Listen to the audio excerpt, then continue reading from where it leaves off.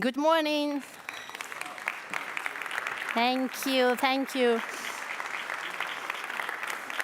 Welcome to the Web3 Summit. Sorry, but I feel a little bit emotional. You can understand me. It's the first edition, and I'm very, very happy to be here with you. So, we have a special language in Web3. GM, Mint, Dior, Scam. This is just a bit of Web3 language, where our community can find a deep meaning out of it. Therefore, a language is meant to unify people and not divide. Web3 Summit aims at going beyond the boundaries of the community and contributing to create that widespread culture where our language is commonly understood. Web3 Summit aims at widening our community to include new ideas, new ways of being, new spaces, new horizons to reach. Web3 Summit is present and future. So enjoy the day. Welcome.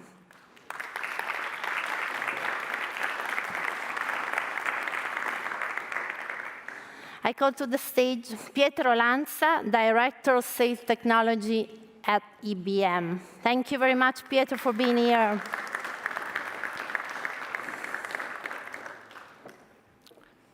This is for you. Thank you. Welcome, everybody, in our IBM studios, Milan. This is where we make innovation happen together with our partners, big corporations, startups, any kind of actor who wants to join us in this path of innovation. Today, I'm going to give you a little overview of what's our roadmap, what we see is happening in this space, and how we're going to provide our contribution. IBM is the oldest tech company, over 110 years. So we have been through different ages of innovation and the technology, and this is one more age. So we think we can contribute to this as well. So first of all, what's metaverse? To summarize it, it's a big confusion, still big confusion. So lots of concepts, lot of interesting projects, thousands, I would say, all around the world. But reality is, it's still confused. So if we compare it with other technology and business paradigm, we do not see yet a clear picture, a clear view, but this is also positive news for us because it's creativity emerging.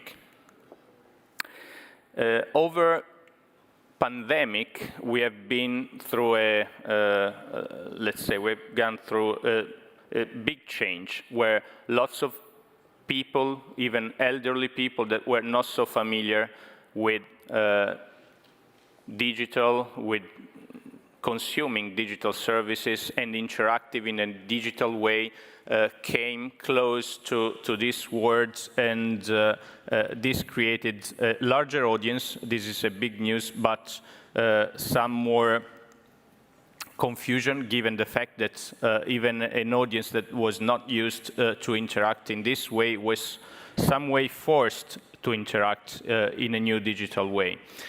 And where do we see relevant pillars for metaverse? For sure, immersion. So we all are very well aware that immersive reality is a big trend when we talk about metaverse. Persistence, we have a big issue here about digital identity and interoperability. communities, of course, because when we talk about these large audiences and sub-communities, it's something we cannot avoid. Decentralization, it's a big trend involving also this one. Virtual economy and, as I mentioned, interoperability is one of the big pillars. We are an enterprise technology provider, so what we see and what we are more interested is in understanding how the metaverse can support the evolution of different industries. And we have already different examples. You can see some of them here in different industries for work and productivity, entertainment, home, health, and community. So there are already some ideas that more and more are appearing from that confusion I mentioned before. So first message I want to bring, even for an enterprise company, metaverse is something interesting to explore. I mentioned identity because more and more we are going through a different age of digital identity. So we were used in Web 2.0, where for each digital services, we were creating our own identity, basically easy credentials.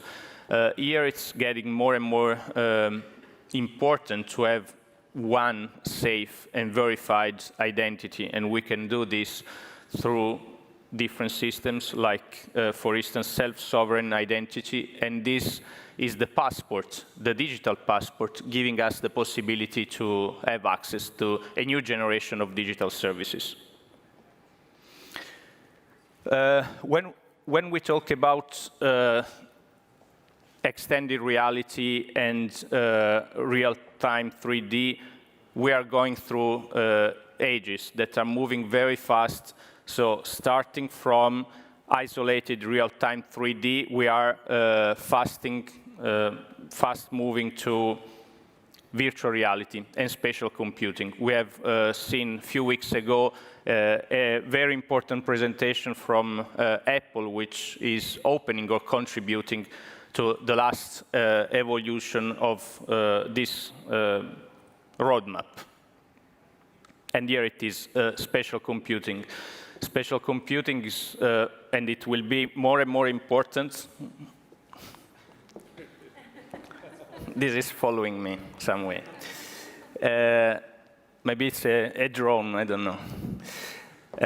So VR and AR will be influenced a lot by this new concept of spatial computing, and as I said, Apple is opening up or contributing to a larger diffusion of this concept. I mentioned interoperability. This it is and will be more and more important because we'll be having access to several spaces all around the metaverse, and have the possibility to keep our digital assets, our identity through them in a seamless way will be more and more important. I'm not going to tell you more about Web3 because I'm sure all over the day you will go through all this evolution from Web 1, 2, and 3, but all I can say is that as tech provider, we were there when Web 1.0 was launched, we were there when Web 2.0 was launched, and we will still be there with Web 3.0. Where's the intersection between Metaverse and Web 3.0? Something that very often is still not very clear. So we see the Metaverse goals more oriented in interoperability, immersion, communities, real-time 3D, and experiences for sure. On the other side, when we talk about Web 3.0 goals, we move a little bit towards blockchain, immutability, distributed, and so on. And then we have an intersection of common goals, basically virtual economy and decentralization that for sure are what we see today as an overlapping area between the goals that Metaverse is presenting and Web 3.0 goals. It's an evolving journey, for sure. Where do we see ourselves today? So we divided this roadmap into 5 different levels. We believe we are just at the beginning of it, let's say at the beginning of level 2, and you can see in terms of capabilities and different business models like monetization, how we divided the different phases we are imagining for the future. When we talk about infrastructure, it's complex. So this is pretty much our view for an architecture today of an enterprise that wants to face these kind of topics, and we are there to help mid and large organizations to design and implement this kind of next generation architecture that can enable new business models, including Web3 metaverse. So it's not easy when we move from front end to back end, because we have a lot of complexity there to manage. Today's metaverse is still very easy. It's at the beginning, but I wanted to give you some more overview about the potential of this world. I put together some of the, let's say, latest forecasts in terms of economics potential of metaverse. As you can see, we talk about several hundred billions or sometimes trillions. So all the, let's say, big analysts, investment banks, strategy consulting firms are all seeing that there is a potential there. How big, we do not know yet. We are not talking about peanuts here. Let me give you, given our time constraints, some overview, because as I said, we take care about enterprise evolution in terms of digital transformation. So what's happening, who are the pioneers, and what are the industries that are and will be more influenced by Web 3.0. Basically, all of them. So as you can see, there is a large audience of industries that are already experimenting and will be benefiting more and more by metaverse. Just to give you some example, for instance, sports and entertainment. It's easy to imagine how this industry will be disrupted by metaverse. You can see some examples on the screen, as well as retail and shopping. Anywhere where the customer experience is central, what we call customer centricity, will have a lot of impact from Web 3.0 metaverse projects. Financial services as well. We are already experimenting some virtual branches on different lands, staking, all the, let's say, securities, NFTs, fractional properties, and so on. Health and fitness, of course. Once again, experience, remote experience, virtual experiences. So well-being is more and more a priority for hundreds of millions of people all around the world, and metaverse will have a big impact. We know for sure that all the big actors in this space, including Apple, are investing a lot to provide rich experiences.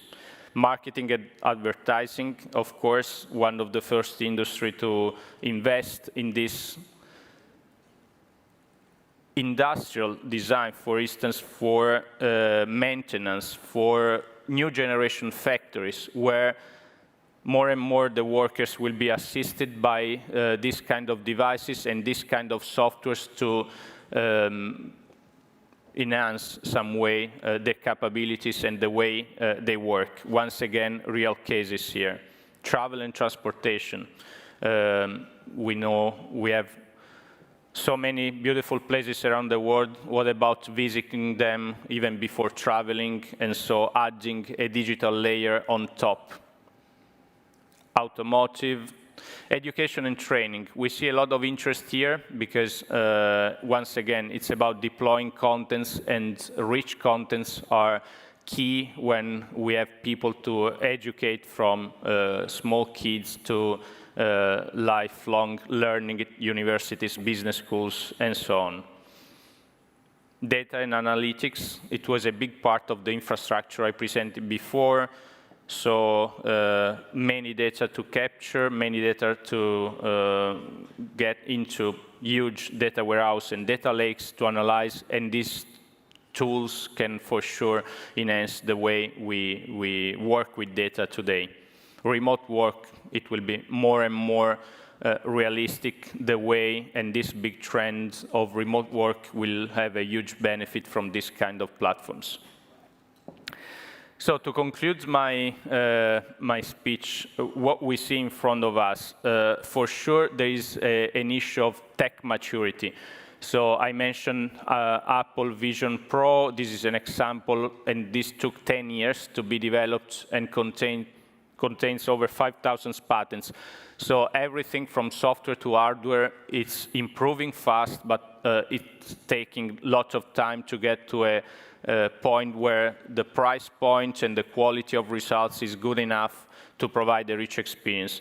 Then we have everything about politics and privacy. So all these new ways of interact, of consume digital services, some way needs to be regulated. And then in the middle, we have what we call ideological directions, which is everything that can help to build new business models and design new business models on top of this kind of technologies and inside this kind of regulations. We are there. We are supporting with all our ecosystems these kind of transitions. As I said, we are an enterprise tech provider, so we do believe there is a big space for what's coming, and we are very excited to provide more and more support to the actors who are willing to invest, experiment, and create new things based on these new technological and business paradigms. Thank you, everybody. I wish you to enjoy the rest of your day, and welcome again in our innovation house at IBM Studios. Thank you very much, Pietro, for your speech. Thank you. Thanks, Sarah. Thank you, and for hosting us in this beautiful place, really. So the metaverse has some potential. Let's go further with Filippo Manca, Director of Business Development, FinTech and Digital Partnership at Visa, Italy. Metaverse and payments. Thank you very much for being here with us. Good morning, good morning. Thanks also to Pietro for creating a number of links to, the few things I will try to tell you in the next 10 minutes. So, topic of today will be narrowed, if we think of the broader Web3 concept, which is a very, very huge umbrella. So also in the interest of time, I'll try to use the next 10 minutes to focus more on the metaverse side. As you can imagine, for a player like Visa, which is embedded into the financial service ecosystem, the digital commerce ecosystem, Web3 is very hot, and metaverse is not different. So I'll try, with no particular order, but I'll try to cover few ideas about why this is relevant for us, and I mean us, meaning Visa, our clients, and our partner. What are we doing in that space, Visa, and what our clients are doing in that space, and why we can be relevant to the Web3 ecosystem. Before deep diving, let me start with a question. Actually, I don't know how many of you are fans, but the question is, how much are you ready to pay for the privilege of being a neighbor of Snoop Dogg? Okay? Not exactly here, but rather here. So it seems a stupid question, but actually, apparently, P-Ape, who is eventually a very big fan of Snoop Dogg, paid, I still need to make it real, $450,000 for the privilege of being a neighbor of Snoop Dogg on the sandbox. Okay? So, for those of you who remember Second Life, also in that case, we had this let me say, euphoria for virtual real estate, but I couldn't really remember that we were to this peak of value. So getting back to the topic. So what does the story of Snoop Dogg tell us? No? Definitely tell us that there is business on metaverse planet, okay? And business which is not just about rappers and gamers. So if we go back, Pietro already mentioned among the various attempts to assess the size of metaverse, a research published last year by Citi, which is a bit of optimistic, but this research tells that by 2030, the metaverse could be as big as $13 trillion, which is 13,000 billion of dollars, which is enormous. Okay, and even if we, cut it by a factor of 10, it's still a very relevant opportunity. And it is also something which is set to materialize in a moment where we are expecting approximately 5 billion of human beings connected into the internet. So going forward, again, what is the opportunity around? It's just rappers, it's just gamers? Not at all. So this is based on an analysis that McKinsey published, and it's interesting to note that if we pay attention to the top 5 activities that individuals are expecting to engage with on the metaverse, gaming is not there. So we can identify shopping, which is very good for us, being selfish. Some sort of telehealth engagement, which again is very relevant. The possibility to travel, virtually. The possibility, and that's quite interesting as well, the possibility to engage in some sort of learning experience, like if I was there. And this was also, again, a point that the IBM speech mentioned. And last but not less relevant is the possibility to engage with my circle of friends and family. So if we try to look at these metaverse use cases, so let's think of that, probably there are a couple of things in common. So the first one, I believe, is definitely a deep personal engagement, which is enabled through an immersive experience and an interaction with other users. So that's definitely what is reshaping the opportunity from that perspective. Other couple of concepts to keep in mind. So even if now the metaverse is probably definitely a game for the younger generation, the same analysis tells us that in 5 years it's going to be probably a more universal play and will be relevant for all group of ages.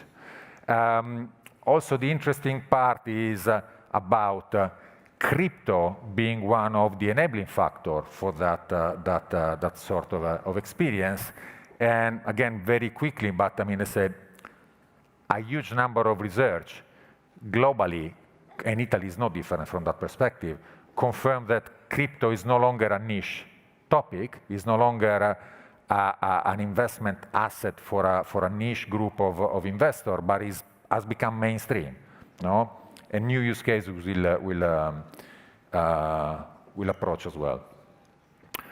So let's move perspective for 1 second. So what does this mean for our client in the banking space? No? So very quickly, I think a couple of examples. JP Morgan launched Onyx Lounge, and they were the first to open in the metaverse. Caixa did a similar experience in Europe, the first European bank. I believe, though, still probably this idea of the branch in the metaverse is probably more for customer engagement than for transactional purposes. No? But I think we are moving in the right direction. Also, it's interesting to me the acceleration program that Banca Sella launched, specifically dedicated at the metaverse space. So in this frame, the three probably key things to keep in mind are metaverse is reshaping, the platform around metaverse are reshaping a concept of a deeply engaging, deeply customized user experience, okay? So services will be built around this idea and around this possibility. Also, in this moment, still, younger generation are those who are more critical for the design of new services, and new product will emerge around, think of crypto, of course, but think also of NFT. What do we do in this space, okay? So our strategy is basically working along 3 phases very quickly. So we are, in the short term, we have been working, and we are working around strategic partnership with key actors, no? And the idea for that is enable payments and money movement services, both based on cards and on wallet. In the midterm, we have been working, and we are working in terms of enabling new and meeting new needs from new players. Just as an example, for instance, enabling micropayment thanks to the scheme network, okay? Which is the payment, the scheme token. On the long term, we are focused in terms of designing, testing, and fine-tuning a payment experience which are Web3 native, and that, of course, are secure and frictionless by design. So before leaving you, I'd like to, let me say, highlight 2 probably of the values that as Visa we can bring to the Web3 ecosystem. But before that, I'd like just to remind you what Visa is and what we do, okay? So we are a network. We are actually a huge network. We are the largest payment network in the solar system, okay? To give you an idea, in 2022, we have processed 707 million transactions every day. So in a year, it makes 193 billion transactions, okay? And we are a network trusted, reliable. So there are over 4 billion Visa credentials, and I'm saying credential and not cards because, cards is probably too narrow of a concept now. And these credentials are used by individuals and businesses to pay for goods and services at 100 million of acceptance points globally. So with that in mind, what can we bring to the Web3 ecosystem? So there are 2 ideas. So the first one is, in a space where technologies to evolve needs to gain trust of consumers, we bring trust. The second is, in a space where inevitably, because it's the Web3 promise, the number of DLT network is set to increase, the likelihood that transacting parties will be on the same network will decrease. And we can bring interoperability thanks to our network of network strategy. Thanks for having me.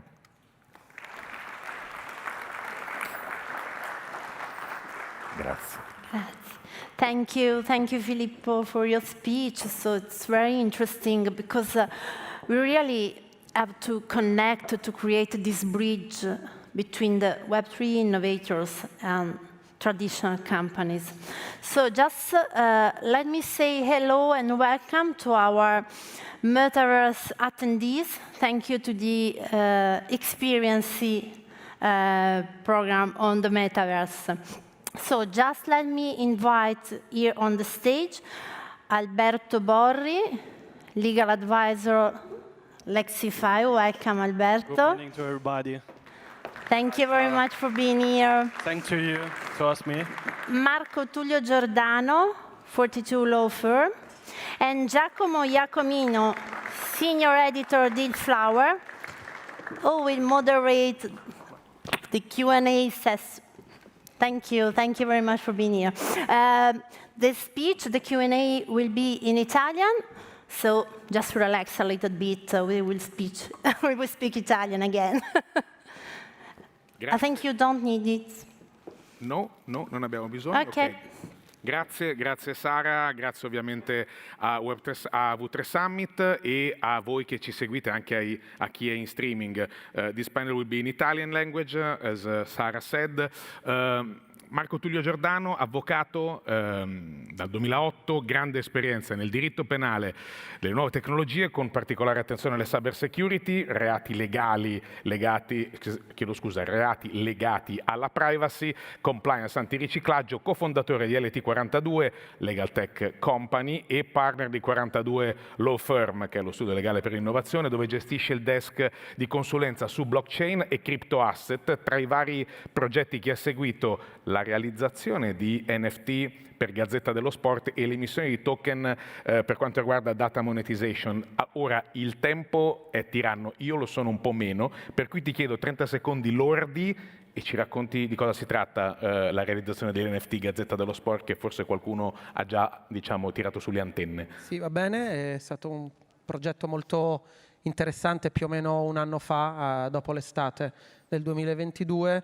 Gazzetta, tramite un acceleratore tecnologico, ha pensato di tokenizzare le prime pagine storiche, dalla prima pagina che era verde, non era rosa, e poi quella dei mondiali, quella del triplete e via dicendo, e associare delle experience a questi token. Insomma, le prime pagine che hanno fatto la storia. Alberto Borri, assistenza legale principalmente su materie di blockchain, crypto assets, antiriciclaggio, regolamentazione bancaria e finanziaria in Svizzera, ma anche in Italia e in Europa, con una particolare, dopo aver maturato una particolare esperienza nel fintech e progetti che riguardano crypto asset, tokenizzazione di strumenti finanziari e blockchain. Tra i progetti che hai seguito, Alberto, The Nemesis, Block Green, Elephants Club. Anche per te 30 secondi lordi. Beh, su Elephants Club, anche così ci racconti il motivo di questo nome, il club degli elefanti. Sì, allora, buongiorno ancora a tutti. In Svizzera noi abbiamo seguito Elephants, una società fintech che ha avuto come scopo quello di tokenizzare orologi di lusso. Quindi entriamo in quello che è il mondo della tokenizzazione di beni di lusso, e con una struttura giuridica e legale abbastanza articolata siamo riusciti ad andare da firma e a non farli qualificare come una security, rispettando una serie di elementi grazie alla nostra esperienza appunto con il regolatore, e permettere la tokenizzazione di questi beni, che oggigiorno, anche per quello che poi vedremo insieme dopo con Marco, sono progetti molto delicati dal punto di vista legale. Quindi noi abbiamo questo nuovo progetto che è sicuramente innovativo, che dà la possibilità a tutti di accedere a un mercato, quello degli orologi di alto lusso e di alto livello, molto ristretto, perché comunque i capitali non sono da poco. Bene Alberto, veniamo adesso a noi. Io chiedo scusa alla regia, continuo a sistemarmi il microfono, spero che vada tutto bene. Qual è lo stato della regolamentazione del Web3 e dei crypto asset e come questo impatterà sul mercato dei prossimi anni? Ci è voluto qualche incidente di percorso, diciamo così, e Marco Tullio, vengo da te per fare in modo che le istituzioni si rendessero conto della necessità di regolamentazione del Web3 e dei crypto asset. E allora, lo scenario che abbiamo davanti, qual è? Beh, è un anno interessante sicuramente questo 2023, perché nonostante dal punto di vista dell'analytics ci dicono che c'è un calo di interesse, soprattutto dal punto di vista speculativo economico, sulle cryptocurrency, in realtà finalmente abbiamo un legal framework di riferimento. Per chi, diciamo, c'era dalla prima ora, ricorda che in un'epoca iniziale ci siamo mossi in una sorta di sandbox in cui era permesso emettere dei token senza fare il KYC, senza preoccuparsi della natura giuridica, e in qualche modo sperimentando. Sono serviti sicuramente dei momenti bui anche di questo mercato, è dovuta collassare qualche criptovaluta, fallire qualche grosso exchange, però finalmente almeno in Europa, e quindi parliamo di buon 500 milioni di persone nei 27 paesi aggregati dell'Europa, abbiamo un legal framework sia per l'emissione di token token, siano esse delle stablecoin, degli utility, sia anche per l'esecuzione di progetti nel settore finanziario. Abbiamo un DLT pilot regime che permetterà l'emissione di strumenti finanziari tokenizzati e quindi forse si vede finalmente la luce. Per diciamo chiudere questo primo intervento, finalmente non dovrò dire ai clienti che vengono in studio in realtà non so come lei possa fare questo progetto che mi viene a raccontare. Questa era una delle più grandi frustrazioni che mi ha accompagnato negli ultimi anni, perché poi i clienti, soprattutto quelli più intraprendenti, i giovani, erano pronti a prendere un aereo, fare forum shopping o legal arbitration e quindi andare in una giurisdizione a loro più favorevole. Finalmente si potrà fare anche in Italia. Giovani che poi sono la maggioranza di chi è presente qui in platea, il mercato si è anche un po' ripulito, no? Di quello che magari non andava bene. Assolutamente, un po' perché si sono suicidati, nel senso che non avendo un sottostante il progetto sono andati fallendo da soli, un po' perché finalmente i tempi sono maturi per l'ingresso dei big, delle industries, delle varie industrie che vogliono fare le cose molto più razionalmente. I tempi sono maturi, poi l'Europa, essendo un pachiderma, sappiamo quanto è lenta nel riuscire a ratificare ciò che andrà poi a normare una determinata situazione. I vicini di casa, spesso l'Europa si trova a rincorrere magari con gli Stati Uniti che sono oltreoceano, ma anche in questo caso con chi geograficamente c'è dentro fino al collo con l'Europa. E faccio riferimento alla Svizzera, e qui vengo da Alberto, perché la Svizzera in qualche modo la normativa è decisamente più avanti. Allora ti chiedo, le tipologie di token secondo la normativa svizzera, quali sono le normative applicabili a essi? Allora, io partirei da un punto principale.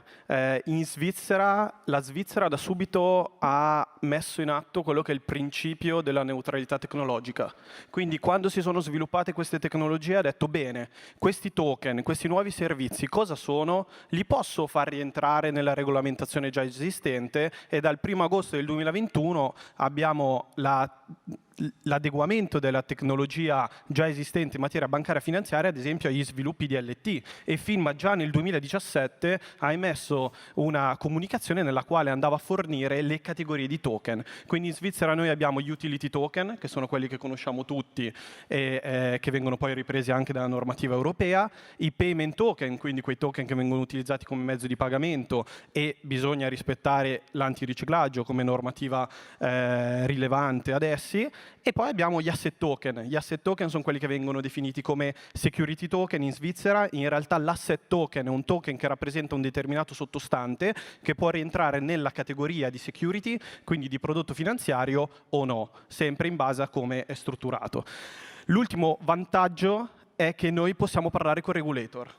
La cosa importante, Marco diceva che a volte quando arrivano i clienti in studio è un po' complesso, adesso prima del MiCA, analizzare da un punto di vista giuridico il progetto. Noi quando arriva un cliente in studio analizziamo con loro la fattispecie e poi facciamo una no action letter a FINMA. Cioè andiamo da FINMA e gli diciamo: FINMA, secondo noi il token si classifica in questa categoria, non si applica a questa normativa, ma ad esempio solo il riciclaggio. FINMA ultimamente un po' lenta, poi di progetti ne stanno arrivando sempre di più, dopo 6 mesi ci risponde, 4-6 mesi ci risponde, quindi abbiamo una certezza, abbiamo la risposta del regulator per poi partire, investire, e questo da parte di vista dell'imprenditore è una cosa importante che conta molto su un progetto. Ti vedevo infatti annuire sornione quando Marco Tullio raccontava insomma di questo episodio e di questo aneddoto insomma su chi viene in studio. E allora Marco Tullio, torno da te per parlare un po' di markets in crypto asset, e quindi MiCA è la sigla che noi tutti oramai conosciamo. Gli impatti del regolamento MiCA sull'operatività, che dovrebbe entrare diciamo in pieno vigore indicativamente a metà 2024, ma insomma l'impatto sull'operatività da parte di prestatori di servizi per le criptoattività di paesi terzi, e così entriamo proprio nella questione Unione Europea. Sì, come dicevo, insomma, i tempi sono maturi e quindi ora ci sono delle caselline da riempire anche con delle definizioni. E il mercato è formato, come dicevo, da quasi 500 milioni di persone. In realtà non dovranno adeguarsi soltanto le entity, quindi le aziende che hanno base in Europa. C'è da dire peraltro che la licenza è passportabile, quindi basta prenderla in uno dei 27 paesi d'Europa per poter farsela poi riconoscere in tutta Europa. Si dovranno adeguare anche le aziende estere che stanno fuori dai confini europei ma che propongono i loro servizi a cittadini europei. Mica cerca di tutelare, di mettere al centro il consumatore. Finalmente possiamo parlare di aziende che sono delle vere e proprie piattaforme web, erogano servizi sul web, e come è stato in passato ci si è concentrati soprattutto sulla tutela dei consumatori, quindi quello che è stato per i 10-15 anni precedenti, no? con commitment of fund, quindi commistione di fondi delle piattaforme con quelle degli utenti, poca attenzione al KYC, pochissima attenzione alla contraffazione, penso alle piattaforme NFT. Oggi non sarà più possibile, anche perché insieme con MiCA convergono una serie di altre norme molto importanti che vanno anche oltre il Web 3 e prendono in considerazione anche l'e-commerce o comunque il Web 2, sto pensando al DSA, al DMA, quindi Digital Service Act, Digital Market Act, che prevedono delle responsabilità molto grandi per le piattaforme appunto che propongono prodotti, servizi sul web. Quindi finalmente si cerca di imbrigliare questo mondo del Web 3 che è nato decentralizzato, un po' anche in risposta alla troppa centralizzazione, riponendo il potere nelle mani degli utenti, ricordando a questi utenti e agli attori stessi dell'ecosistema che la tutela del consumatore deve venire prima di tutto. Assolutamente, quando non eravamo ancora diciamo, qui sul palco con Alberto era scattata anche un'osservazione partendo da quanto ci ha appena raccontato Marco Tullio, cioè se ti trovi tra Svizzera ed Europa. Esatto, la Svizzera è fuori dall'Unione Europea, quindi mica noi siamo molto attivi sul regolamento perché si applicherà anche ai nostri clienti che vogliono offrire servizi in Europa. Andando brevemente, chi è basato in Svizzera avrà 3 strade per adeguarsi al MiCA. Il primo, adeguarsi al regolamento e per determinati servizi aprire la sede in Europa, e quindi a quel punto dovremo aprire la legal entity in Unione Europea. La seconda strada è la reverse solicitation, perché il MiCA non vieta ai cittadini europei di andare a richiedere servizi da parte di un prestatore di uno Stato terzo, ma questo è un terreno molto delicato su cui bisogna fare molta attenzione, e a dicembre del 2024 le autorità europee, ESMA, emanerà un RTS nella quale dirà quando si intende sollecitazione attiva in Unione. E poi uno degli ultimi articoli del MiCA parla di possibili cooperazioni da parte delle autorità europee e delle autorità dei stati terzi, quindi io spero che magari Filma riesca a parlare con le autorità europee e creare qualche sorta di collaborazione con la Svizzera, però poi qua entriamo nel campo della politica e mi taccio. Meglio fermarci qui allora e concludiamo la nostra breve chiacchierata con le regole applicabili al security token in Svizzera, come si può implementare un sistema di negoziazione di titoli basati su DLT, Distributed Ledger Technologies, Alberto. Sì, allora in Svizzera possiamo già costituire delle borse mobiliari basate su DLT. In Europa abbiamo il pilot regime on DLT, ma che dà la possibilità di fare questo solo agli MTF già autorizzati, quindi alle borse già autorizzate oggi. In Svizzera invece chiunque, io e Marco, potremmo aprire una borsa mobiliare su DLT. Ci sono naturalmente dei requisiti, 5 milioni di franchi di capitale, 1 milione, con un'autorizzazione a firma. Quindi questo è già stato possibile appunto dal 1° agosto del 2021. Inoltre in Svizzera possiamo tokenizzare le quote delle società senza problemi, quindi molti dei clienti che vengono, che sono attivi nel settore blockchain, mi chiedono: bene Alberto, tokenizziamo le quote della mia SA, della mia società che costituiamo, e lo facciamo. È relativamente semplice e veloce, basta inserirlo nello statuto, inseriamo la possibilità di emettere le quote non solo in forma cartolare ma in forma appunto tokenizzata, e vengono proprio mintati i token che poi andranno ai vari soci. Quindi i security si possono fare, tenete però presente che nel momento in cui un token diventa un security bisogna mettere un prospetto sopra gli 8 milioni di franchi, e rientriamo comunque in una regolamentazione che in Svizzera c'è e è chiara e va rispettata, quindi comunque entriamo nell'ambito dei prodotti finanziari. Quindi questo è quanto. Prima Alberto ha citato una data che sembra veramente il tardo Cretaceo, no? Nell'approccio alla normativa 2017, che rispetto insomma è assolutamente. Assolutamente, erano un po' gli albori. In realtà con il DLT Pilot Regime europeo, una proposta, tra l'altro recentemente implementato in Italia col decreto fintech, sarà possibile finalmente anche in Italia, diciamo, andare a creare delle borse tokenizzate, e è stato previsto anche la possibilità non di tokenizzare direttamente l'equity dell'SRL in Italia, ma di poter comunque far circolare degli strumenti finanziari partecipati SFP, e quindi si cercano delle modalità nuove di fare sperimentazione anche in Europa, naturalmente con le garanzie e le attenzioni che l'Unione Europea ci riserva. Se posso aggiungere un punto velocissimo qui, interessante, e quello 10 che secondi. sì, io vedrò nel futuro è che spero che questi mercati on DLT, che in Svizzera ce n'è già qualcuno, diventino sempre più liquidi. Quello che manca adesso è un po' la liquidità, però arriverà col tempo. Bello quando alla fine della chiacchierata i due ospiti cominciano a scambiarsi opinioni in libertà. Beh, grazie ovviamente sia ad Alberto Borri che a Marco Tullio Giordano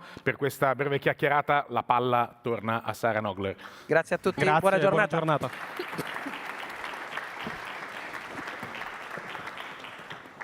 Grazie. Thank you very much. So perfect in time. So let me introduce our first roundtable, NFT State of Art. First of all, the moderator, I invite here to the stage Mark Mercatali, General Manager of Tribu Labs. Welcome, Mark. Welcome. Laura Puricelli, founder Dress for Good.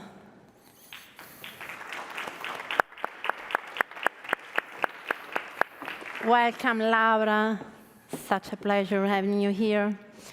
Telemaco Rossi, Product Manager of Telepass. Welcome.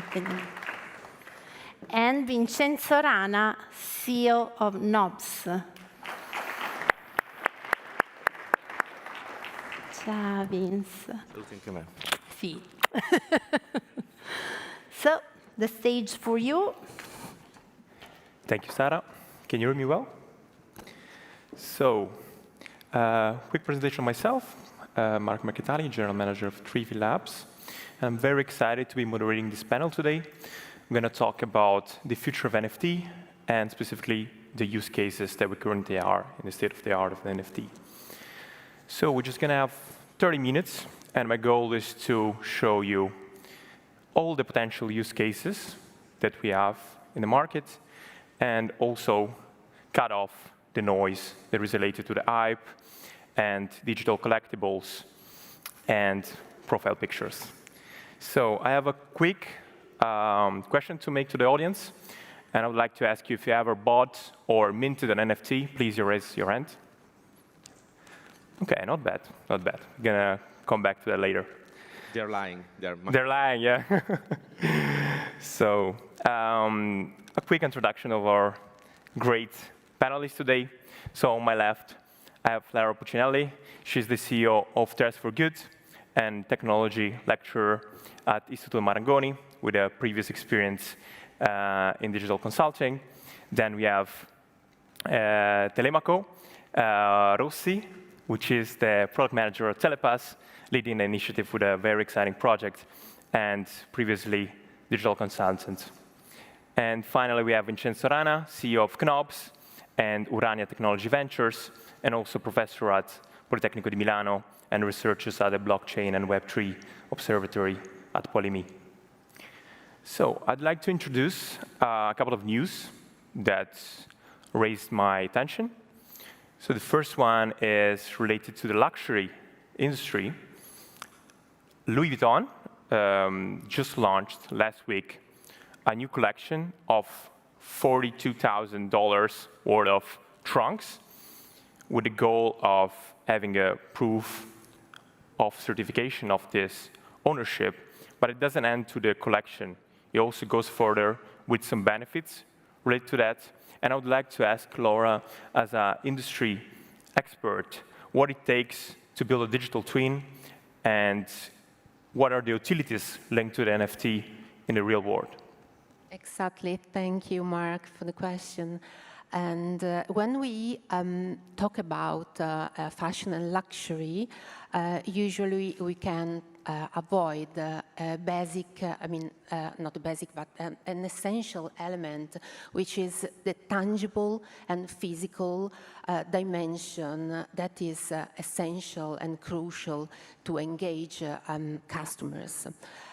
So what you mentioned is the so-called RWA, which is the real-world asset.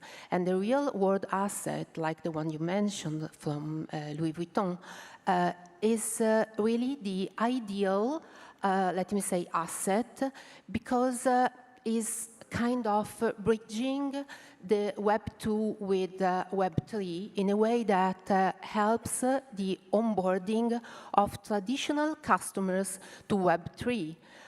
Let me be more specific on this use case, and for the audience, the LV, so LV stands for Louis Vuitton, treasure hunt, trunk is is their first actually in-house NFT project, but the attributes are related to the way that they, used to transform the most iconical and the most, let me say, hero product, which is the Louis Vuitton trunk, into a digital asset, giving to this digital asset not only kind of utilities like gamified experiences or like membership exclusive status, but also adding to these two main properties that are verified scarcity, that is very familiar with luxury brands, and ownership, adding a new attributes, which is, to me, very interesting. That is the soul-bound factor, the soul-bound attributes. And this is very relevant in this second wave of NFTs, because the soul-bound is an attribute for the token that can't be, traded, that can be transferred, that can be sold or resold to other individuals. And this is a way to, let me say, block all the NFT flippers of the first, let me say, speculative wave. So this is, to me, one of the most relevant, attributes for this use case. Yeah, that's very interesting. I have a follow-up question on this. Why do you think these users buy these NFTs, and what pushes them to make this purchase? And it's an important sum in this case. Oh wow, this is the question. So based on our experience and in the space, starting in maybe 2017, is something that is related to the human being. I was at Vivatech along with many other people, I'm sure about that, last week, and one of the main key takeaways, apart from meeting Elon Musk, of course, it was that technology is for humans, by humans. So that means that we all have to keep in mind, as individuals and as organizations, that everything and also the innovation starts with the human desirability. And what you said is like a very important KPI to me, because almost the 50%, so almost the half of NFTs holders, they are, pushed and they are, eager to buy more NFTs because they want to be recognized. So they want to showcase their NFTs in a way that could be the PFP, profile picture, on their social media, where, as you know, holders, they are like, they want to be identified into the brand values, or could be also a product design, for example, with Tag Heuer, with a smartwatch of Tag Heuer, that can showcase your NFT.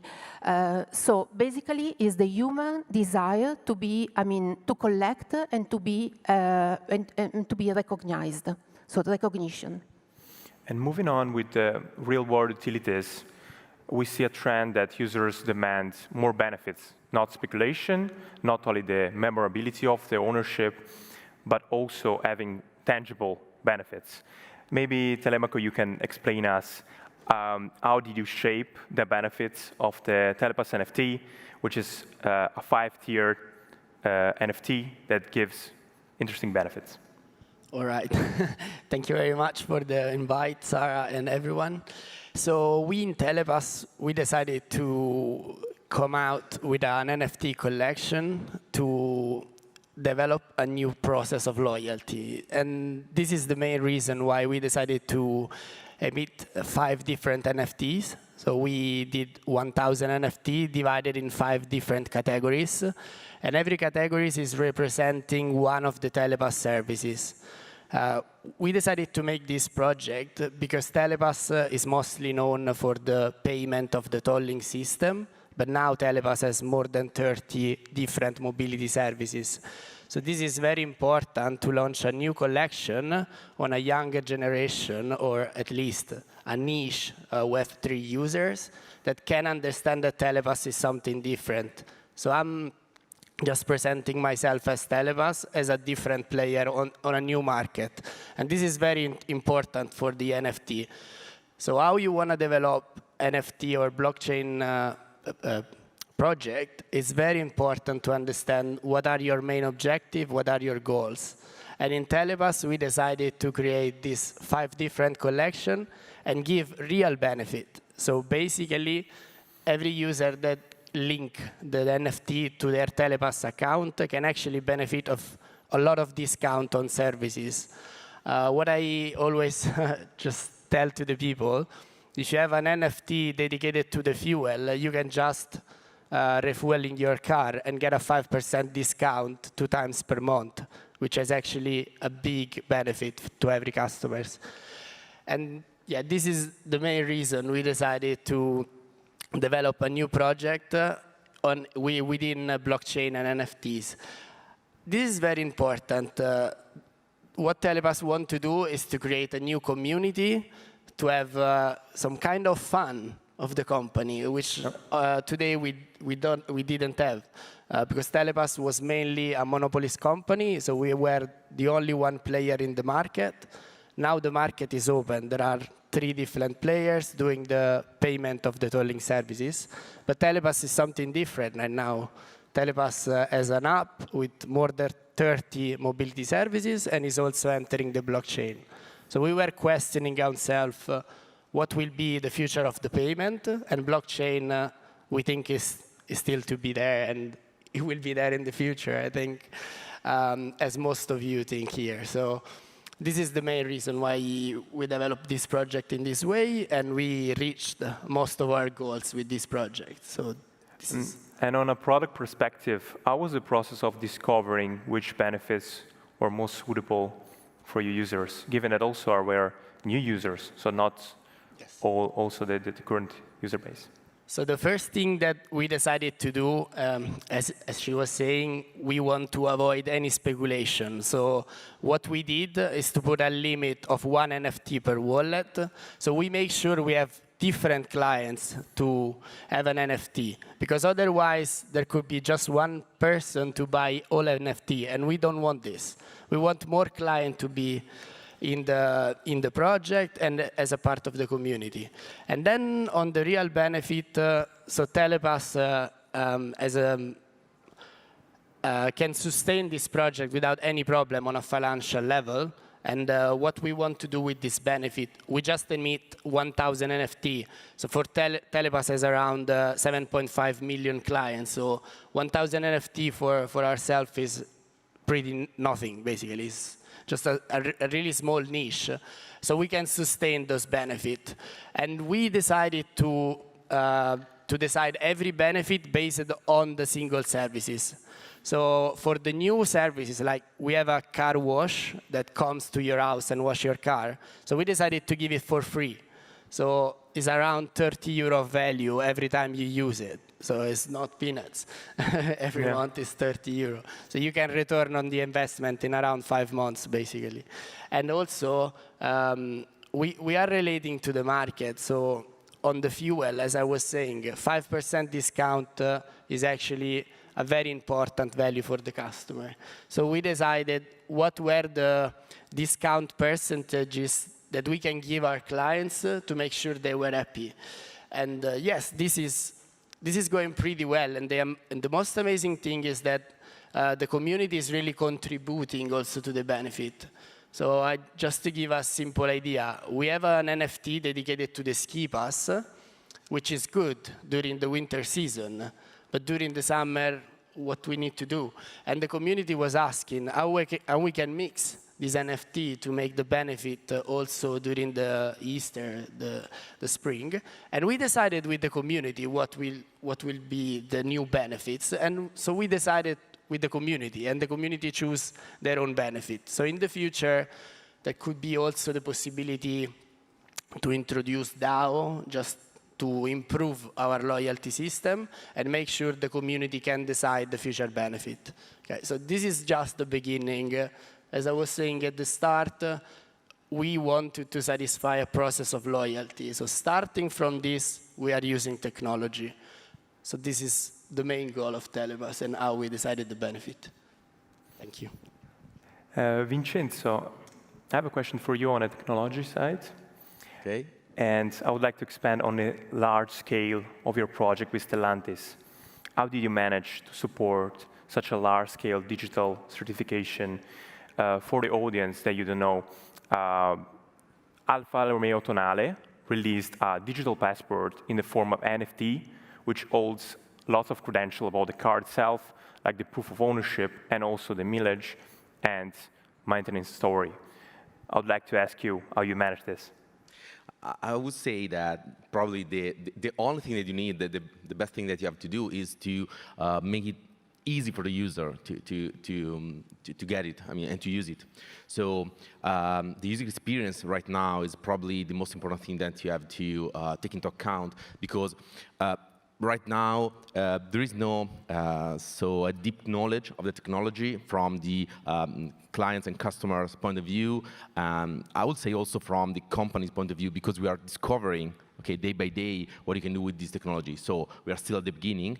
But of course, while companies can invest a lot of time and money to understand and to learn how this technology works and how you can deal with it, probably for a customer that just want to maybe get some benefits, for instance, or they want to participate in a community, or they want just to maybe get a collectible, that could be, it should be easy. Okay, so the idea behind that is that you should probably, in the first place, hide a lot of complexity to the user. So let the user interact with the blockchain in a very simple way. So you just open an app, you get something, and then probably the future will be that the user will discover that they can get some benefit, advantages, something that can get just in that way, and they will start maybe getting curious about the technology and getting how it is possible to do that.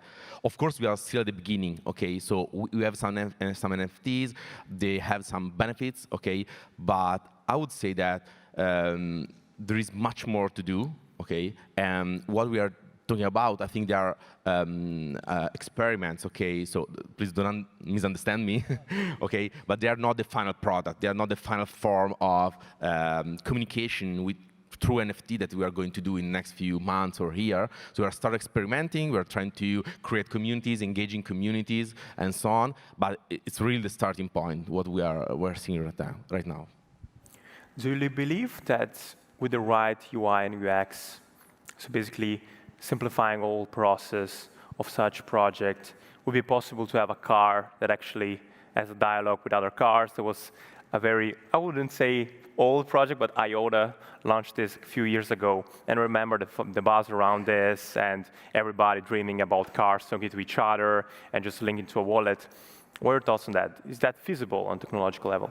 Yeah, absolutely yes. And this is something that the technology, blockchain technology, does and enables. So, for instance, right now you can create a digital identity just opening a wallet. Okay, you probably know how to deal with the private key or with the passphrase. Okay, the seed phrase. But the nice thing is that you do not need to be a human to have an identity. Okay, there could be also an object, car, for instance, or any other object that can have an identity, can have a wallet, can have a digital value, can exchange digital value with other wallets, so with other humans or other objects. So just imagine you can have a car that can be autonomous, maybe, can drive around the street, can go to have fuel, for instance, or to recharge if it's electric, okay? And the payment could be from the car to the charger, directly to the charger. So there could be no humans involved in that. And you can program this exchange of value.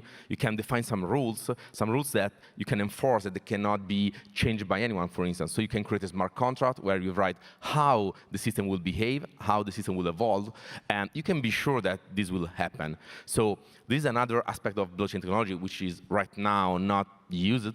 Right now you do not see that a lot around, but when we'll start mixing all the things we are talking about, so NFT with digital identities, with communities and so on, probably we'll start creating an ecosystem that will bring the real benefits to the users and also probably to companies. Vincenzo, do you think the Tonale project might have an effect on the secondary market? Yeah, of course. Okay, the first very easy impact is that you can certify, for instance, the usage of your car, so the number of kilometers you have done. It could be that you register because maybe there is an insurance that there is not right now, but could be in the future, can register the accident you do with your car, okay, if you want to be paid. So you can track all the accidents, can record your driving style, okay, so you have done, I don't know, 1,000 kilometers on the, in urban street or not, and so on. So you can demonstrate something that you cannot do that today. So for instance, we are full of information that we are sure about. So I know how I treat my car, I know what I did with my car, okay, and with all the other objects that I have around, but I cannot demonstrate it, okay? So I know what I eat for breakfast today, but I cannot demonstrate it to you, okay? What blockchain is doing, all the other things, thousands of things, is providing you a way to certify what you already know it is true. And having something which is certified, which is demonstrable, basically increase the value of the information itself. So if you have an information, it has a certain value. If you can demonstrate it to everybody, the value is higher. Okay, so you are creating values by having the possibility of demonstrating things. So just imagine what this will change on the ESG side, okay, on sustainability. Okay, it could be, you can respect the environment. Maybe a company can do that, but it is not just important that the company does it, but it also has to demonstrate it. Okay, so the company should have a report, should have a demonstration of what the company has done, and so on. So this technology could help companies and users and customers to demonstrate things that they have done, the activities they have done, and so on. So in this case, you can demonstrate the story of your car, so you can have the right value of the car. It could be also that you can maybe simplify the way of exchange the car, because maybe you can exchange the car just buying the NFT. So if I want to sell my car, I just park it outside, I put the NFT on the marketplace, and I just wait for someone to buy it. And I can program it. Let's say that I see a very nice car outside, I want to buy it. I could say, I want to sell my car at this price. If someone buys it, then automatically with a smart contract, I will buy the new one. So I just put my car, okay, there in the marketplace, and I know that if I will sell it, I'm acquiring the other one. Otherwise, I will just go away with my car. So it's something that you can program. Okay, not today, of course, but I see that in the next future. Yeah, I would imagine the mess for the dealers of swapping cars between each other with smart contracts. I'd like to see, because there is something. Usually when technology arrives, you have to deploy the infrastructure. Okay, just imagine to the internet. Okay, the connection. Okay, DSL, 2G, 3G, 4G, and so on. And also the devices. Okay, when the internet arrived, we didn't have the mobile phone and so on. So it takes time. The crazy thing here in blockchain is that basically you have everything, because the infrastructure you use is internet. The devices you use, they are smartphones, so you already have them. So basically, you just need probably a small piece now to complete the puzzle, which is the wallet, the handling of the easy handling of the wallet. So how user can handle their identities. If you can do that, if a company can do that, it could be that really tomorrow everybody is in blockchain and can exchange data and information and values on the blockchain. So it could be a rapid evolution. So it doesn't. It does not necessarily takes time to be deployed. Okay, it will maybe require time to be understood. That could be. But if tomorrow there is a company that, I don't know, for instance, Alfa Romeo lets you sell the car by using that, of course, then there is the legal framework, okay, that we have to deal with. But let's say that if Alfa Romeo say that from the technological point of view, you probably can do that just tomorrow. I have a follow-up question on that for everyone, which is related to the current challenges of Web3 adoption and NFT adoption specifically. Maybe, Laura, if you have any points on this. Yeah, definitely. As Vincenzo just said, user experience when it comes to fashion luxury is again crucial to deliver and to give a first-class shopping experience to customers or to holders. And this point is related to the onboarding process, where you can go through, frictions like, creating your digital wallet and maybe, visualizing your NFTs, and maybe MetaMask is not allowing the visualization of your NFTs, so maybe you can see only on the marketplace. And so this kind of, tricky things that are not definitely, a luxury experience. So what we do usually, we, in the project that we have done, we try to close the educational gap, both with brands and final customers, in a way that we provide the experience with a very detailed FAQs maybe, or with a fully guided user experience thanks to trained customer care.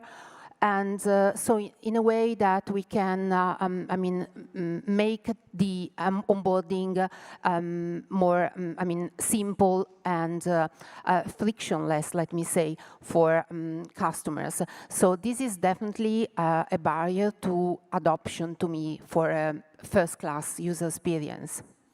And Vincenzo, as a technology provider, how do you see the future of companies integrating core infrastructure like wallets, like marketplaces? Do you see, for example, a hodgepodge of wallets that are branded, so basically just everyone has his own wallet? Or do you see main key players like MetaMask, etc., adapting to the needs of brands? In the case of luxury, they can definitely, the users cannot tolerate like a blocked transaction or like just playing around with a nonce. Like they are not able to do that. So what's your take on that? Okay, as an expert, I can say that I don't know. I don't know the answer, but what is interesting is that right now you are forced to use what the companies that you are working with decide for you. So if you have to use a closed app or an open app, it's just a matter of the companies. While it could be that with this technology, there is a revolution where the company can provide you a way of having their maybe wallet, okay, but then you can port that identity, which is not directly connected to the company itself, outside, and you can use another wallet, okay? It is the same stuff with, I don't know, password recovery. So right now you can recover a password, which is something which is useful, okay? Sometimes you log into the social, you forget the password, you ask for the, to get the password back, and you can change it, okay?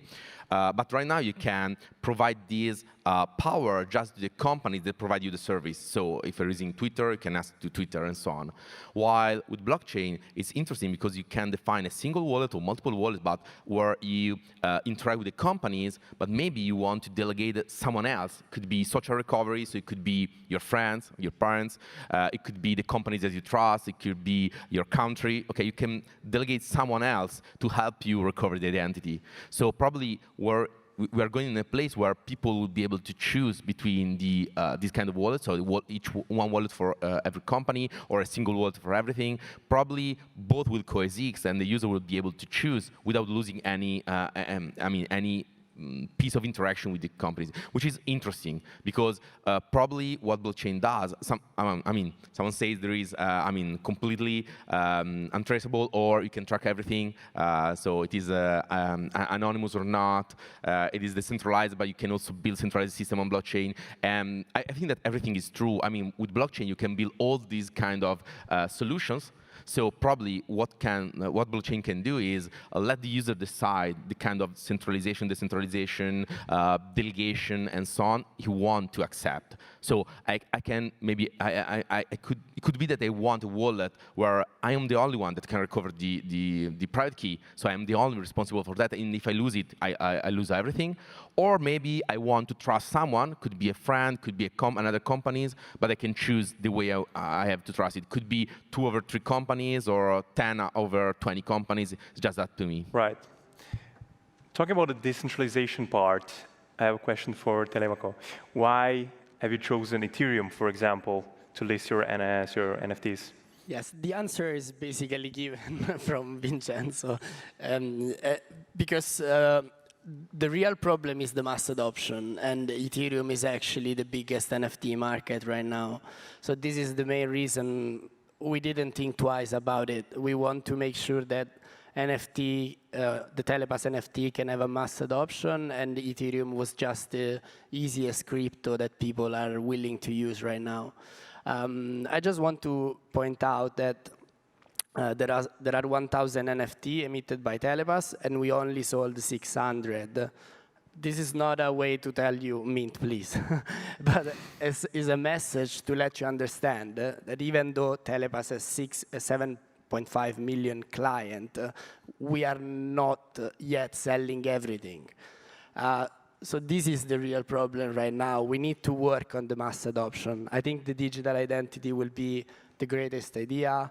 What you're saying about credential and wallet, social recovery is pretty huge. We need to get to this point. It's very important that creating a wallet need to be very transparent to the client. They can just log on the website and just.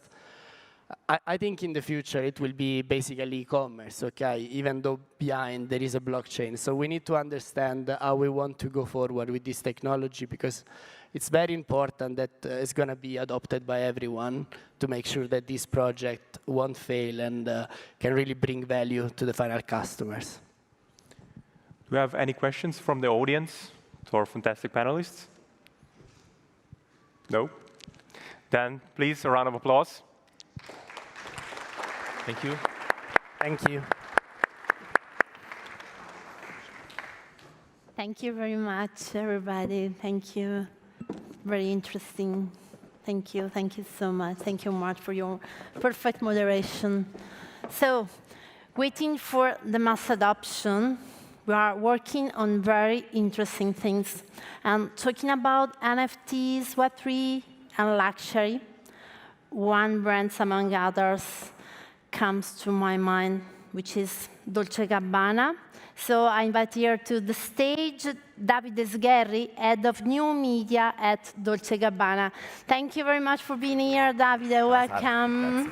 Ciao. Questo è next. Questo è, sì. Okay. Thank you. Hi, everyone. Thank you, Sarah, for having me. Such a big pleasure. And today I have like 10-15 minutes to bring you through the journey in Dolce & Gabbana and Web3 and Metaverse. Here, it's a brief recap of what we have done so far, exactly. So we started in September 2021 with our first drop called Collezione Genesi, related to our Alta Moda events. That is our haute couture events that happen once a year. This specifically was held in Venice, and we dropped 9 NFTs. 5 out of those 9 at physical redeem, or 9 at experiential benefits. By that I mean that every time we drop an NFT for us, can you hear me? It's really important to not just go fully digital. As a brand, our core business is still dresses and craftsmanship. For this reason, we have decided not to go fully digital. And every time we do something in the Web3 or like metaverse, we always have a digital, a physical, and experiential component to that. Still up to today, this drop is the most successful luxury drop on an NFT, generating a revenue of more than 5 million euros at the time of exchange. At some point, it got to 9 million, but like, I'd rather stay a little bit more down with the number. Why this drop was so successful? Because I think what we did was really smart. Instead of like dropping a press release and dropping the collection, months before, we surrounded us with some of the most prestigious NFT collectors of the time that ended up buying also some of the pieces. And by that, I mean Presky, I mean Red DAO, I mean Sid Phrase, and together with them, we build a roadmap. As a big brand in fashion, an heritage brand in fashion, that it's like celebrating 40 years of business next year, we are not pretentious to say that we knew about NFT, we knew about metaverse. So we surrounded ourselves with people that know, and together with them, we built our first project. That has been a major, major success. So it's something that I will discuss even later during my presentation, but community, when it comes to Web3, is the most essential part. After that, we had like kind of all eyes on us, you know. It was a better time for the market. We were not in bear market. There were a lot of money. There were a lot of hype from the media as well. So we took a little bit of time to decide what's next. And we came up with DG Family. It's a membership program.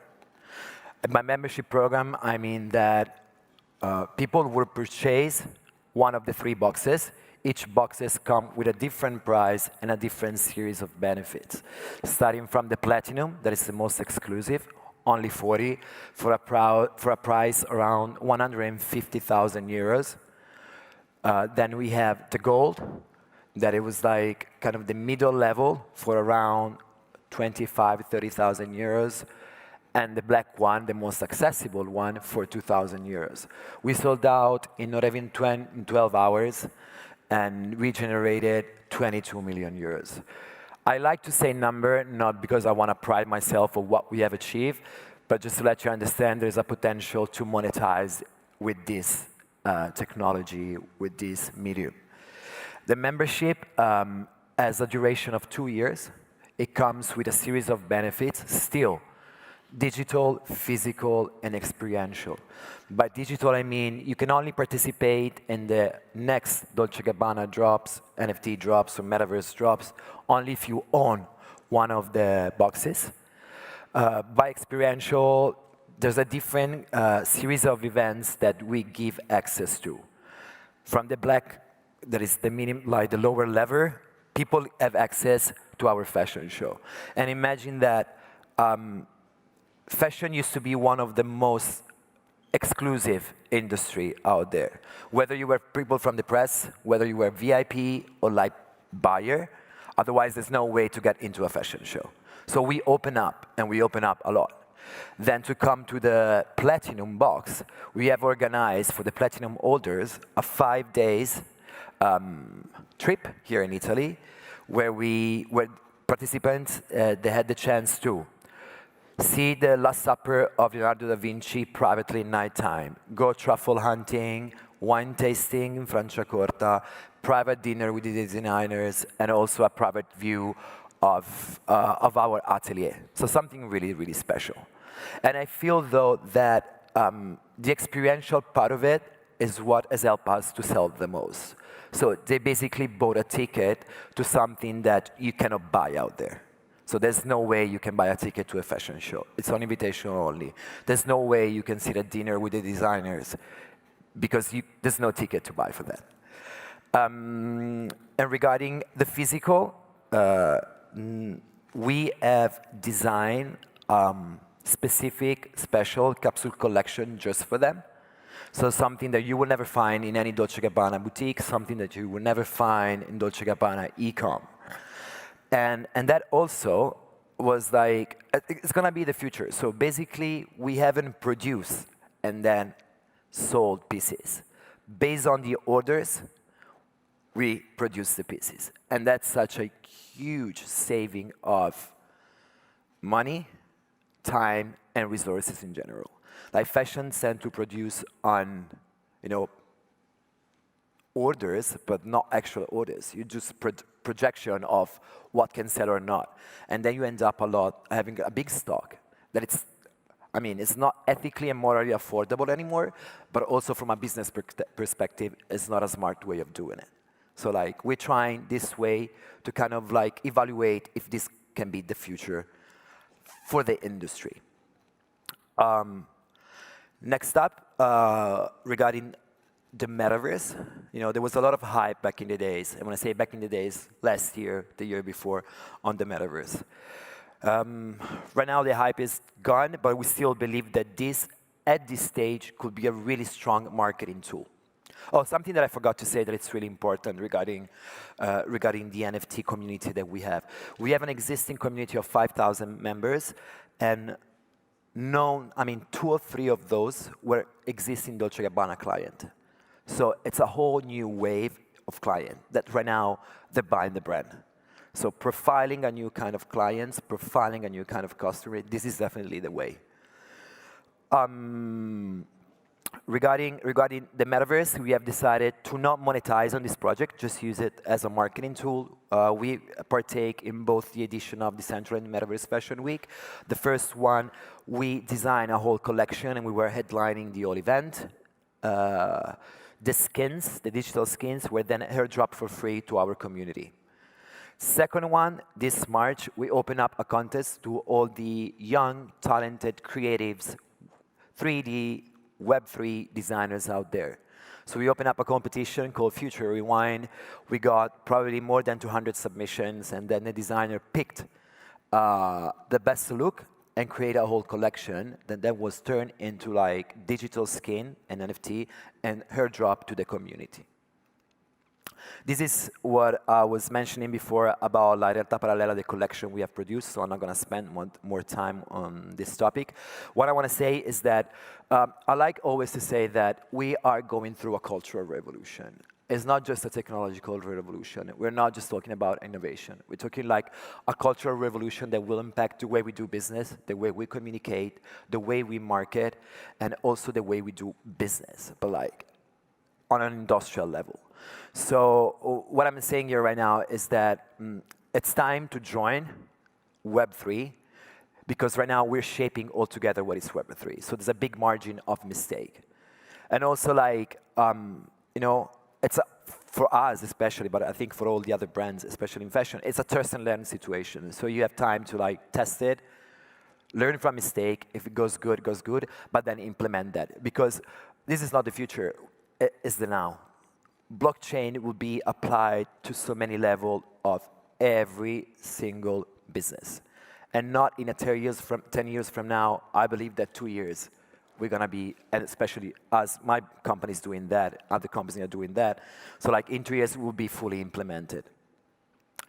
The importance of community. There's no way of having a successful Web3 project without having the community. And I will never enough thank our existing community for the success we have achieved. I'm not saying that the community, it's always healthy. It's a job to manage the community, especially when you have 5,000 people. Actually, they're really demanding as well, not like Web2 community. They're really involved because they believe in the project. But also, some of them, they're just there for making the money. We'd rather have them out. The so-called shark. There's no interest for a brand, especially for me personally, to have them be part of our community. Some of them, they really want all this to be successful. So they actually feel part of the company. That's why we decided to call it DG Family. We have a constant exchange with them.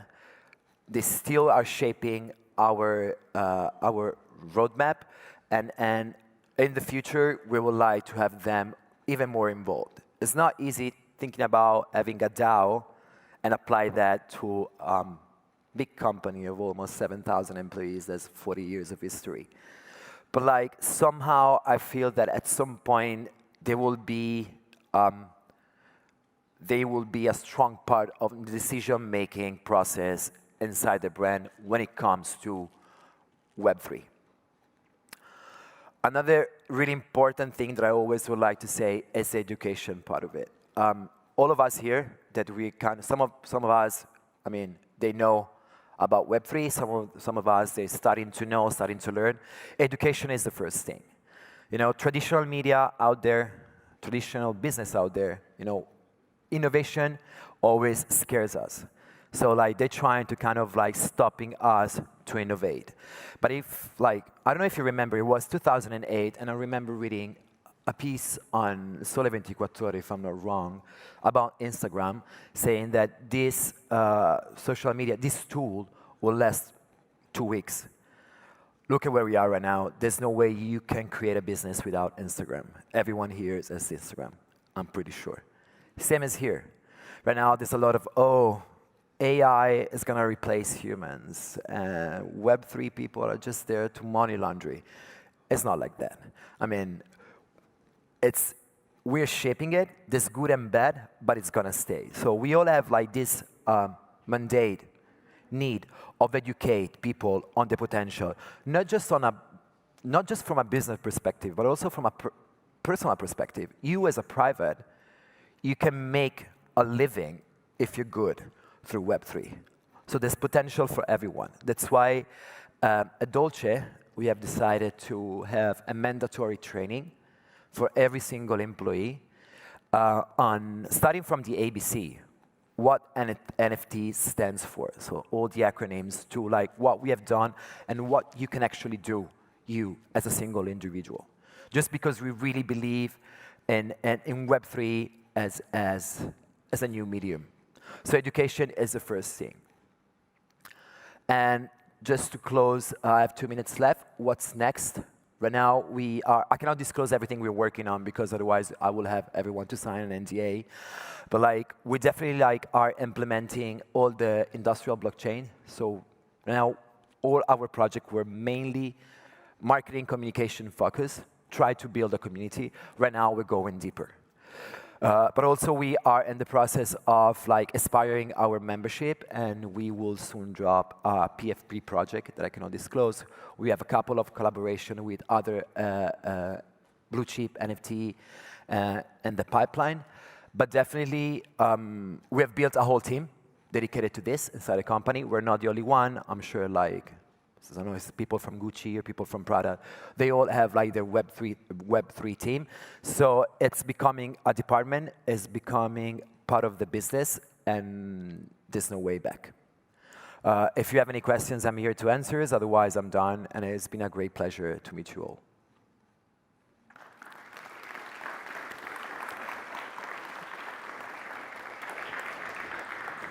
Thank you very much, Davide. Very inspiring speech. Thank you. It's always a pleasure. Thank you. Bye-bye. Bye-bye. So a very inspiring speech talking about the importance of community, and we can have a good example here for this event. A lot of friends, a lot of companies came here just to create and to build something great together. So let me introduce my dear friends, Alessandro De Grandi, CEO and founder de Nemesis. Thank you very much for being here, Alessandro, and welcome. Thank you so much. I think you need this one, and that's all. Ok, vado in italiano, che ci sono alcuni video che probabilmente spiegano molto bene quello che è lo stato dell'arte. Sono Alessandro De Grandi, CEO e founder di Nemesis, e partirei subito con il primo video che so che devono lanciare dalla regia. Quindi, video.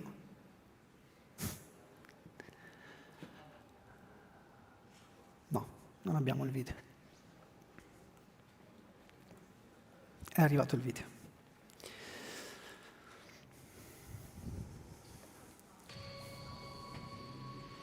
Il metaverso l'ha immaginato Neil Stevenson nel romanzo Cyberpunk Snow Crash. Era il 1992. Circa 10 anni dopo, Second Life era già un possibile metaverso. Nel trailer del 2003 era descritto come una nuova società, un nuovo mondo creato da noi. Aveva tutte le carte in regola: interazioni, possibilità di scambi, eventi, talk politici, aste digitali. Arriva a contare oltre 7 milioni di utenti nel 2007. Poi arrivano i social e il metaverso passa in secondo piano, mentre il cinema continua a idealizzare un mondo virtuale, dove tutto è possibile, come in un videogioco. Poi arrivano le cripto, si aprono nuove possibilità di mercato come la proprietà di un bene digitale. Arriva la pandemia e internet non è più sufficiente. Si sviluppano centinaia di metaversi. Un anno fa Facebook cambia il nome in Meta. E oggi Ecco, questo video è stato realizzato in collaborazione con Classi NBC per uno speciale che abbiamo fatto qualche mese fa e termina con "e adesso?". E adesso è una gran buzzword, nel senso che tutto quello che rientra in Web3, cripto, decentralizzazione, NFT, tutto questo, mondi virtuali, tutto questo rientra nel concetto di metaverso. Ecco, questo è quanto di più sbagliato possibile. Questo non è il metaverso. Queste sono tutte tecnologie che vengono utilizzate nel metaverso e cambia radicalmente l'approccio, perché quando parliamo di Web3, quindi di un contenitore che ha decentralizzazione, ha cripto, ha dentro NFT, intelligenza artificiale, realtà aumentata, realtà virtuale, tutte queste sono appunto tecnologie che creano esperienze che si vivono nel metaverso. Ecco, cambia completamente l'approccio. Questa confusione che c'è sul metaverso ha generato poi ovviamente la morte del metaverso, che ovviamente se guardate sui vari media ormai è defunto, hanno già fatto i vari funerali e tutto. In realtà conta, il mercato è super vivo, è super funzionante, ma mettere insieme tutte queste tecnologie non è assolutamente facile e il metaverso di fatto lo stiamo costruendo, step by step, ci vorrà del tempo. E anche perché noi passiamo da quello che è la tecnologia Web 1, dove leggevamo dati, Web 2, lettura e scrittura dei dati, passiamo a quello che deve essere un concetto di esperienza. Okay? E creare questa esperienza all'interno di un comparto tecnologico come quello che abbiamo visto, molto ricco, molto importante, prende tempo, ha bisogno di tempo per maturare, per creare tutte le varie esperienze, per creare quello che appunto è il contenitore metaverso. Un primo assaggio del metaverso, delle potenzialità reali del metaverso, l'abbiamo avuto poi con Vision. Qualche settimana fa, ormai un mesetto fa, Apple ha presentato il suo visore e anche qui siamo nel 2007-2008 quando Apple presentò il primo smartphone. Quanto tempo è passato? Tanto tempo, la tecnologia si è evoluta e quindi di fatto anche in questo caso stiamo parlando di una tecnologia che è allo stato embrionale e avrà bisogno di tempo per uscire poi per diventare di massa. Dove ci posizioniamo con Nemesis? Nemesis è una società che fa metaversi, che fa un metaverso di Nemesis e in questo momento noi siamo in una fase di passaggio tra Web 2 e Web 3 e quindi il posizionamento corretto di questo tipo di tecnologia è 2.5, cioè abbiamo dato questa definizione un po' particolare. Perché? Perché la vera potenza del Web 3, la vera forza del Web 3 sta nel mass market del Web 2 e delle esperienze degli utenti che sono sul Web 2, che attualmente popolano i social network, popolano quel tipo di esperienza che è fruibile tranquillamente da uno smartphone, quindi il 97% degli utenti è su smartphone, dato importantissimo. Questi utenti qui li dobbiamo portare nel Web 3 e il Web 3 al momento ha un po' di, tutto il comparto Web 3 ha un po' di problemi di user experience soprattutto, e questi problemi come si risolvono? Si risolvono in due modi. Prima di tutto bisogna smetterla di parlare di tecnologia, ma bisogna parlare di esperienze anche in questo caso. Faccio sempre l'esempio della corrente, no? Quando si accende la luce, chiunque schiaccia un bottone e si accende la luce. Non pensa a tutto il processo che c'è dietro. Ecco, quando cominceremo a ragionare di più sull'esperienza e meno sulla tecnologia che c'è dietro il Web 3, che è importantissima, ma non è per il mass market, ecco, allora a quel punto riusciremo ad arrivare effettivamente ad un'adozione cosiddetta di massa. Il mercato che stiamo coprendo in questo momento è un mercato ancora piccolo, ma in fortissima espansione. Considerate che in questo momento noi abbiamo 320 billion, solo il comparto alla fine dell'anno produrrà 320 billion, con una stima al ribasso 5 triliardi entro il 2030, fino a 13 triliardi di dollari entro il 2030. Dei volumi e delle cifre incredibili. E continuiamo a fare per 2 su questo mercato. Ogni anno c'è un moltiplicatore. Le industrie che si coprono in questo momento, le industrie vanno su delle esperienze che sono gestibili nel metaverso, con tutte le tecnologie che abbiamo visto prima. E quindi parliamo di automotive, luxury, fashion, influencer, music, tantissimi eventi musicali, anche noi abbiamo fatti parecchi con ad esempio con Sony Music, sport, digital art, consumer goods, NFT community, conferenze e esposizioni. Sono tutte industrie che vengono coperte in questo momento, si possono già fare delle esperienze nel metaverso con questo tipo di industrie. Per quanto riguarda il target, ecco, si parla tanto del target che è molto giovane, sicuramente è un'esperienza, in questo momento è un'esperienza molto legata alla gamification, è vero, ma per un semplice motivo. La generazione Z sa come utilizzare questi strumenti senza bisogno di apprendere e senza bisogno ha una curva di apprendimento pari allo 0. Anzi, in molti casi addirittura negativa, cioè sono loro a creare delle esperienze e a dirci come vogliono queste esperienze. E qua c'è stato già un primo misunderstanding del settore. Videogame o mondi virtuali, come per esempio Roblox, non sono propriamente metaversi, sono dei mondi virtuali con annesse delle esperienze virtuali. Quando però parliamo di metaverso, il metaverso dovrebbe coprire proprio delle esperienze sia nel mondo virtuale che nel mondo reale. E l'asticella dovrebbe alzarsi un attimino anche con il target. Quindi di fatto quello che propone il metaverso, quello che dovrebbe proporre il metaverso è l'utilizzo di questo tipo di tecnologie anche per comparti un po' più alti. Tanto è vero che con Roblox abbiamo una curva di utenza che arriva a fine 13-14 anni, mentre invece nei metaversi che sono già disponibili il target è un po' più alto. L'altra cosa importantissima è questa, ovvero che il 75% dell'audience in questo momento non sono degli utenti passivi, non sono degli utenti che vogliono vedere l'esperienza e vederla in modo passivo, vogliono essere parte dell'esperienza e creare l'esperienza. Quindi, cosa importantissima, i creator.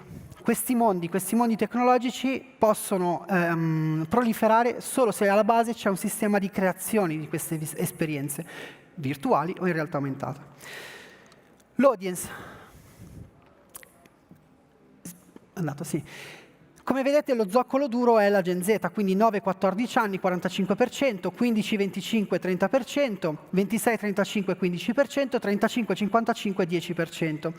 La suddivisione, diciamo che in questo caso maschi e femmine, maschietti e femminucce vanno più o meno, c'è ovviamente una componente molto importante maschile, però anche la componente femminile non la lascia dire. L'altra cosa molto importante invece da notare è il comparto della piattaforma, il segmento piattaforma. Mobile 93% e il 97% è web, cioè vanno sul web, nel senso utilizzando il dispositivo mobile. E il 93% mobile è importantissimo, perché se non hai quel tipo di piattaforma ti stai tagliando fuori da tutto quello che è il comparto, da tutto quello che è l'audience del mass market, quello che dicevamo prima. 6% desktop, 1% altro, che è inteso come televisori, comunque apparati digitali di altro tipo. Il video, ci dovrebbe essere un altro video.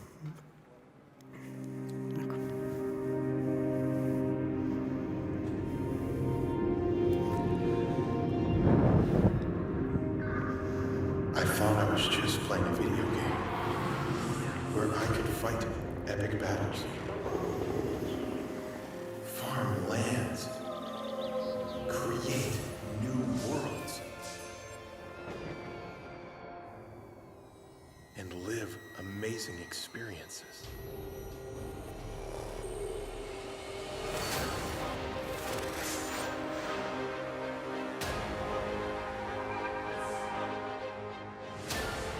One day, my avatar became stronger. It could be because I went running in the park? I saw a pair of high-speed power shoes. I bought them with my NIMS, and he became faster. This is not just a game. Those exact shoes were on my feet. What I do in the world is also reflected in the other. Amazing spaces to explore, create, and share. A platform made by users who play online and in real life. A community who face off epic adventures. A place without borders, where real and virtual experiences merge together. This is the Nemesis. Il modo migliore per spiegare Nemesis è tramite questo video che è la nostra vision, è un po' quello che rappresenta il dove vogliamo andare, quindi real and virtual together, merge together, per creare un'esperienza, quindi questo è il nostro concept.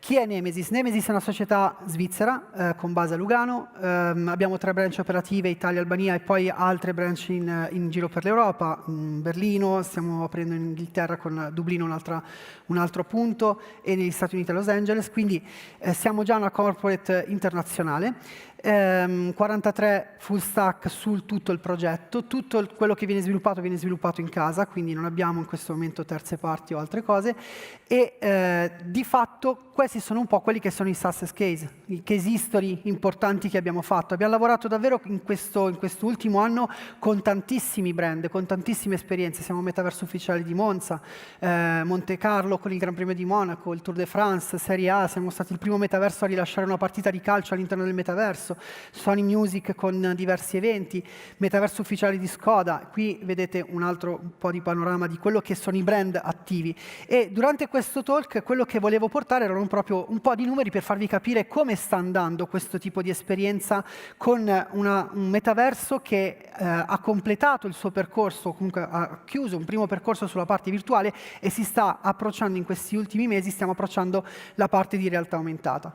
Un po' di numeri, quindi l'ultimo dal Q2 2022 al Q1 2023, 500.000 ore di gioco all'interno della piattaforma, 200.000 active user, 40 minuti l'engagement time medio, 40% user retain, 20.000 NFT distribuiti all'interno della piattaforma, 3.200.000 coin distribuiti come reward all'interno delle ore giocate, 200% di crescita, quindi dire che il comparto è morto fa un po' ridere perché siamo soltanto agli inizi e tra l'altro tutte queste esperienze per noi è tutto organico perché Nemesis, una particolarità di Nemesis è che non è ancora uscita col marketing, noi non siamo ancora usciti col marketing, ma l'esperienza è tutto. Come dicevo all'inizio, il mass market ha bisogno di un'esperienza chiara, pulita, precisa e ordinata. Se no il brand non ci entra, il brand ci mette la faccia ed è importante che l'esperienza sia assolutamente pulita.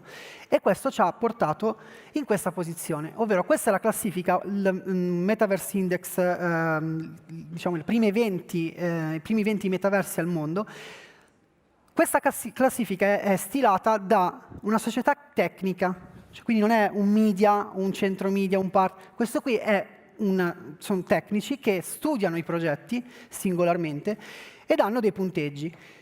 Come vedete, da maggio siamo al primo posto. È ancora una volta tutto senza marketing. Allora uno si chiede come mai siamo riusciti ad andare su in queste posizioni in meno di un anno, scavalcando posizioni come per esempio Sandbox, Special, nomi molto più conosciuti per l'esperienza, perché i brand si fidano, cominciano ad utilizzare questo tipo di esperienza, gli utenti la utilizzano perché la capiscono, c'è la parte mobile, il componente mobile, la piattaforma mobile è fondamentale, altrimenti ti togli il 93% degli utenti e quindi questo continua a fomentare diciamo, l'utilizzo di questo tipo di tecnologie. Il modo migliore però è un video che dovrebbe partire adesso con il brand, quindi che cosa abbiamo fatto con i brand? Video? Ecco.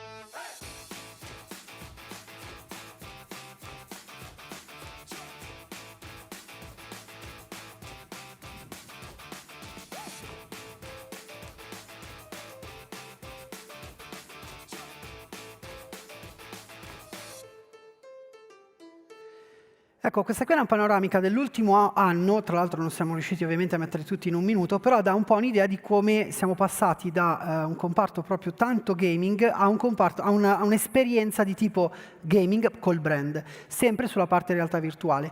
E per noi il brand viene per primo, quindi quando si parla di brand first, l'esperienza col brand deve essere immediata, cioè io quando entro dentro un metaverso e utilizzo un brand, devo avere un'esperienza con quel brand. Uno dei casi più importanti che vorrei farvi vedere, adesso magari cominciamo a fare altri video che vanno un po' più deep rispetto a quello che è appunto l'esperienza. Skoda è stata un'esperienza a livello internazionale importantissima e in questo caso lo Skodaverse ha fatto un po' il giro del mondo perché è stata la prima automotive che è entrata in questo tipo di comparto con un'esperienza completa. Video.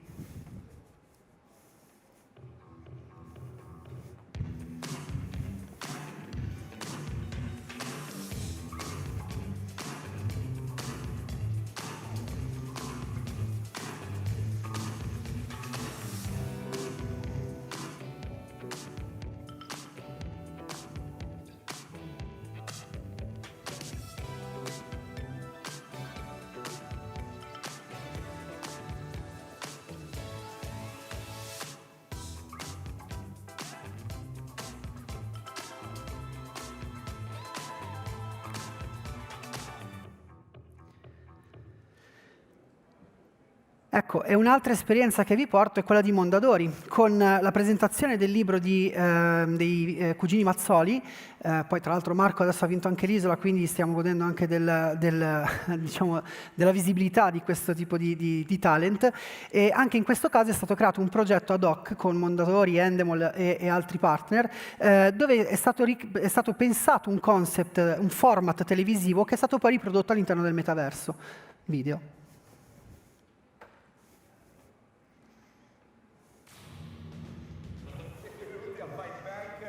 Una trasmissione sul metaverso, la prima trasmissione televisiva sul metaverso, ciao. Schiacci così, quando devono essere puniti, e allora cosa succede? Che poi li puniscono. Ecco, clip super rapida. L'idea di base era quella di riprodurre un ambiente dentro uno studio, quindi in un ambiente reale.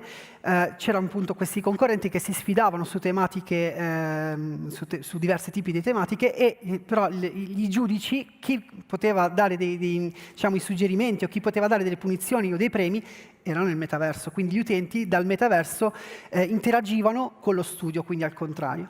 E questo è no, scusate, c'era l'altro video prima. Ecco, questo qua.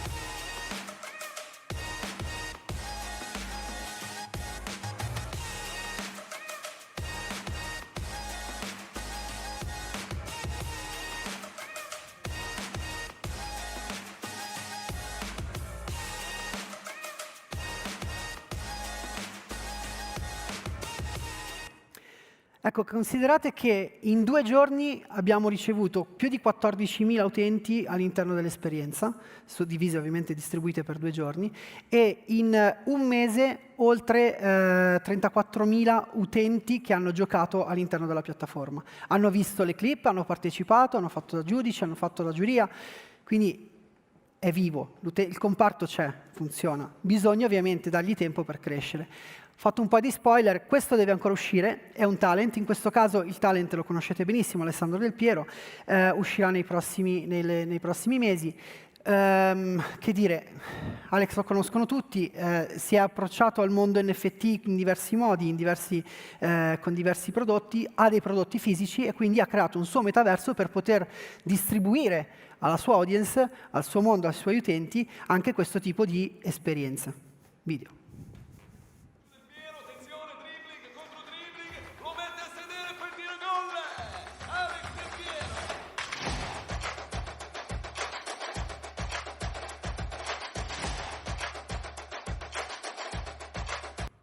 E fare partire anche l'altro subito dietro che...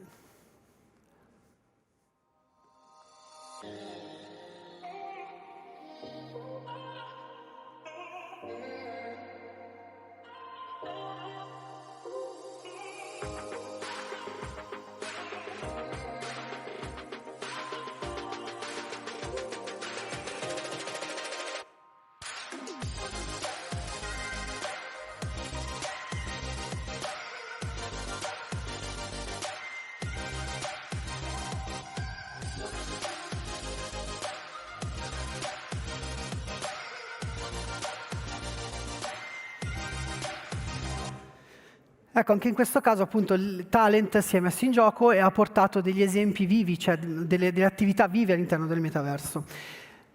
Tutto il comparto music l'abbiamo già visto, è un comparto che aumenta tantissimo esponenzialmente, noi abbiamo fatto diversi eventi, quello di cui mi piacerebbe parlarvi è quello di Achille Lauro, perché è stato il primo evento per noi anche in real life, ovvero gli utenti potevano seguire l'esperienza nel metaverso, quindi c'era un metaverso ad hoc dove potevano vivere l'esperienza virtuale, ma gli utenti che erano presenti all'ippodromo di San Siro e che partecipavano in real life avevano anche lì delle gamification da completare e quindi delle cacce al tesoro in stile Pokémon Go, con la realtà aumentata ovviamente, e al termine di queste due esperienze virtuali e reali, diciamo, il premio si è unito ed era il meet and greet con l'artista. Ecco, questo tipo di esperienza è quello che comincia ad essere un'esperienza completa di metaverso. Sul comparto AR noi ci stiamo muovendo parecchio perché l'altra tecnologia importante da utilizzare all'interno appunto di questo tipo di... c'è il video intanto. L'altra esperienza appunto da utilizzare è questa del... Non c'è il video? No. Sì, fatelo... ok.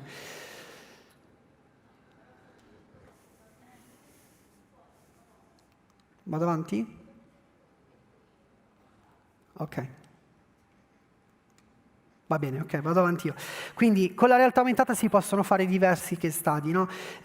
Questo che state vedendo è un oggetto digitale, un filtro digitale. La particolarità qual è? Quella che si possono utilizzare anche degli NFT per fare questo tipo di filtri con la nostra applicazione. Quindi di fatto chi ha un NFT, ha una collezione di NFT, li può utilizzare all'interno del comparto AR proprio per creare esperienze di gamification oppure di filtri. L'ultima integrazione che abbiamo inserito è quella appunto degli assistenti virtuali. Qui parliamo di un nuovo comparto che sta nascendo, ovvero l'assistente virtuale collegato a un DOT, quindi a un QR code o piuttosto a una geolocalizzazione, che dà la possibilità di avere un assistente che tramite intelligenza artificiale interagisce con l'utente. Quindi adesso magari questo qui c'è di video, no? Mi fermo. Io sono fermo. Ok, qui vediamo l'esperienza, quindi di fatto è che è quella che potete provare qua fuori, puntando con la nostra applicazione un DOT, a questo punto viene visualizzato un assistente virtuale che dà delle informazioni. In una prima fase, fino a luglio, ci sarà una prima fase di scripting, quindi è molto semplice l'interazione. Il passaggio successivo sarà quello di avere questa interazione anche con l'intelligenza artificiale e l'esperienza è molto semplice. Comincio a parlare con un'intelligenza artificiale che mi dà delle informazioni sul brand, sul prodotto, sui servizi. Nel momento in cui passo a una conversazione di tipo generalista, quindi sto parlando per esempio con il DOT di un brand di scarpe, sono lì, mi dà informazioni sul prodotto perché l'intelligenza artificiale è stata trainata dal brand con quelle informazioni, gli faccio una domanda che esce dal contesto, per esempio gli chiedo, ok, quando è nato Alessandro Manzoni? Ecco, lui non è trainato in questo caso sull'intelligenza artificiale del brand, ma fa un fallback direttamente su ChatGPT e quindi dà delle informazioni di tipo generali. Questa è un po' la customer experience, quindi di fatto viene scannerizzato il DOT o il geotag, quindi si possono trovare degli oggetti o con il QR code oppure con la geolocalizzazione, viene caricato il modello, viene implementato tutta la parte di conversazione. Ho portato un po' di case study solo per farvi capire quanto è complesso e quante cose si inseriscono all'interno di questo tipo di mondo metaversico. Ovviamente siamo, come dicevo all'inizio, siamo agli inizi di questa esplorazione, ci vorrà del tempo, però il comparto è assolutamente vivo e volevo portare questa testimonianza proprio per farvi vedere quante cose già si fanno e si potranno fare. Grazie. Grazie Alessandro. Grazie. Rimani un secondo. Grazie anche per il supporto al Web3 Summit, perché Alessandro dovete sapere, solo just a moment in Italian, che io gli ho raccontato di questo evento 2 mesi fa, quando abbiamo cominciato a idearlo così, e lui mi ha subito sostenuto senza neanche sapere né agenda né partecipanti, quindi grazie davvero, perché serve l'aiuto di tutti per fare questi eventi sempre più belli. Grazie. Dovresti parlare con Filippo poi, Proprio ci parliamo. Okay, let's switch to English again. Next round table, I invite here to the stage Andrea Pomponi, Web3 specialist Arcade. I can't see Andrea, but here you are. Welcome. Ciao. Hello, hello, GM. GM. We talked about this morning, GM and so on. And the panelists, Maria Enrica Angelone, Wall Life. Ciao Enrica, ben arrivata. Grazie. Americo Cacciapuoti.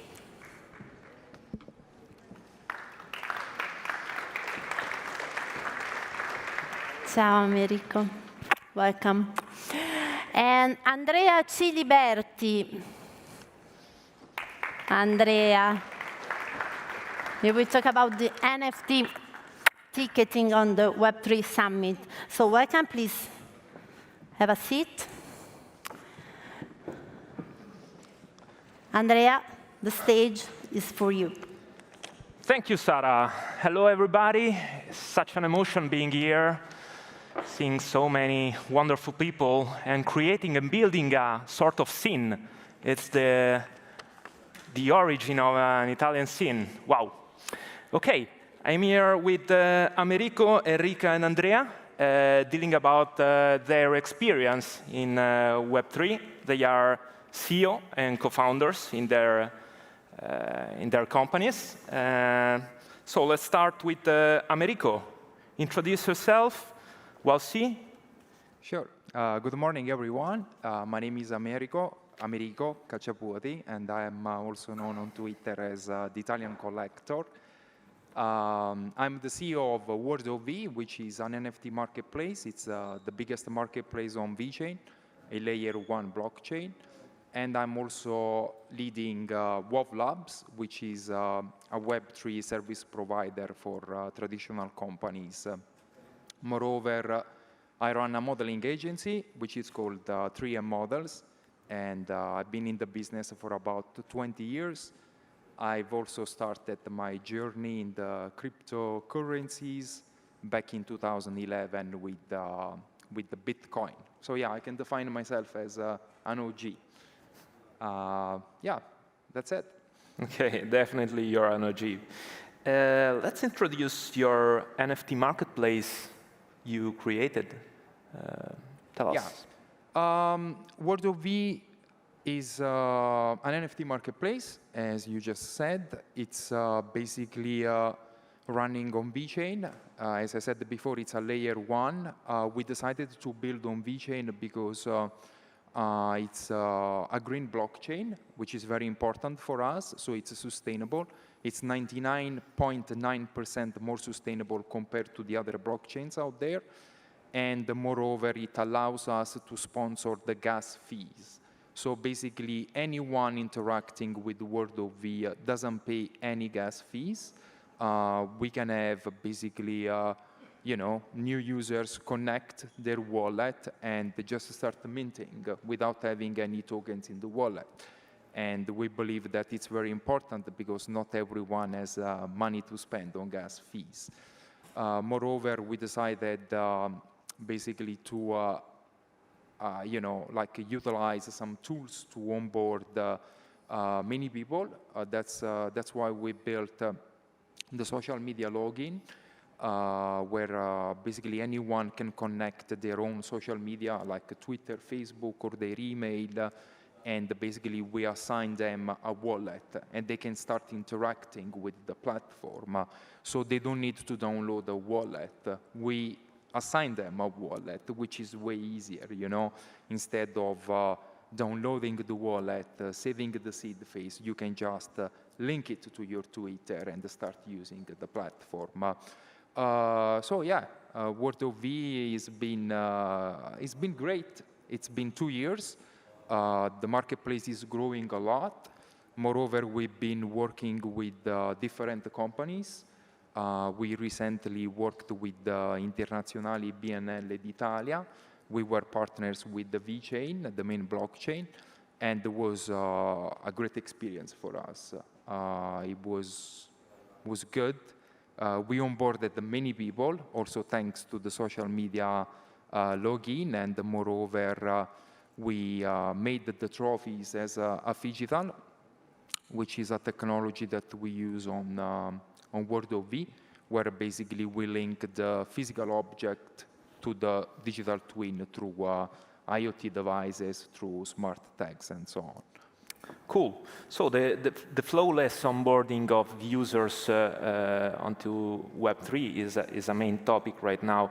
In our previous discussion, you told me about the phygital topic you want to focus on. Yeah. As I was saying, the phygital... you mentioned also the Internazionali. Yes, the Internazionali, but moreover, we can basically make everything as a phygital. First of all, I do believe that in the near future, everything will be tokenized, and I feel like phygitals are the best tool to onboard traditional people, because you can have anything. You can just have like a merchandise, or you can have your shoes, or you can have anything, and make a digital twin, basically link it with the smart tags to the NFT.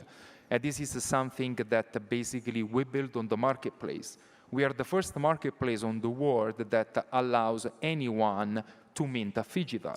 All you need is a chip, and you can get the chips from us. Actually, we're giving chips after the event, so guys, if you want to try the technology, you can just come to us. We're going to give you some NFC chips, and you can start minting your first phygital. The Internazionali was great because we made the trophies as a phygital, which is a big achievement for us, and that's the first time on history. And then straight after the Internazionali, we also we partnered with the VeChain and with the Djokovic Foundation, where we basically sold on our marketplace the phygital racket of Djokovic, which won the Australian Open. That was great. So yeah. Amazing, Americo. Thanks very much. Welcome. Let's go on to Enrica. Ciao. Ciao. So my name is Enrica Angelone. I'm CEO at Walllife. Walllife is an insurtech company. We founded the company in 2020, and the basic idea and the mission of the company is to investigate on new risks. Those risks which are associated with new technologies, such as metaverse or other technologies, because we think that by investigating, we can also actually foster adoption, so bring more peace of mind, in a sense, by ensuring and protecting individuals against those risks. So today, I was hearing about mass adoption and how this is something that we foresee in the future. We really believe that if we have more protection, then people will actually be more inclined to adopt those technologies. OK, great. So you come with a question. Well, I already know the answer. I mean, the answer is, the question is, can a fungible token or a non-fungible token be stolen? I already know the answer. I mean, I've been scammed twice, OK? But Yes, so the short answer is yes. But of course, and this is something I really care about, is not the technology itself that is not perfect or that can bring to risks. The technology itself is perfect. The problem is the use of technology, is what human being, right, how human being is misusing technology. That's what is causing the problem. I just want to say that I think it's a very important point. And yes, fungible token and non-fungible non-fungible token can be stolen. Let's not talk about crypto because the numbers there are really billions, so they are really on the sky. But even non-fungible token, NFTs reported in 2021 stolen are worth about 100 million, according to the recent research. So yes, they can be stolen. Of course, how? I mean, typically, the same scam they're using for stealing our money on credit cards or wallets, on any other type of financial fraud. So the most typical usage of the scam is really phishing. It's still the #1, incredible enough, but it's still the #1 effective attack for our wallets and our digital assets in general. You have to think about every day 3.4 billion attack of phishing are sent every day. In 1 minute, 2.4 million phishing attacks are sent. So the likelihood is really very high.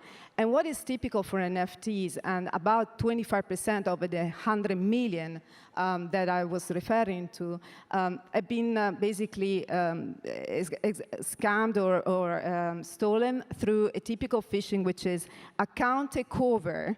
So somebody is stealing your social profile. So effectively, the scam or the phishing link is not coming from an unheard phishing link that everybody would actually detect, right? Because we are now all aware. But it will come from somebody we know. It comes from somebody we trust. So that's why they are so effective. And unfortunately, the answer is, yes, they can be stolen. But you can also protect yourself. I can remember the Bored Ape Yacht Club Discord takeover. Wow, so many victims, so many millions stolen in that attack. Okay. How can I ensure my crypto or my NFTs against frauds? So there are a combination of elements, and this is really important. We don't believe that, well, first of all, a condition precedent, which is only platforms which are effectively undertaking on KYC that can also offer insurance. That's a regulated industry, so obviously you need a KYC, and in general, I would say that platforms which perform KYC are definitely probably most trustworthy. But also, you need also some technology. Because of the frequency is so high, as we said, 3.4 billion attacks a day. So it's for an insurance industry, which is very risk adverse, that it would not be possible to insure digital assets unless with a technology that mitigates basically the risk. There are a number of technology able to do that, and also very easy feature you can have on your phone, on your desktop, to really check whether, for example, a link or an email or a document are effectively real and they're safe or not. So the combination of insurance and technology, that is what is really helping people to stay safe, and that's also what WorldLife is doing. Well, thank you. In this context, AI is a threat or is in the help of the situation? I mean, yeah, I get this question quite a lot recently, because with this hype and buzz around AI, is definitely a possibility. Now, as usual, is not the technology itself, which is a great technology, but is the misuse of the technology. Again, a few data for you to just think about the increase of usage of generative AI. According to the recent data, is generating a higher conversion, especially on phishing attack and social engineering attack, because not only is perfected in the grammar and in the wording, but it also can copy the way we are talking. Think about us. Think about how many times we put a video or a link about our interviews and our way to express ourselves. And so if you think about that, and you think about the possibility to clone effectively our wording, our language, even our voice, effectively, or our faces. This is producing a way more effective way to convince somebody, for example, my sister, my brother, my son, to convince that it's really me asking for something or asking for a password, for example, for a credential. So again, unfortunately, AI is a great opportunity. At the same time, it's generating higher and higher conversion of attack. The recent estimate is about 135% increase only in the few months that the ChatGPT is operating. So it is a risk. Again, there are technologies that can help mitigate that risk. I just want to mention one which was released just a few months ago. For example, Intel has put on the market a tool which is able to detect deepfake. And I have to say also proudly, even WorldLife, we have an algorithm to detect on your phone if somebody has logged on your behalf. So we really look at the way the phone has been utilized to recognize if it's really you or it's somebody else who effectively stole your Face ID and basically logged on your behalf. So technology is also coming in our help and can help us a lot in detecting those frauds. Okay, Enrica, thank you very much. Keep on the good work, because really Web3 to get driven this mass adoption really need this kind of protection and topics to be dealt. Okay, Andrea, your turn. Thank you. My name is Andrea. Talking about mass adoption. Okay. Just a presentation. Sure. Presentation. My name is Andrea Ciliberti. I'm co-founder and CEO of Bcode, that is a spin-off from Politecnico di Milano. I'm actually not a Web3 guru, but just an humble entrepreneur offering Web3 ready-to-use solutions to companies and final consumers. So it's like a platform, software as a service, that allow brands and marketers to notarize data and to create by their own digital assets and to transfer these assets to final users. So that's what we do. Cool, Andrea. So what is the state of the art of the NFT market? Today, we have Azuki Elemental minting for 2 Ethereum in a ruined market so far. And I've heard about some topics also in some previous roundtable, and I basically agree with them all. What I see now, we are at the breaking point, because from one side, if we consider this phenomena from trading volumes, and if we see the market value, we still have something like minus 95%, something like that, and that's not good. But from the other side, if you check, for example, the report from Web3 and Blockchain Observatory from Politecnico di Milano, you will see that companies are investing in Web3, and their spending is the double versus previous year. Okay, and the segment that is growing faster than the others is the segment concerning NFTs and decentralized application. So what's happening, how can we merge together this quite opposite path in the same scenario? What I see is that we are changing the storytelling, and we are moving from a speculative perspective to a value perspective. But also, if you look at how all begin in NFT environment, is people, okay, selling is digital art for $69 million, okay? The cool point here, it is not the $69 million, I mean, it's good, but it's that for the first time in history, we do have a tool, a ledger, distributed ledger, that allow anyone from every part of the world in every moment to check who is the owner, who is the issuer and the author of a digital assets. Digital that is by his nature duplicable. Okay, I think this is the very interesting point, and is where we are going now. So the sales of NFT is interesting, but it's just a part of the picture. Okay, we are moving to valuable projects. We are leveraging this technology to build a new valuable project. So membership with NFTs, digital, or ticketing, for example, loyalty program. So that's what I see. Well, well-known, characters. I mean, Sorry, I don't want to interrupt you, but I think you had a presentation. Sorry for that. Okay, no problem, no problem. So we are dealing about experiences at the end, no? It's all about customer journeys, okay, in Web 2 as in Web 3. So which are the obstacles blocking the diffusion of these technologies? Yeah, that's now what we are facing, because I see mainly two big obstacles, one from brand and one for users. From brand side, I see we still have high costs to launch a project, but that's true when a new breakthrough technology comes in always. If you take internet at the very beginning, it was not so cheap to build a website, till tools like Elementor, WordPress, MailChimp were born. I come from a digital marketing environment, okay, and it was full of tools to do everything. When I moved to Web3, I was quite surprised that there were a tool that allowed me to build the Web3 project by my own, okay? And that's why, by the way, Bcode was born, because I decided to make the first tool to allow companies, marketers, to build the Web3 project by their own, okay? So that's the first problem. The second one, of course, is about user experience.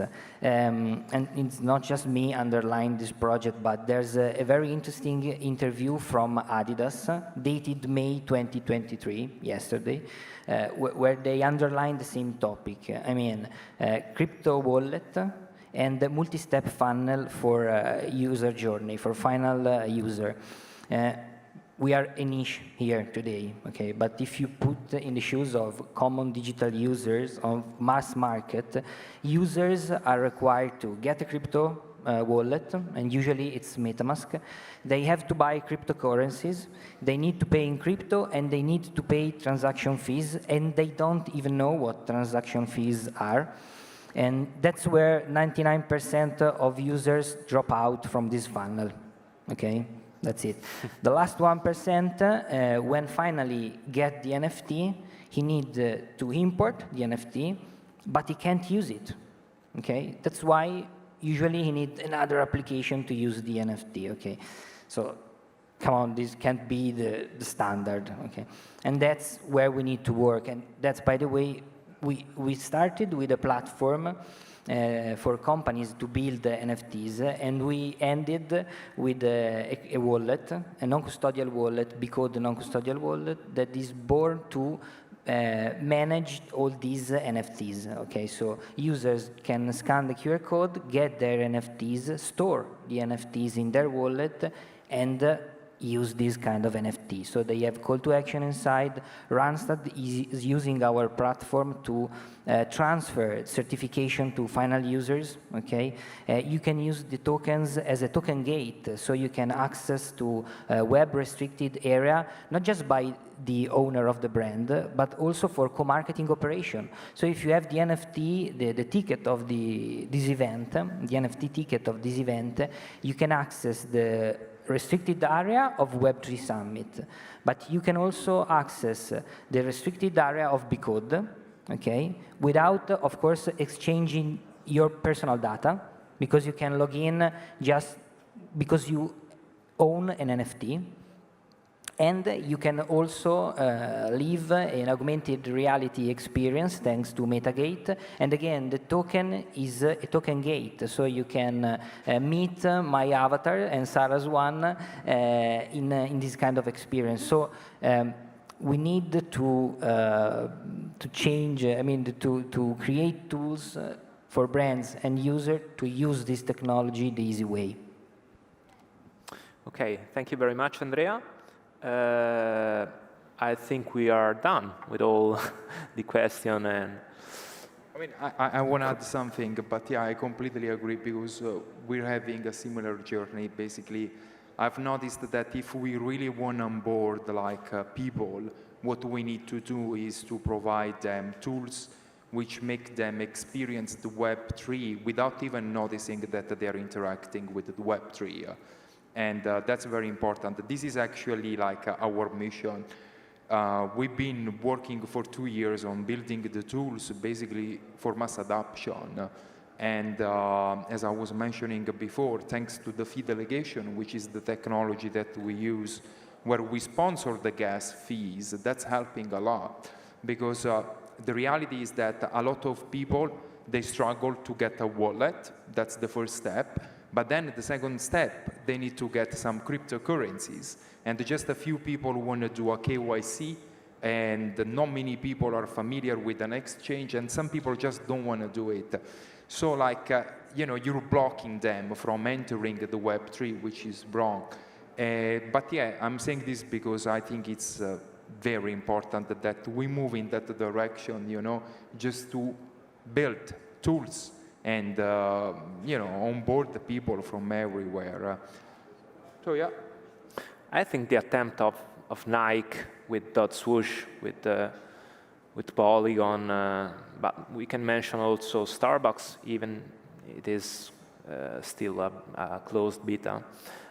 They are really building what it will be represented as the first attempts of a Web2 to Web3 customer journeys. We are really at the beginning, we are early, as many would say. I mean, also Reddit, what they did was genius. They created a collection, they didn't even call it NFTs. They were just collectibles for everyone. They logged in with their Reddit, they got assigned a wallet, and now they have an NFT sitting there, and that's how the onboarding should work. So I believe we're getting there. It's taking a bit of a time, but definitely we're moving in the right direction. And yeah, I'm just happy to see that, more and more people are getting intrigued with Web3. And it's a very fascinating world, I have to say, because it's continuously evolving, and every day there is something new happening, which is just amazing. Totally confirmed.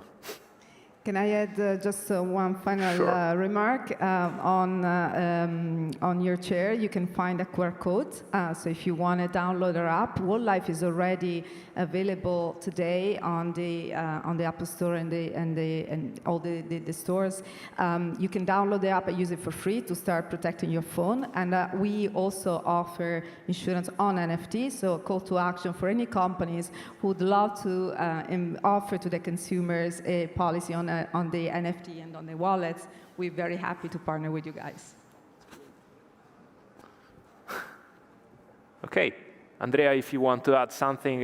Please, no, just because before this meeting I was talking with a friend of mine, and the last suggestion I would like to leave for brands and companies is like a switch of mindset concerning what you do with your final users, because usually the temptation is to create a branded wallet, okay?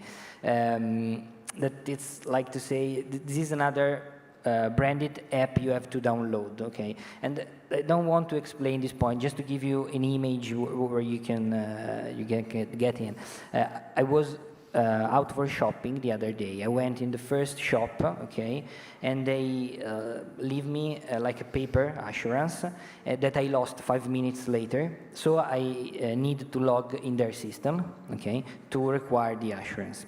Then I went to the second shop, jeans store, very popular, and they asked me to download the application, okay? Then I moved to the third shop, and they asked me to download their application. How many of you has more than 2 brand applications in your smartphone, okay? We don't do that. And if we do that, because we need it for 5 minutes, we remove it from our smartphone as soon as possible, okay? Now imagine that you go to the first shop and they leave you a QR code, you can scan it, you receive the assurance, and they have a new contact with you where they can target you not using your private data, but the ownership of an NFT, okay? Then you go in the next one, they give you a QR code, you can download the NFT and you can use it, okay? And if the brand is good enough, he can engage you in another experience, okay? So let's say, we're used to say there's an app for that, okay? I'll say now, we have an NFT for that now, okay? this is something new. This is something we need. It requires to change some mindset, but I think it's like a good trend both for brands and users. Just that. Andrea, Enrica, Americo, it's been such an honor being here, okay, building our scene. And now, Sarah, I guess it's your turn. Thank you very much, everybody. Thank you, Big Code, for supporting us. Thank you, Wall Life. Thank you, Enrica. Thank you, Americo. Thank you, Andrea, for your moderation. You were super. So, the future will be, tell me you are in Web3 without telling me you are in Web3. This is the secret. So, the next round table, please, on the stage, moderator Yeseo Kim. Thank you very much and welcome. Hi, everyone. Afternoon. Zoe Agigi, here on the stage, welcome. Jonathan Napolitano, please have a seat. And Luca Clementi. Welcome, Luca. Nice to meet you. Nice to meet you, too. So I leave you the stage. Yesel, thank you very much.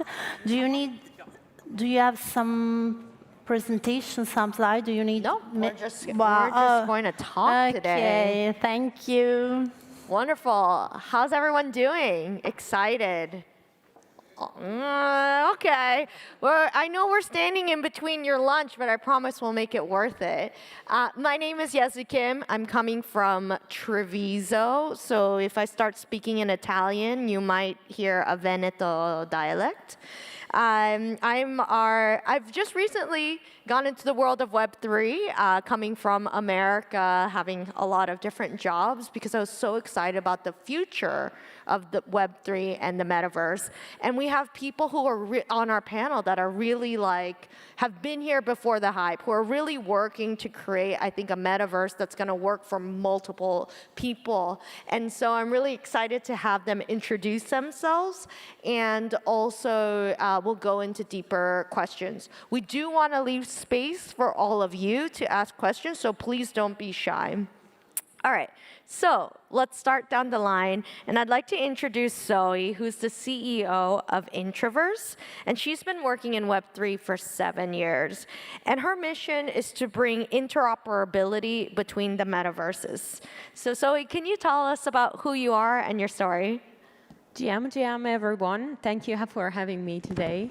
Yeah, as she mentioned, I'm 7 years inside cryptos. I started just a random investor inside Bitcoin. And then I fell in love eventually with JPEGs, NFTs. And I decided roughly 1 year ago to launch my startup about metaverse and communities, NFT communities, because there is a huge pain in the market where communities don't really speak with each other, they don't really communicate with each other. And yeah, I actually have a very Web2 background. I was working for years in a Web2 IT company, and I'm actually an architect specialized in virtual realities and 3D modeling. Wonderful. That was a great introduction, great teaser, and we'll get into that deeper later. But next on our panel, we have Jonathan, who's the CEO of XReal, an immersive application expert, a digital pioneer, and a proponent of an ethical future. So welcome, Jonathan, and if you could share a little bit about your story. Hi, everyone. Thank you for being here. I'm Jonathan Napolitano. I'm the founder of XReal. I'm an aerospace engineer. I work a lot in a lot of companies all around the world as an expert of immersive technologies, virtual reality technology, and augmented reality technology.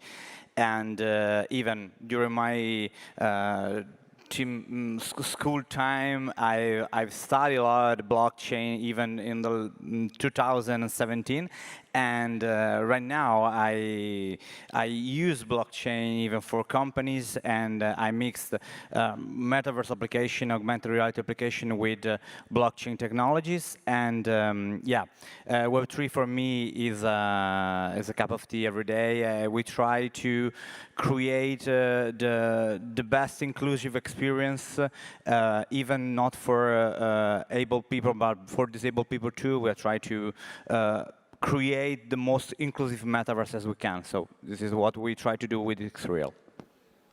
That's a great starting point. And again, inclusion, we'll get into that. But last but not least, we have our final panelist, Luca, who's the community manager of the Sandbox. Now, how many of you have been in the Sandbox? All right, great. So we have a very informed community. Luca, can you tell us about your story, especially since you jumped into the world of Web3 right after college, right? Yeah, even when I were in college, like I found out like those Bitcoin thing. Well, yeah, it's interesting. Well, let's see. It was in back 2014, I think. I was like 16, so I didn't know what I was doing. I joined Web3 through Bitcoin mainly, and then I found out a lot of interesting projects. I didn't know what I was doing, but I keep following the Web3, the evolutions, the tokens that were releasing one after another. And then I came to the Sandbox in mid-2020.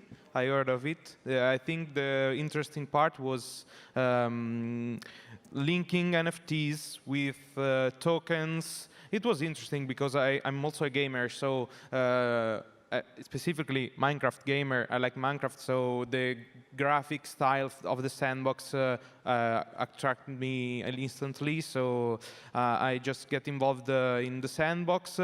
I started as, let's say, an investor, a landowner. I bought my first land in 2020. And then I keep following the project, and I became like the community manager.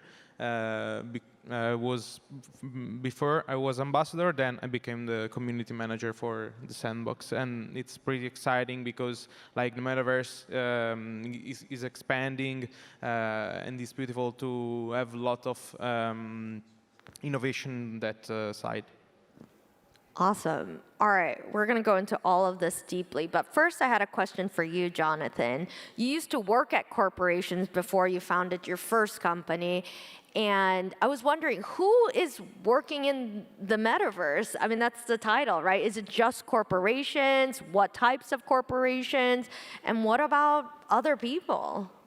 Yeah, it's really a huge problem and even a huge question right now, because I work in company and bring to the company big tech, even metaverse technology and blockchain technology. Even I work for Coca-Cola for 2 years, since 4 years ago, and Coca-Cola didn't know the metaverse, didn't know NFT, and with my team of innovation manager, we try to insert the knowledge of this kind of technology in Coca-Cola. So we talk about a giant company that since 2 years ago didn't know anything about metaverse and immersive technology.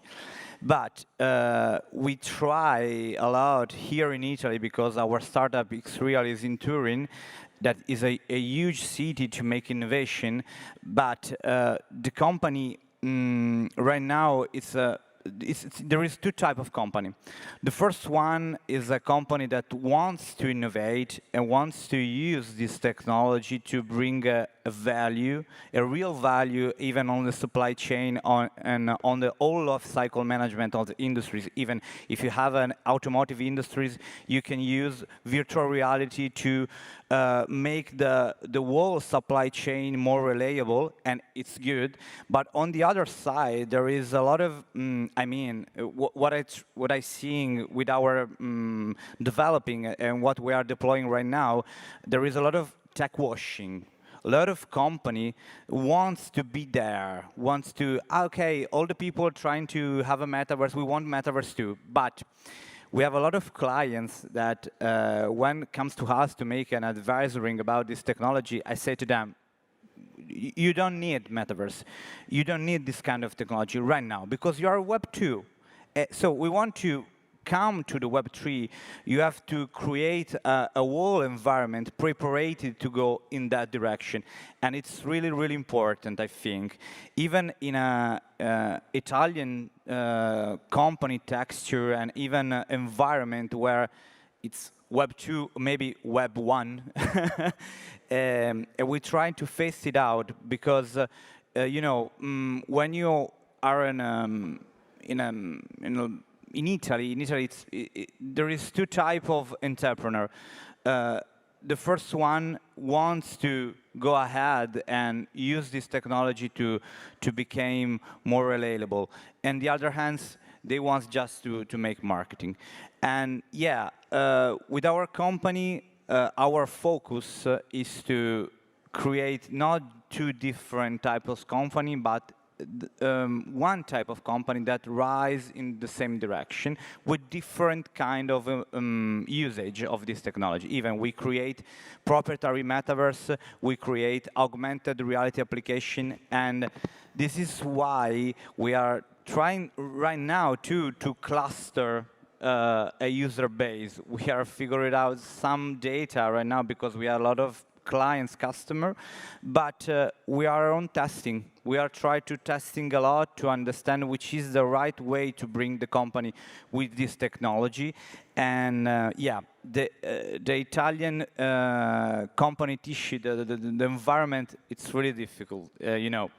And talk with entrepreneur, it's more difficult too, because sometimes they don't have the vision, but they want to stay there. So we are trying to advise as the best as we can to bring that company to the real usage of the immersive technology and even of the blockchain. Yeah.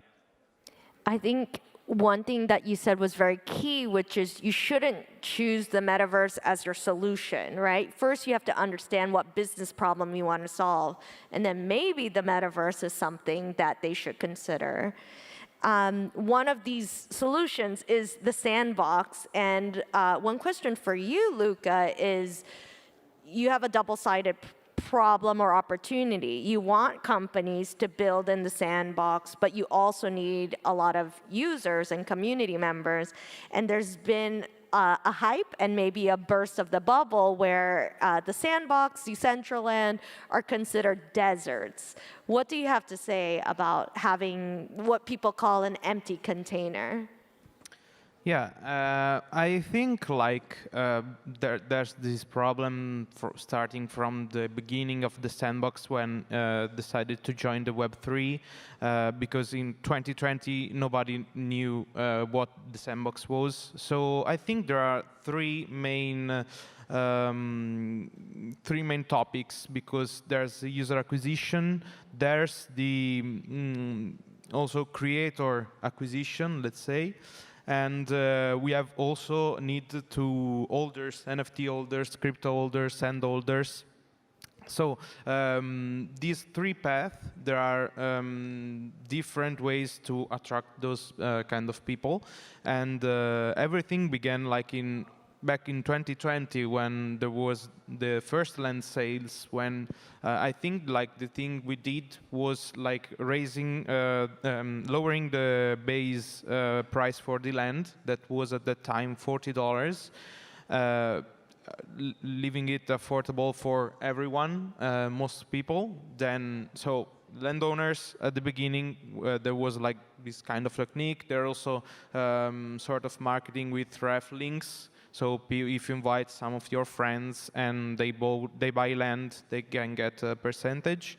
There's also, regarding the creator or builder acquisition, we have two funds.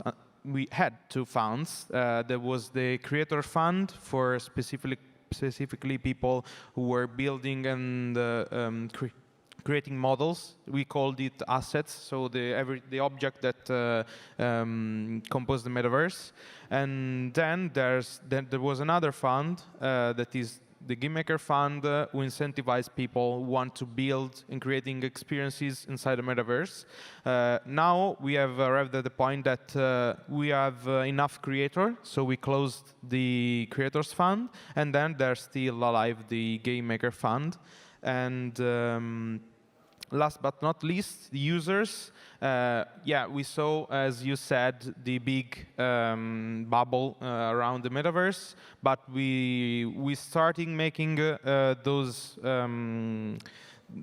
There are periods of time when we offer the metaverse to everyone and incentivize people to come to play and test, because they are called alpha season because we are still developing our game client.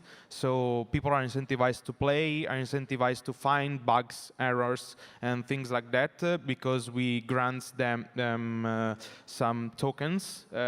Always in general, when there are events, we always put like a reward pool, so people are incentivized to join because they can win sand. And also, we incentivize owning our NFTs because there are sometimes special pools of tokens for people who hold land, for people who hold avatar collection. So yeah, the bubble, there was a lot of people left, but the community is strong, and those who fell in love with the sandbox are still here. That's a strong statement. I like that.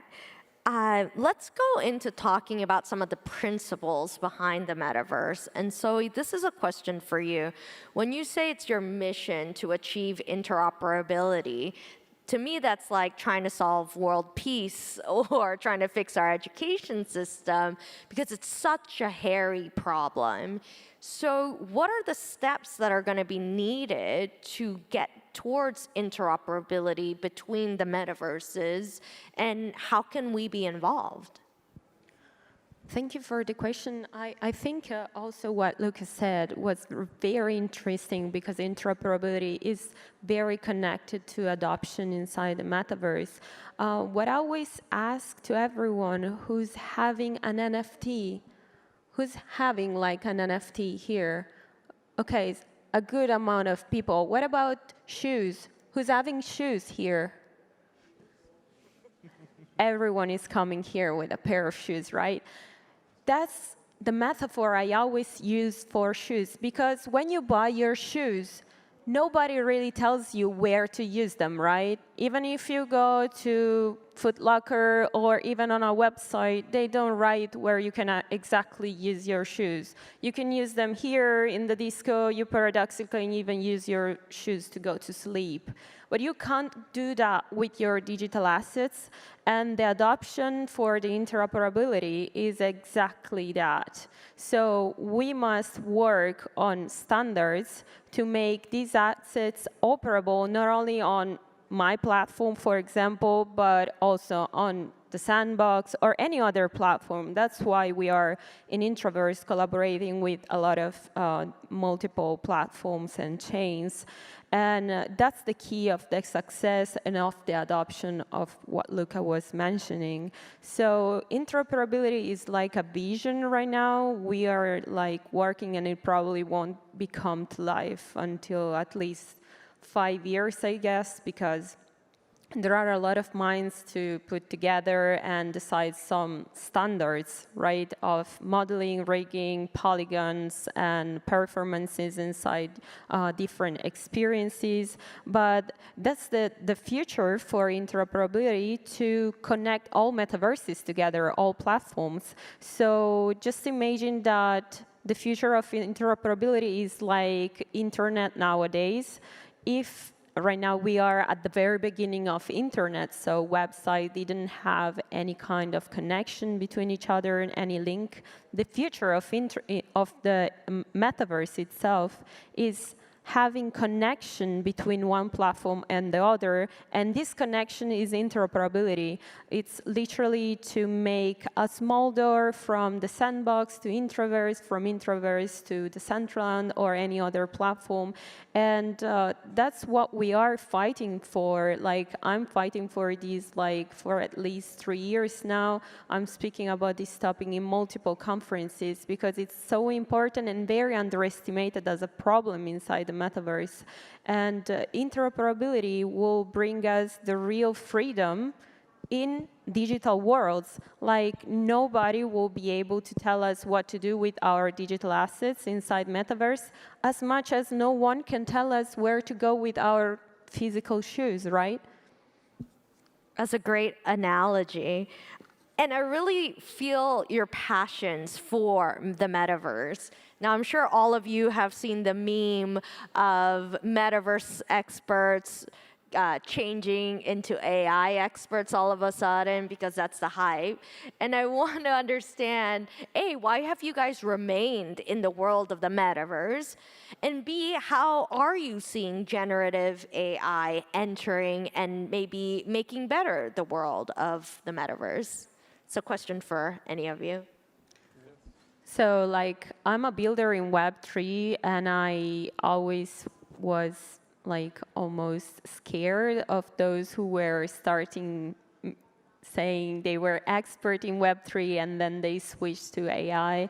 AI can be a huge help for someone building with Web3, but like it's very controversial nowadays. I didn't change my field because I really believe that we can leverage AI inside Web3, but I would have never changed, you know, my file only because it was like a trend of the market.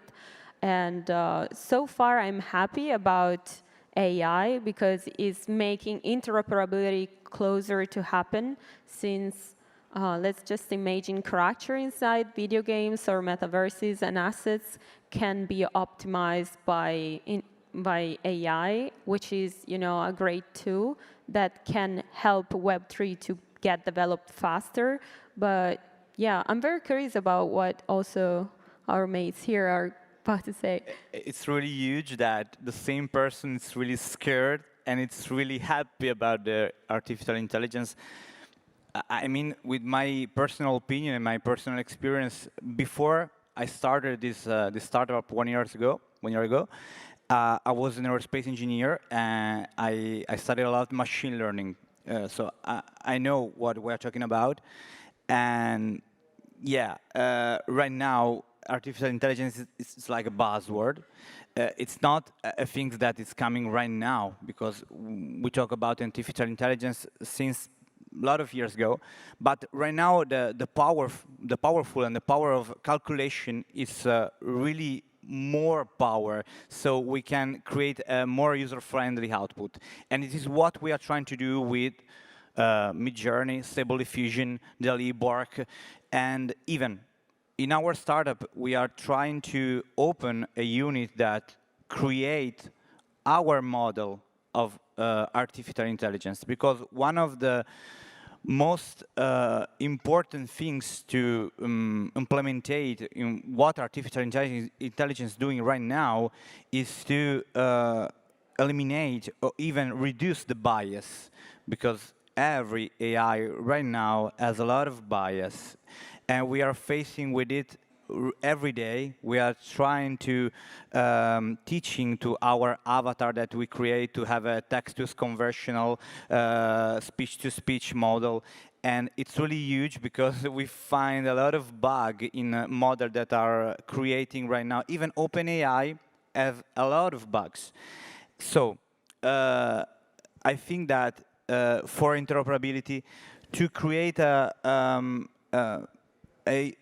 another end for the developer and for the creator is going to be a huge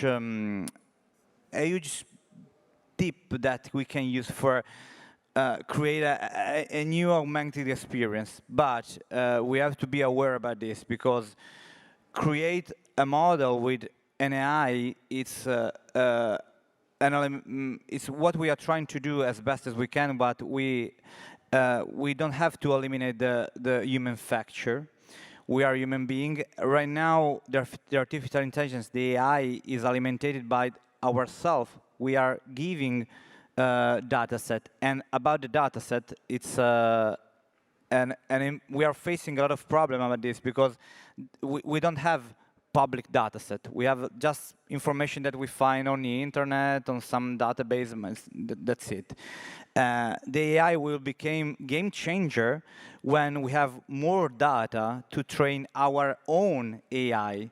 Sandbox has his own AI for my metaverse and the metaverse that we deploy. We have our own AI. So I think that will be the really game changing when everyone is here can create its own model without bias and using the more powerful data set that we can. So I think it's the most exciting future for me for AI. Luca? Yeah, it's very interesting what Jonathan said, and yeah, as he said, for now it's just a buzzword. I am the crypto space from some time. I followed all the trends. There was ICO in the 2017. There was Metaverse last year. This year seems like the AI trend. In general, I think it's an interesting technology. It's useful, and we are also implementing on business side on the sandbox. There are our subscription. We have like a company subscription, so we are incentivized to use it because it can be helpful. But as for now, it's just I would say it's just a buzzword. But there are a lot of interesting implementation, not also as on business side, but for creators. Maybe it is for now for the images. There maybe will be in future some AI that creates models in 3D, or maybe assets for to put in the metaverse, in the sandbox or other. Just one thing I want to add, speaking about interoperability, to what Zoe tell us before, and is like there's some example of that interoperability that are still now live, like the sandbox. We are integrating NFTs, like big collection, like Bored Apes, and like M1st and those big collections. And if you own on your wallet those NFTs, you have an avatar in the sandbox. And the interesting thing is the collaboration we have with Over. If you have an NFT in your wallet, you can put it like in augmented reality, and you can use your phone to like register small videos or take a picture, and it's an interesting things to think about possible future. I think all of you come from such different aspects of the metaverse and have touched on key topics. So let's end on a bold prediction. Where will we be with the metaverse in 2024? In 1 minute or less, please. Okay, I start. I'm quite interested because of the launch of the Vision Pro by Apple. Yeah, I think maybe it can be a game changer because, like, Apple makes things big, usually successful. They integrate with the ecosystem. So I think like that can be an interesting development on that side. Maybe more user acquisition, people speaking and thinking about joining the metaverse, like having a real example of what they can do. So yeah, we hope with our company that metaverse in 2024 became the tool of inclusion. But I think that 2024 will be the year of the hardware, because Vision Pro has launched its visor, its headset, and we are facing a lot of problem about the hardware, because if you run your own metaverse or your own virtual reality assets on Quest 2, and now we have a lot of limitation about the environment that you can create. It's not photorealistic. It's like, there is a lot of bugs. And I mean that 2024 will be the year of the hardware, and even with our startup, we are trying to make deal with companies that create hardware, because I think that the focus on 2024 will be there, and we hope that we bring that brings to the real inclusion of the technology of the metaverse that we can create. Yeah. I totally agree with you. We are definitely in the building market. And I think metaverse is ready. We just need to build more experiences, engaging experience in the sense that people need to have a reason to stay longer in the metaverse, because most of the metaverse nowadays don't have a huge traffic. But yeah, I'm very bullish for 2024 about gaming and metaverse. So gamers will be the next billion user, and there will be a huge adoption, and there will be massive there. And probably 2024, it will be a great year for that. Amazing. Well, thank you for answering my questions, but we have such a smart group in the audience. Are there any questions that we'd like to ask our panelists? Dai, anche in italiano va bene. Tutti i dialetti parliamo. Here we go.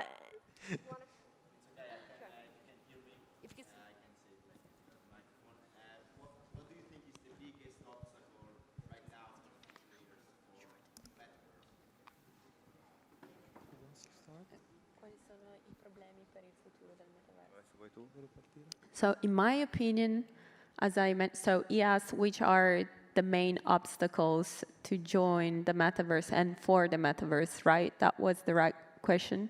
Yeah. All right. So in my opinion, as I just mentioned, the real problem in the metaverse is the adoption. Like nowadays, you don't have a real reason to stay in the metaverse. And probably the first real adopters will be gamers, because they are already used to stay and live inside digital worlds. So in my experience, and also I'm honestly bullish on that, is gaming, because it's giving to people a reason to join the metaverse and not leave it after 15 minutes. Like, look on the Central, and you just go there, there are a few people, you go to the casino maximum, and you gambling for 5 minutes, then you get bored, and you leave. But we need a reason to stay, a reason to be there. So probably gaming will be the main thing that will stop this obstacle of having, you know, a low engaging experience. Yeah, I agree with that. I think that right now we are in the situation when we change from analogical phone to digital one, to smartphone.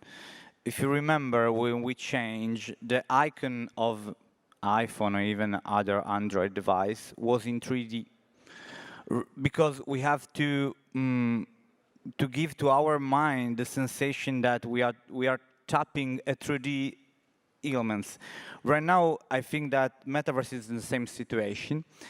We are facing a lot of problem to make to the people understand which is the power for this environment, because there is a lot of things bad about this technology, even creation of pollution, because we think about we don't bring people to a place to have an event, but I have 3 big servers that is running for 500 people that will be there, so it's not really sustainable right now, and we have tried to phase it out, these things, and create a more sustainable infrastructure.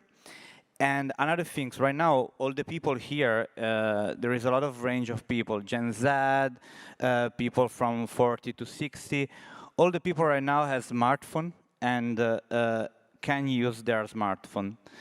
Maybe the metaverse will become powerful and more mainstream when all the range of people will be able to use it.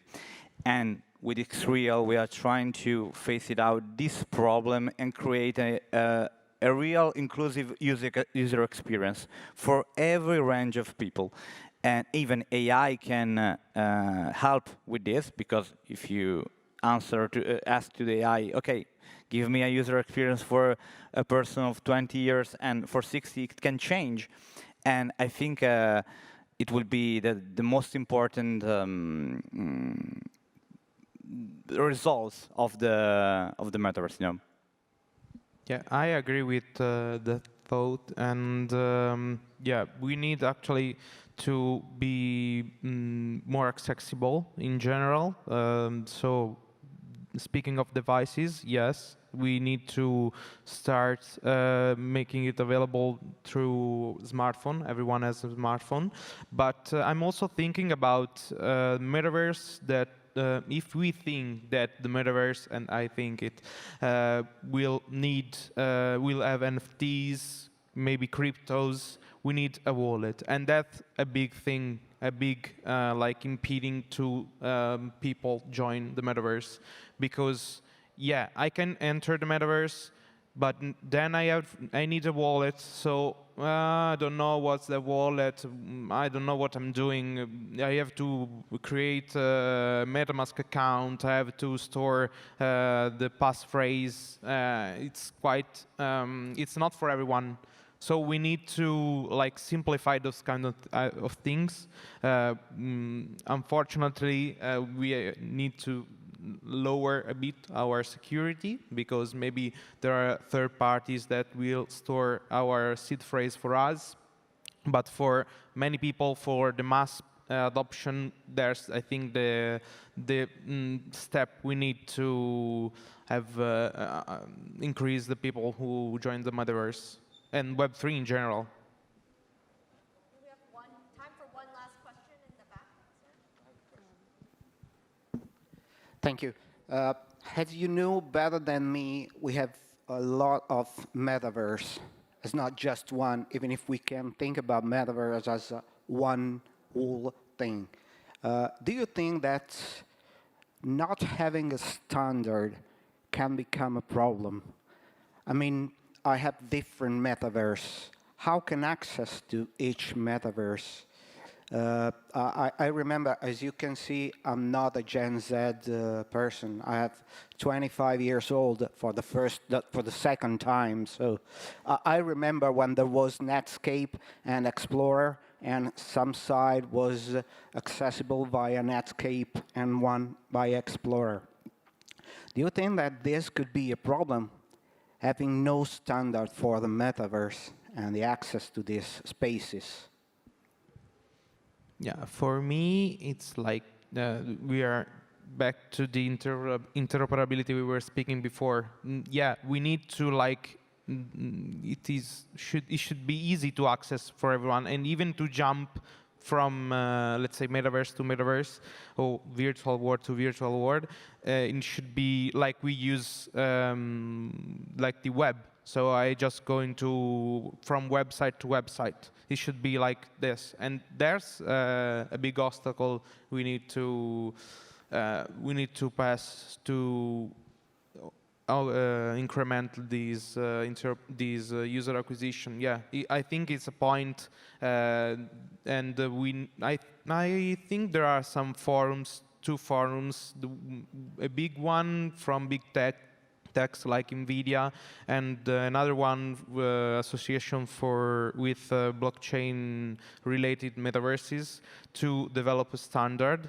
And yeah, we will need it to improve and to have more user here in the metaverse. I think it's a call for developers. We need more developers to create a real interoperability protocol. It's really important.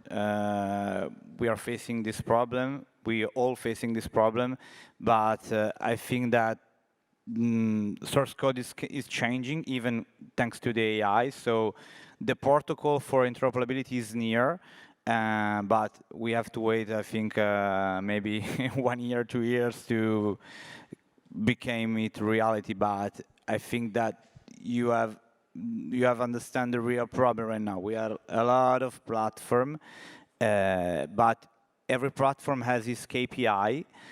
But if you want to change the platform, you have to change everything: your avatar, your login, and it's really a problem. So it's a call for a developer. If there is a developer here, work a lot about this, bring with our team and came with us to change these things. Really important, I think. Those are. Oh, do you want one last yeah, word? interoperability is like my life mission. So I partially agree with what you said, because it's not only up to developers, but also to 3D modelers, for example, because you have to set some kind of similar standards, not only for environments, but also for assets. So having the same rigging, having the same number of polygons. Like, I don't want to become a lot, like technique on this speech, but yeah, we will probably need more than 2 years to make all platforms to agree on some standards and just follow that criteria to create assets to be operable in the metaverse. And when I say metaverse, all the metaverse connected together. So yeah. And I would just add on top of that, that I don't think it's only technical people. It could be parents, it could be grandparents, it could be a single individual. It's on all of us to ask hard questions so that it's not just a handful of people who get to decide how we experience our virtual realities. It's a very important topic. And if you want to learn more, I highly suggest you follow our 3 expert panels here. And we want to thank you again for the panelists and for all of you for listening to us talk about the future of the metaverse. So thank you again. Thank you, panelists. Thank you. Thank you so much. So inspiring, everybody. Thank you, Giselle. Thank you. Thank you very much. So it's now time to talk about art and poetry with Andrea Bonaceto.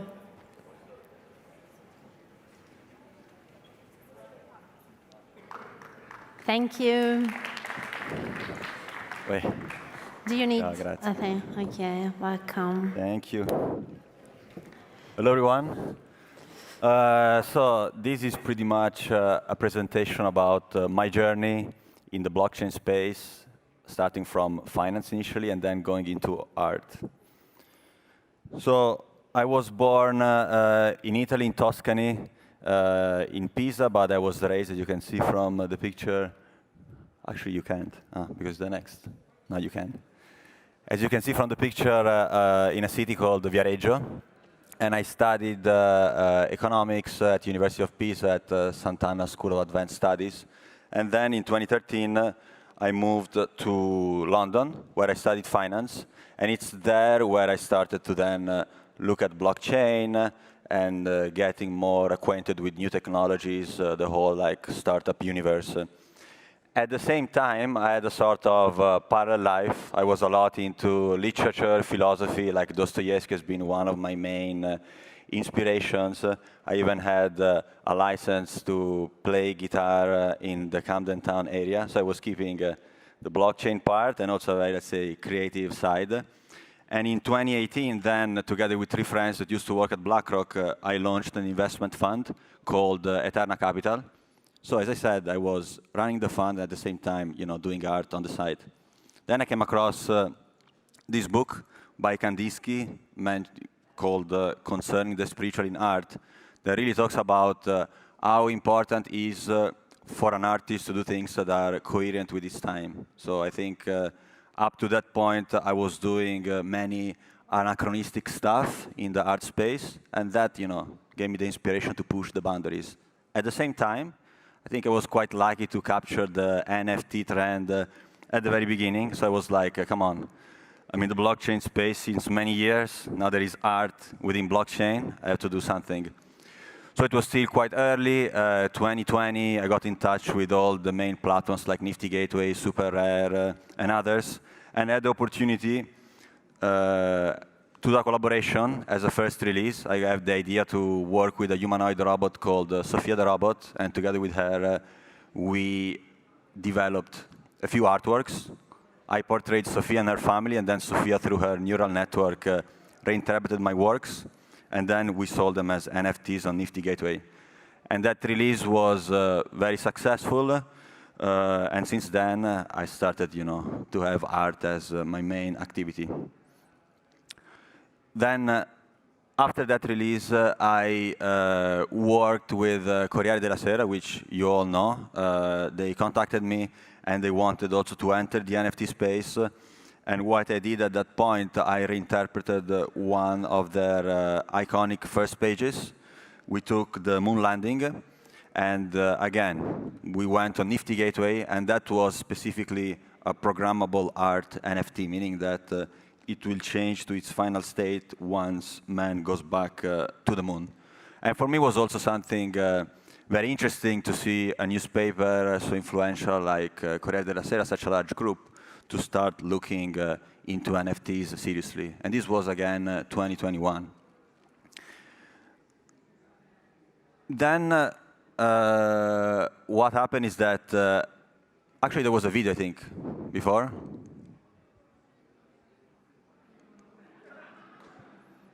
There you go. So this is the other project I did after Sophia. I started saying, okay, let's try to go big and do something like of large scale of public art. So I created this very large abstract artwork with some generative components that we presented at London at Oxford Street, and then was also in Times Square on the largest billboard called the Big Kahuna. And the peculiarity of this work is that people could actually interact with the work. So we created a software that would interact with social networks, and then people could use the hashtag of the work, ABinfinite1, and they could share pictures, they could share images, whatever they wanted. And then the software would pick up all these inputs, and AI would reinterpret them and embed them into the work in an abstract fashion. And that kept happening for several months. And in the end, the work was auctioned at Christie's. So it was the only digital lot, part of their evening sale in October last year. And was something, of course, very big for me. And it was good also to see, again, traditional art next to digital art. Because what I think also will happen in the future around NFTs is that they'll just be seen as a medium, so as a tool, not as the end itself. There are people painting on a canvas, paper. There are others using digital art through NFTs. So what is important from an artistic standpoint is the message that you want to convey. And I think that was a good step in that direction. Then another step for me was actually here in Milan. I had a solo exhibition at the Meet Cultural Center in Porta Venezia for 2 months last year, where we presented again, the work, ABinfinite1, and then some of my other works, even the physical ones. And now I want to upgrade a bit the conversation, to tell you more about my outlook on the future and how do I actually see art. I think we are done with the phase where the artist is a very creative dude that is in a room, like painting something very nice, and people are like, oh my God, like, you're a genius, amazing. Like, there needs to be something more. And I feel that art should try now to go beyond society. Why? Because we are having tools now like OpenAI, automation, robotics, etc., that are basically telling us, look, the majority or like a vast amount of the works that we currently have will be automated. So, you not need to do them anymore. So we need to move from a society that defines the individual by the work it has to something different. And I think art can serve that transition. And at least this is what happened for me. Like I did, you can call like an MVP on myself to try to destroy my identity linked to, finance, economics and stuff, and focus on trying to honestly follow who you are as an individual. And I think that these new technologies will all come together and they will go beyond art itself in redefining society, how individuals think about themselves. So one, of course, is OpenAI with ChatGPT, which I think at this point pretty much everyone knows. Then another very influential book on me, which I suggest you to read, is a book by Albert Wagner called The World After Capital, which basically analyzes a society that moves from a situation where capital is scarce to a post-capitalistic world where actually time is scarce and people need to understand what do they want to do with their time. And I strongly recommend you to read it. It's like an open source kind of book. It's free. If you just Google it and you go on the website, you can all read it. Then another group that I'm very close with that I also recommend you to check out is called Radical Exchange. Vitalik Buterin is also one of the board members. And again, they are trying to take the blockchain primitives and certain mechanisms like quadratic voting, common ownership, and others, and see how you can apply them in society. I think we're moving to a phase where at a certain period, like technology was just something that gives you a screen with a better resolution, a more performing smartphone. Now we are moving to phase 2, where actually technology goes into society, and everyone that wants to really affect change as a country, as a group of people, whatever you want to do it, needs to deeply understand that. So I think right now there are the seeds of these changes, and a group like Radical Exchange is trying on very small groups to see what works and what doesn't work. And in the end, to conclude, my idealistic dream is we move to a society that Nietzsche pretty much already identified in The Birth of Tragedy, where he talks about a sort of combination between the Dionysiac dimension, which is the very creative one, and the Apollinian one, which is the rational one. Of course, full creativity doesn't work because it should have like some degree of structure, but even a society that is just rationality is unbearable. So I'm hoping that this new wave of art through NFTs, digital art, which makes it much more accessible, can really at a certain point push towards this kind of society. And then I have 14 seconds left, and there are my name, my Twitter, Instagram, email, if you want to write me. I'll also be around, so I'll try to finish exactly on time. 3, 2, 1, 0. Perfect. Thank you. Thank you very much. Thank you. Thank you so much, Andrea. Thank you. Thank you. Grazie, grazie. Ciao. So we have lunchtime right now. I wait for you in an hour. We will restart our talks at 2 o'clock. Okay? Thank you very much for being with us.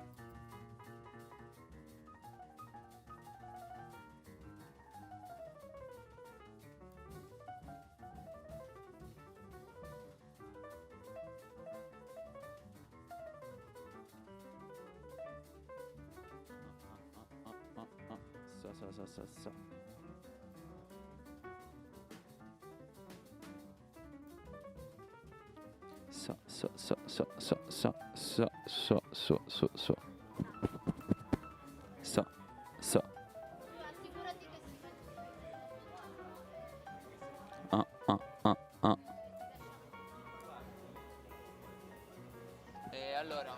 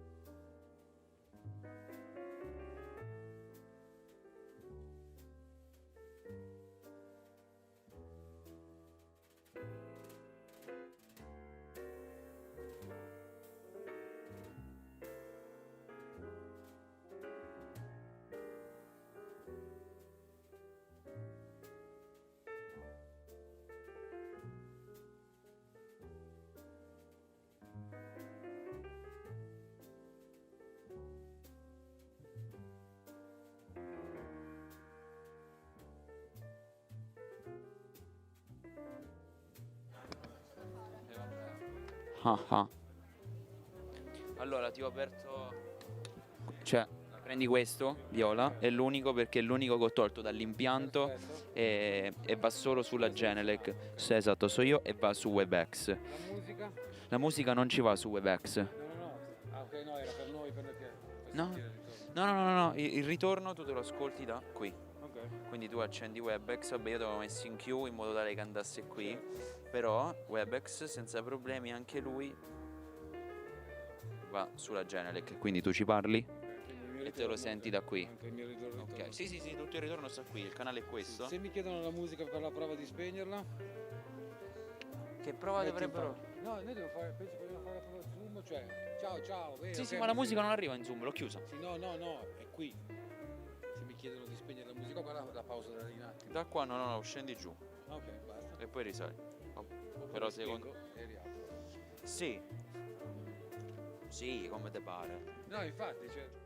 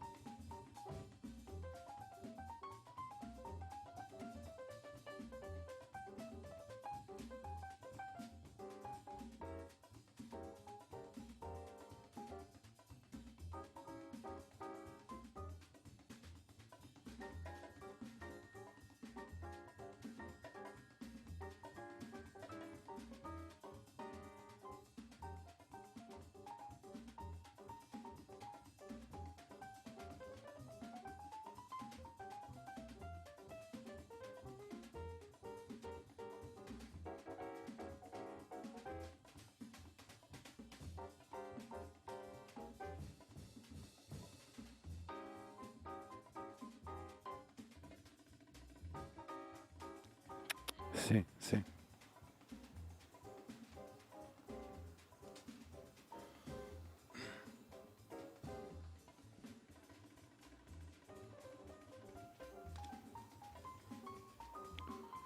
Hello. Hi, I'm Marco. I'm a technician, and you'll probably. Can you please turn up the camera just to see? Oh, thank you. Hi. No, no. We are alone, so no one can see you. Just me and you. So. Okay, perfect. Are you? Oh, wait. That the hostess are coming. They probably have something to tell you. Hey, hi. Sentiamo. Ah,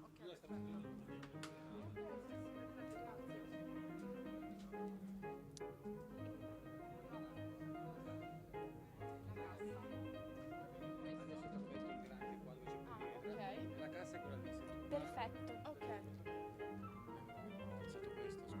Ho alzato questo, scusa. Relax. Uno, due. Prova, prova. Ok, parla con lei, chiedili qualcosa. Okay. Hi, do you hear us? Yes, hello.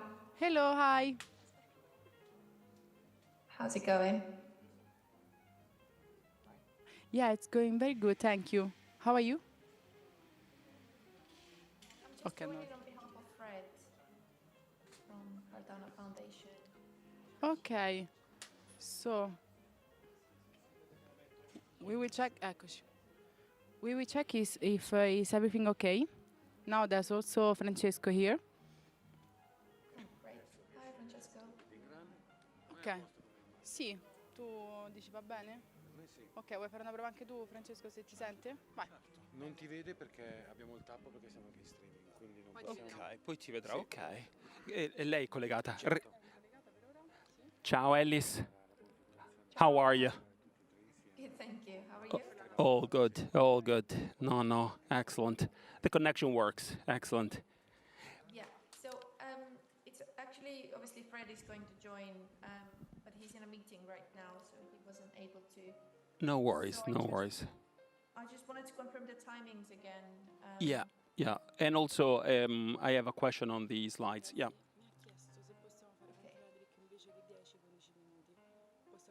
Ok, magari sì. Alice, yes. So, timing, what do we want? What time do you need him? L'agenda, no, ce l'ho. I think, Alice, we have, it's, hold on, so that we can confirm. E qua, guarda. Sì, 3:24 che è più o meno l'orario, comunque. Ok, sì, non sono sicura proprio del 15 Ok. di quei problemi che abbiamo avuto un po' in mattinata. Io farei verso le 3:15. 3:15. Adesso chiedo a lui. Okay, Alice, let's do 3:15 p.m. 3:15 p.m. and 15 minutes is okay, Alice, but not more than that. It's really, I think, given the audience, it's a full day. It's better to be fast than, very few points, effective, fast, to the point. Okay. And I think, Alice, I saw the presentation. This is just a small comment. I think present the Cardano case, and if you can also transcend saying, okay, I think if Fred can comment also on the impact on the whole world. So it's not like it's good. We present Cardano in full, but it's not necessarily only a commercial pitch. Yeah.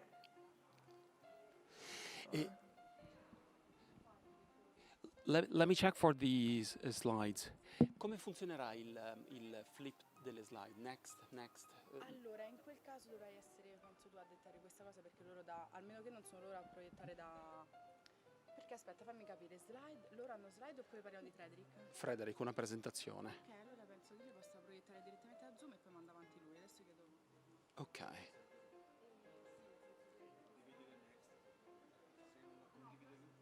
ha già condiviso il deck con noi.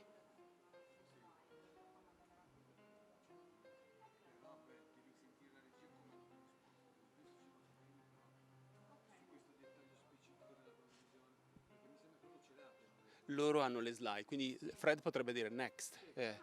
Ok, Alice, probably the simplest. So I'm going to introduce Fred super fast. I'll give him the floor, and then the only thing that Fred needs to say is just next. Okay.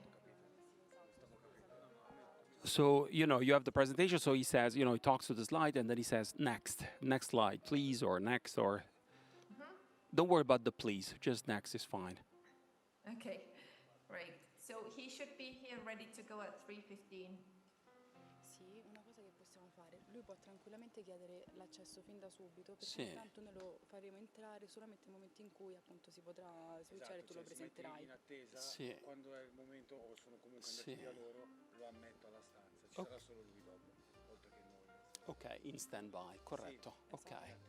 Sì, comunque anche per il fatto che prima c'è il vostro panel, ok, la durata comunque è abbastanza ampia, però non sappiamo mai per motivi Certo. magari andiamo un po' più lunghi, quindi direi 3:15, per cui avevo dato Ok. quella finestra di tempo, Certo. perché poteva avvenire in quell'arco di tempo. Ok. E ok, qualcos'altro da smarcare con loro? No, glielo dico, magari...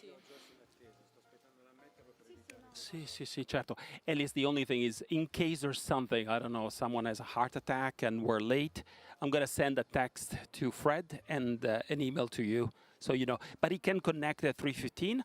I'm going to liquidate the people on the panel, and then we admit Fred, so he's alone. I will introduce him for 30 seconds, and then he's good to go. Okay. Okay? You have his number, right? I have his number, yes. Okay. No worries. So the same link, you'll just need to come here at 3:15. You present him, and then he'll go through the slides for 15 minutes maximum. Sì. And Alice, Fred will connect with his account, with his email, or with yours. No, with his. Un altro. Perfetto. Alice, all good then. Okay, I'll let him know. Thank you very much. Grazie mille, Alice. Ciao. Ok, perfetto. Quindi c'era Joyce, mi pare, in attesa. Ah, perfetto. Quindi ok, sì, direi che questa cosa della sala d'attesa è la via migliore, in modo tale che appunto se dovessimo avere X ritardo, almeno ce l'abbiamo lì, tu poi lì quando senti che appunto sei arrivato, che puoi tagliare, che comunque sei verso la fine, li fai scendere dal palco e proseguiamo. Sì, ma infatti io non prenderei neanche le domande dalla audience, farei 3 round che così teniamo. Sì, esatto. Sì, Ok. se voi, ecco, non so poi se voi vi siete sentiti in qualche modo, vi siete organizzati, rimanete sulla vostra organizzazione, Sì. così andate più tranquilli.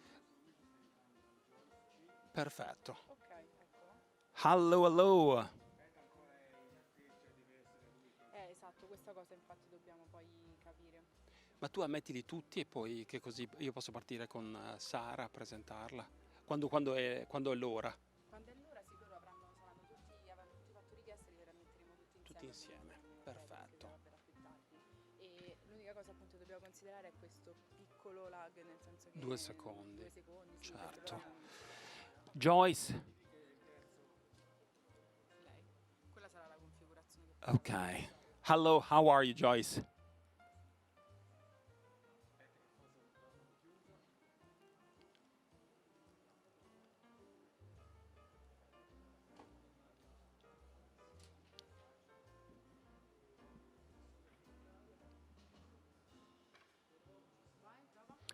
Joyce, does it work now?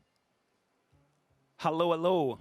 You hear me? Yes. Okay, that's great. Yes, if you can hear me, I can hear you. I can see the screen as well. Hello, how are you? I'm good. Just coming up online to see if it all works well. I can't quite see my own video, so I'm not sure if you can see me either. So we can see you, and when we go live, you're going to be able to see what's going on in the room. This is just to try the connection and the volume. You can hear us, we can hear you. Hear you very well. Exactly. Loud and clear. That sounds great. Excellent. Joyce, you saw the 3 questions. Very simple. Who are you? What do you do for a living? And then if you can comment on Animoca brands in general. And then the second question is, you know, how does it work? What is the game plan for because I think you're a different animal. You're building the ecosystem, nurturing companies. I mean, you're doing multiple things, and it's really, remarkable. So if you can comment on that. And the third question is the future consumer engagement. Go ahead, give your point of view. You have, I would say probably, I don't know, 3-4 minutes every question, and but even 5, it's totally fine. We're gonna have 4 speakers. Feel free to interject. So if you hear something you want to jump in, no worries. So just let me know. And the whole thing, 40 minutes, I would say, and then we're good to go. We're done. Gotcha. So in terms of the flow, do you want to do, so it's that you'll be asking, I see there, the first question is common, so I assume you ask a question, we go around answering them. But from the second question onwards, it's different for each person. So how do you want to do that? Yeah, exactly. So I'll do rounds. First question, everyone. Second question, everyone. And then third question, everyone.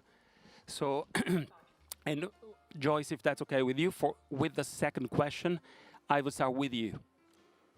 Because I think Animoca is building the whole thing, the whole universe, so it's interesting to start with you. And then I'll go to Saro McKenna, so Da Coco, a company that belongs to your portfolio. And then I'll go to Exclusible, and then I finish with Polygon. And then the same thing. And then if that's okay with you. So if that's okay with you, I will always start with you. Yeah, that works. And let me just double check. I think Alien was, I'm trying to double check because I'm not 100% sure that we have, give me 1 second. Yeah. Because I think we work with Alien Worlds on the Open Metaverse Alliance. I'm not sure we have actually made as a group, make the investment, so to speak. But I'm quite sure that we have got a very close relationship. I just want to make sure I clarify which relationship that is. Exactly. And let me check on the bio of Saro. I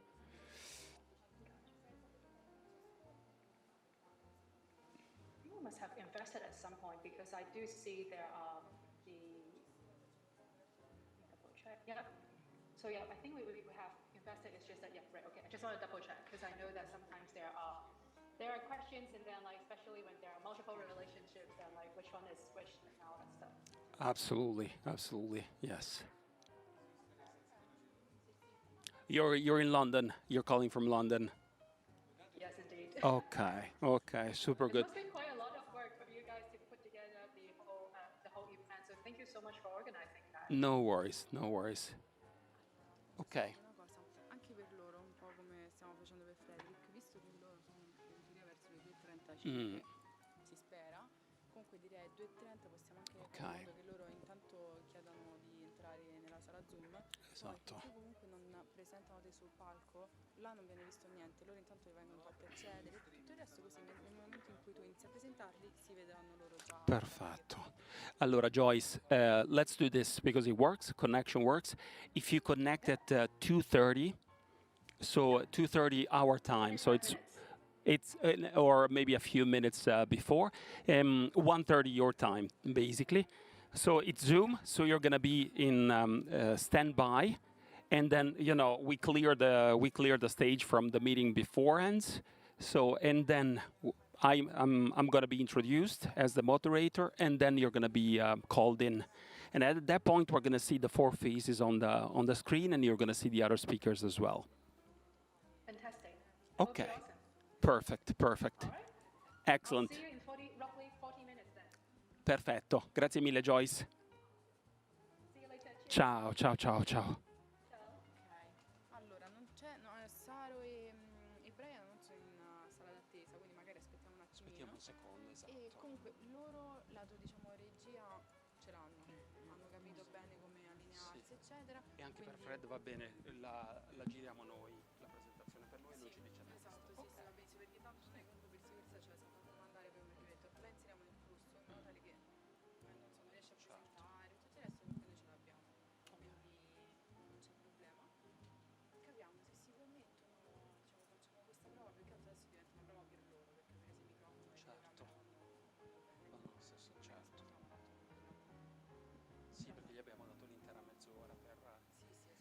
Ryan è a New York, quindi sono le sue... esatto, 6 sono, sì, 6 ore, quindi so che sono le 7. Grande coraggio. Sì, sì, e poi lui non è proprio... non è, esatto, non è proprio il classico tipo che si sveglia presto la mattina, anzi, piuttosto, ci odia praticamente. sì, piuttosto fa tardi la sera. Perfetto, ci fa piacere. Ok, vabbè dai, aspetta un attimo, tu hai bisogno di qualcosa, un po' d'acqua? Ma magari prendo Sì, ti do una bottiglia d'acqua. una bottiglia d'acqua. Assolutamente, allora, aspetta che ti salgo cosa da prendere, sì. Tanto mi sì. Ok, te la porto direttamente io, così che si va andare a prendere.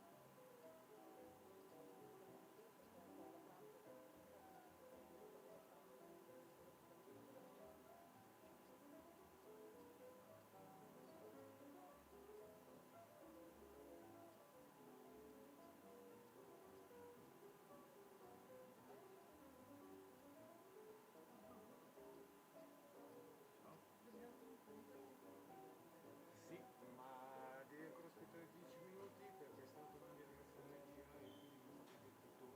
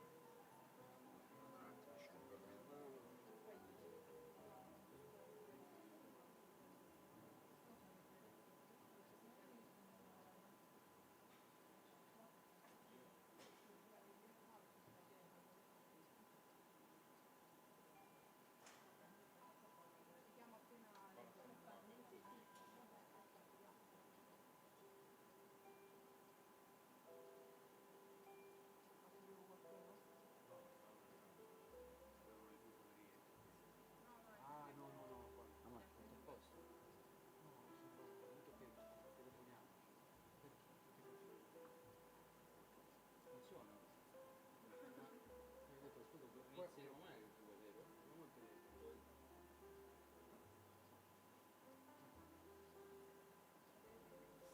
Allora, vabbè, poi devo dirlo che fatto lei. Il primo intervento è un roundtable, quindi saranno tutti e tre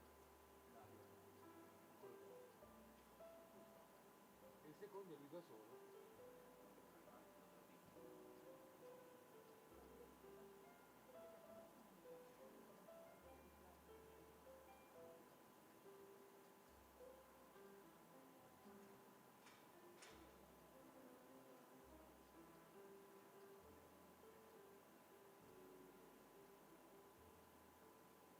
Dimmi.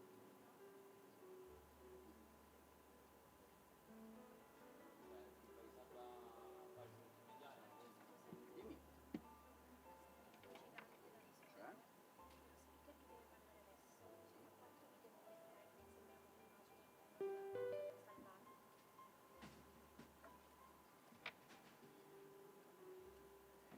Ma sono già dentro imbeddate nel...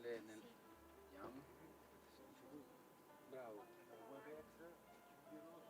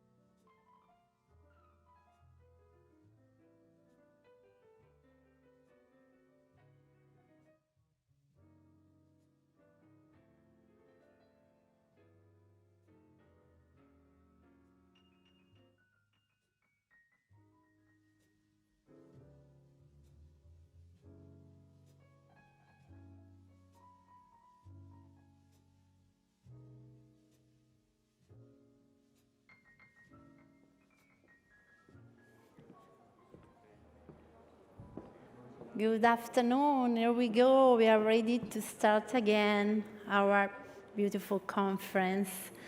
So I call to the stage for a keynote Emanuele D'Ascanio.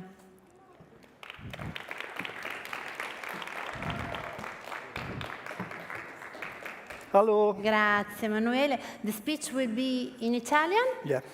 Parleremo di arte, di bellezza e di poesia. Grazie Emanuele per essere qui con noi. Grazie a te Sara. il palco. Grazie a voi. Dunque, mi ha già introdotto Sara, sono Emanuele D'Ascanio, sono un artista che viene dal mondo fisico, ultrafisico. Ai tempi, prima di entrare nel mondo Web3, stavo anche 12 ore al cavalletto, 14 ore al cavalletto, perché il tipo di arte che faccio io è cosiddetta iperrealismo. Oggi voglio però parlarvi della ricerca di rinascita attraverso l'arte in blockchain, in quanto un artista, a mio parere, non può sempre fare le stesse cose. Un artista è un creativo, non è un ripetitivo, no? Quindi, quando un artista vero trova un medium come quello della blockchain, si deve fiondare all'interno di questo medium creativo. È una necessità. Io infatti ho svolto un percorso dal 2019 che mi ha portato a utilizzare tutti i miei 20 anni di carriera precedenti in questo ambito artistico, dell'imperialismo, di conoscenze classiche quasi esoteriche in merito all'arte figurativa, e prendere quel know-how e spostarlo all'interno del medium digitale. La blockchain è fondamentale per questo. Questa è stata la mia necessità, da questa necessità emerge una passione, e per farlo ci vuole coraggio, e questo crea in un certo senso un certo grado di libertà.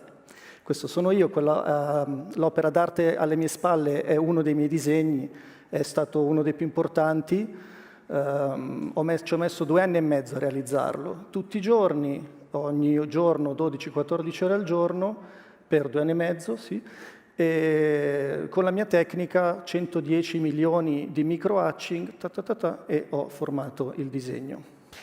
Ho esposto a livello internazionale un po' ovunque nel mondo, queste sono le aree interessate, dove adesso sono presenti le mie opere d'arte tra collezioni pubbliche, private, eccetera. E diciamo, questo sono io mentre creo una delle mie opere a me più care. Tra l'altro qui presente in sala c'è anche il collezionista di una di queste opere. Quindi parto dal fisico e incontro il mondo Web3, la blockchain, gli NFTs e dico, wow, ma questo è il mio mondo. Cioè, non vi appartengo, ma è mio. Sono un artista, quindi lo modello, lo manipolo. C'è un fortissimo lavoro dietro quello che faccio, un fortissimo studio, e tutto questo mindset, questo modus pensandi, questo modus operandi, io lo voglio riportare all'interno della blockchain del Web3, che non è nient'altro quello che fanno gli studiosi di questo mondo, chi in ambito finanziario, chi in ambito di sviluppo software, eccetera. Quindi dall'opera fisica all'opera digitale, il processo è sempre quello di cercare di innovare. Quindi sostanzialmente quello che ho fatto io è digitalizzare l'opera fisica, creare come un velo sull'opera, un velo digitale che si va ad applicare sull'opera fisica per aumentare o distruggere il messaggio precedente. L'opera fisica è un'icona mutabile, non divisibile, è quella, mentre il medium digitale è liquido, e essendo liquido ed essendo anche notarizzato in blockchain, non si può pensare di poterci fare solo un JPEG, o un video, una GIF. Dato che la blockchain il medium della blockchain sono le persone, è il tradare il valore delle cose, degli oggetti tokenizzati anche in blockchain, l'opera d'arte deve essere costruita attraverso le esperienze delle persone. Quindi il fatto che ci sia un JPEG o un video, questo serve solo per aumentare la realtà della persona che va a fruire dell'opera d'arte. L'opera d'arte, a mio parere, non deve più essere un oggetto passivo che appoggi alla parete e ne godi, deve essere un oggetto attivo che ti va attivamente a cambiare non solo la vita, ma anche il mondo attorno a te. Qui c'è un brevissimo passaggio sul lato finance. Questo modo di fare arte mi ha permesso di ottenere una crescita organica all'interno del mercato Web3. Non sono ovviamente, io con le mie competenze d'artista non sono stato in grado di fare tutto da solo, ovviamente ho trovato sul mio percorso delle persone affascinanti, intelligenti, brillanti, che mi hanno accompagnato in questo percorso. Le chiamo padri, madri, fratelli. Io come artista un po' mi levo dal linguaggio tecnico e prendo quello del cuore, no? Lo metto lì. Allora, un mio carissimo adesso amico, ma ai tempi fu un collezionista, ha puntato non solo a livello economico sulla mia arte, ma ci ha messo anche il suo intelletto, il suo tempo nel cercare di farmi crescere all'interno di questo mercato. E qua ci sono i risultati. Ho ottenuto dei risultati eccellenti in questo ambiente. Prima avete visto il valore in USD e il controvalore in Ethereum. Si può vedere ovviamente in Ethereum un po' più up e down. Ma la cosa più interessante è questo grafico che dice che mentre la bolla del mercato NFT scoppia, la mia, da artista professionista, non ho una bolla, ma la mia crescita si alza. Questo significa che man mano che la bolla del mercato NFT si depura da tutta quella ridondanza che a noi non serve, rimane solo, in un certo senso, l'eccellenza. Ma l'eccellenza ovviamente non può coesistere da sola, quindi io ci tengo tantissimo a questa dimensione umana della persona che in questo ambiente non cammina da solo. Per creare questo modello innovativo di concepire l'arte come una relazione fra le persone che crea un mondo nuovo, sono passato appunto dal fisico agli NFT e ordinal, cercando di prendere queste opere d'arte ultra rare, disegnate, prendere questa polvere su carta semplicemente e declinare quindi il soggetto in multipli adattabili che si evolvono durante il contesto in cui queste sono inserite, all'interno anche del contesto. Questo qui è un altro NFT preso sempre da un disegno, tutti i disegni ovviamente sold out e estremamente rari.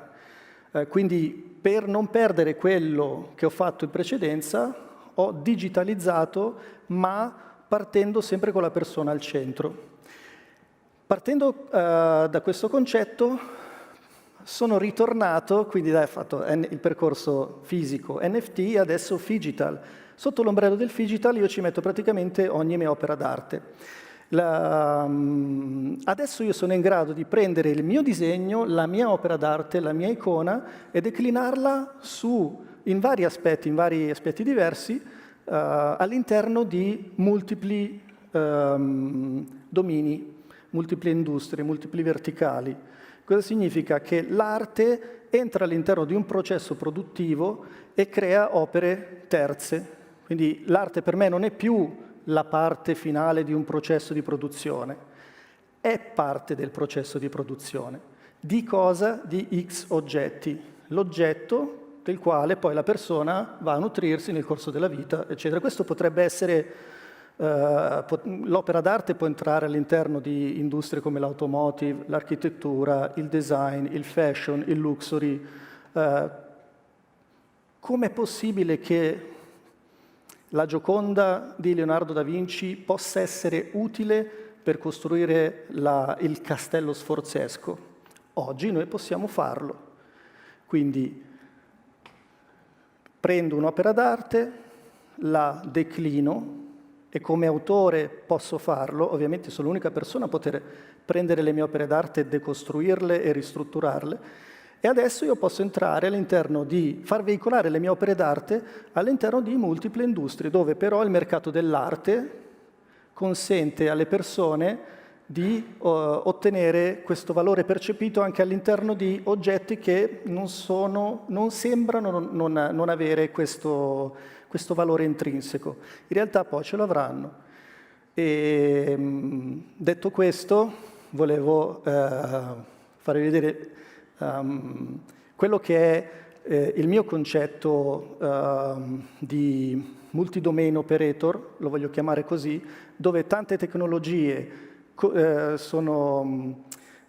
si compenetrano e dialogano attraverso l'arte del saperle usare queste tecnologie, di comprenderle, eccetera, e questo mi porta a non più stare ore e ore a cavalletto, ma ore con la gente, dove la gente diventa il medium per poter esprimere al meglio le opere d'arte. E le persone diventano coautori e coautrici delle mie opere d'arte.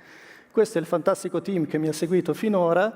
Il mio strategist Web3 Business Analysis è amico adesso, è il mio primo collezionista e mi ha aiutato a crescere, ed è anche grazie a lui che oggi sono qui.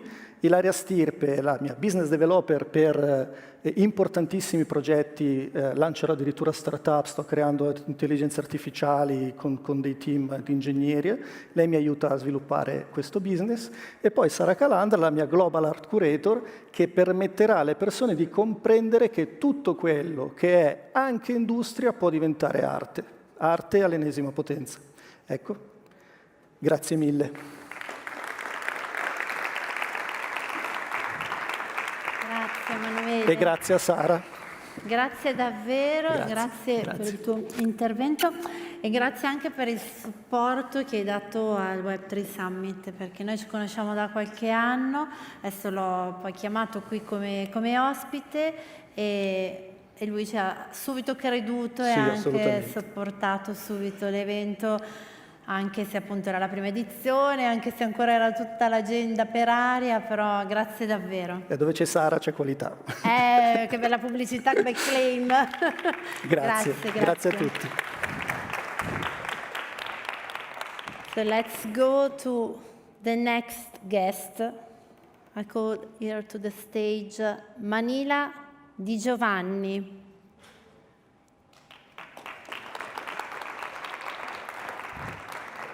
Welcome, Manila. It's such a pleasure having you here. Thank you for being here, for supporting Thanks Web3 to you Summit. for having me here today. Yeah, it's such a pleasure because I met you in an interview on the Brave of Web3, and you made wonderful things, but the stage is yours now. Good afternoon, everyone. My name is Manila Di Giovanni, and I'm the founder and CEO of D-World. D-World is a startup based in the Principality of Monaco. I don't know if you've ever heard of it, but we created the world's first cityverse. A cityverse is the metaverse of a real-world city. But in our case, it's not just a city, it's a whole country, which is the Principality of Monaco. Today, I'm here in front of you because I wanted to sensibilize a bit more what we are doing. Because the metaverse of a real-world city, of a real-world country, actually brings an added value to these cities and countries in order to boost also their level of tourism and even of their own GDP. Oh, sorry, I didn't know that it was like this. So I would like to start with a short video. If you can.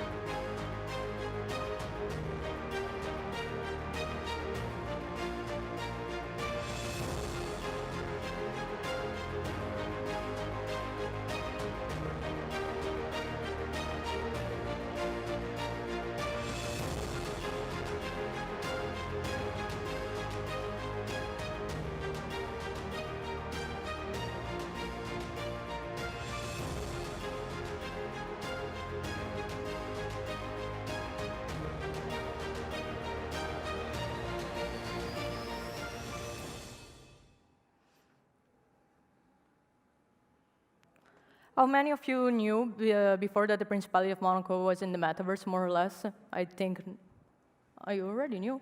Oh, okay, so at least some people. Because normally we always hear about these three cities and countries, Dubai, Norway, and Seoul. But they still didn't show anything yet to the public. The experience cannot be accessed. And in addition, what they have proposed so far is still too fragmented, because it's either just the VARA, the Metaverse HQ of Dubai, that is going in the sandbox metaverse, Norway that announced their tax office in the Centraland, or Seoul that is creating its own metaverse just for its public services. But our goal since the very beginning has always been to create an interoperable metaverse of real-world cities and countries with all daily use cases for consumers, corporates, for governments, to be accessed all at once. Because what's best than a city's own ecosystem without having to invent the wheel again?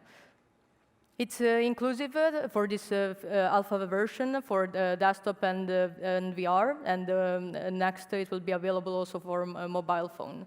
The project was born actually in 2020, unofficially, because I started it while I was still at university. In November 2020, I started working with the Smart City Department of Monaco to create its prototype, so based on the old town of Monaco, Monacoville. And in March 2021, we officially registered the company in Monaco, and we got started. This is like a counterpart of the real-world Hotel Hermitage. I don't know if you've ever been there, and it's a virtual counterpart in the metaverse. And these are the districts that we have recreated so far. So from left to right, you can see Monte Carlo. It's like the main district that everyone knows. It's where the casino of Monte Carlo is based, the Hotel de Paris, the Café de Paris, and where all the luxury brands are based in. L'Arvotto, it's the beach area where there are already some events that we have recreated. There was a famous street art event called You Paint that just happened last week, and it was going live both in the real world Monaco and in the metaverse. Monacoville is where the Oceanographic Museum is based, so that's where Prince Albert I founded the museum. There's one Monte Carlo, the new area in front of the casino, and Mare Terra. Mare Terra, it's actually a project that is supposed to be completed in 2025 in the real world Monaco, but it's already accessible now in the present in the metaverse, because our goal has always been to show not just what cities and countries look like now, but what they are also in the future, because this is what interested the most the people, the tourists, but also the future residents of these cities and countries that wanted to come to, for example, Monaco. They don't want to know just what are the current projects, but also what is the perspective, what are the prospective ones. So this is our structure at the moment. We have the holding that we switched to Singapore that retains the IP. We have 2 offices, one in Monaco and one in Malta. Why Malta? Because we are also starting a project there as well to create a metaverse of Malta. And we are enlarging to have more cities and countries on board. So if you like to discuss also potential partnerships to bring also your city or your country, don't hesitate to reach out. The community of the world is structured in this way. There are the people the users that join the platform that are defined in 3 categories: the consumers, the residents, and the tourists. But within this ecosystem, there are also the enterprises and the public services. These are a few images of events that we have done also with the tourism department of Monaco. They are a bit in different places. One was in London, one was in China, one was in Singapore, one was in Dubai. The team was always travel into the future, because this is the main theme of our cities and countries nowadays. We always want to know what's next. And in the middle, it's an image with Prince Albert that was supporting our project. And these are like the three main components that are defining the next level of smart cities that want to access the cityverse. So sustainable tourism, why? Because through the metaverse, we can define even new KPIs, like carbon neutral tourism. At the end of the day, the sustainability is not just about how green you are, but there are three factors that you need to take into account, which are people, planet, and profit. Through the metaverse, you can even help like the cities, the public services, to involve the residents and the citizens in the decision-making process to define the future of these cities and countries. Then there is the virtual economy aspect, because since it's a whole ecosystem, you can have enterprises from all economic sectors, ranging from retail, real estate, yachting, arts, events, sports, much more within this single platform. And when we talk about tourism, there are three parts about tourism. So the pre-trip experience, which can be easily defined through the metaverse because you directly shoot the people within the experience to see how it is to be inside your city. But then there's the during the trip experience, so you need to add a lot of insightful and interesting contents. And that's where like hospitality and entertainment come and play their part, because people come, yes, to visit the main cultural landmarks, but in Monaco, except of the Oceanographic Museum, the casino, some monuments related like to Princess Grace, there isn't that much. So you need to have like the hotels, the restaurants, the event organizers that also play the role within it to enable the users to keep coming back repeatedly, also to experience new events and new formats in the future. And then there's the post-trip part, where the role is actually up to the stakeholders, to the enterprises to maintain, because when there are these virtual tourists that are coming into your city, you need to even maintain like the constant communication with them, and you need to form an engaged community with them, and this is what makes the people come back repeatedly in the virtual experience, but even to come back in the real world Monaco. This is like the summary of the key benefits in like having a cityverse for your own city and your own country. Like the first, like you would be among the pioneers. You would be recognized as a digital leader globally. So that's why so far we don't know more than 10 countries that are accessing this new industry. They are very limited because they are taking a huge risk in accessing it. The second part is the establishment of a virtual economy that makes the local enterprises and institutions have access to a whole global window display. So your commercial transactions are not just limited to the physical ones, they become unlimited because you have access to a global clientele. Third is the cultural boost and the awareness, so you can define the experience within your cityverse quite easily. The boost to tourism and to the GDP. Foreign direct investment inflows, because you will have also more investors and other public institutions interested to invest in your own country, and the sustainable impact. This is the future. There's no turning back. And it's either you go on this train and you catch it and get your seat, or you are just going to be outdated. So that's why I always say that there's no risk in creating or taking part in the future, but there's a risk in not changing and adapting while being left behind and not being able to grasp new opportunities. So if you like to talk together, I'm available here afterwards, and you can just scan my digital business card. Thank you very much for your attention.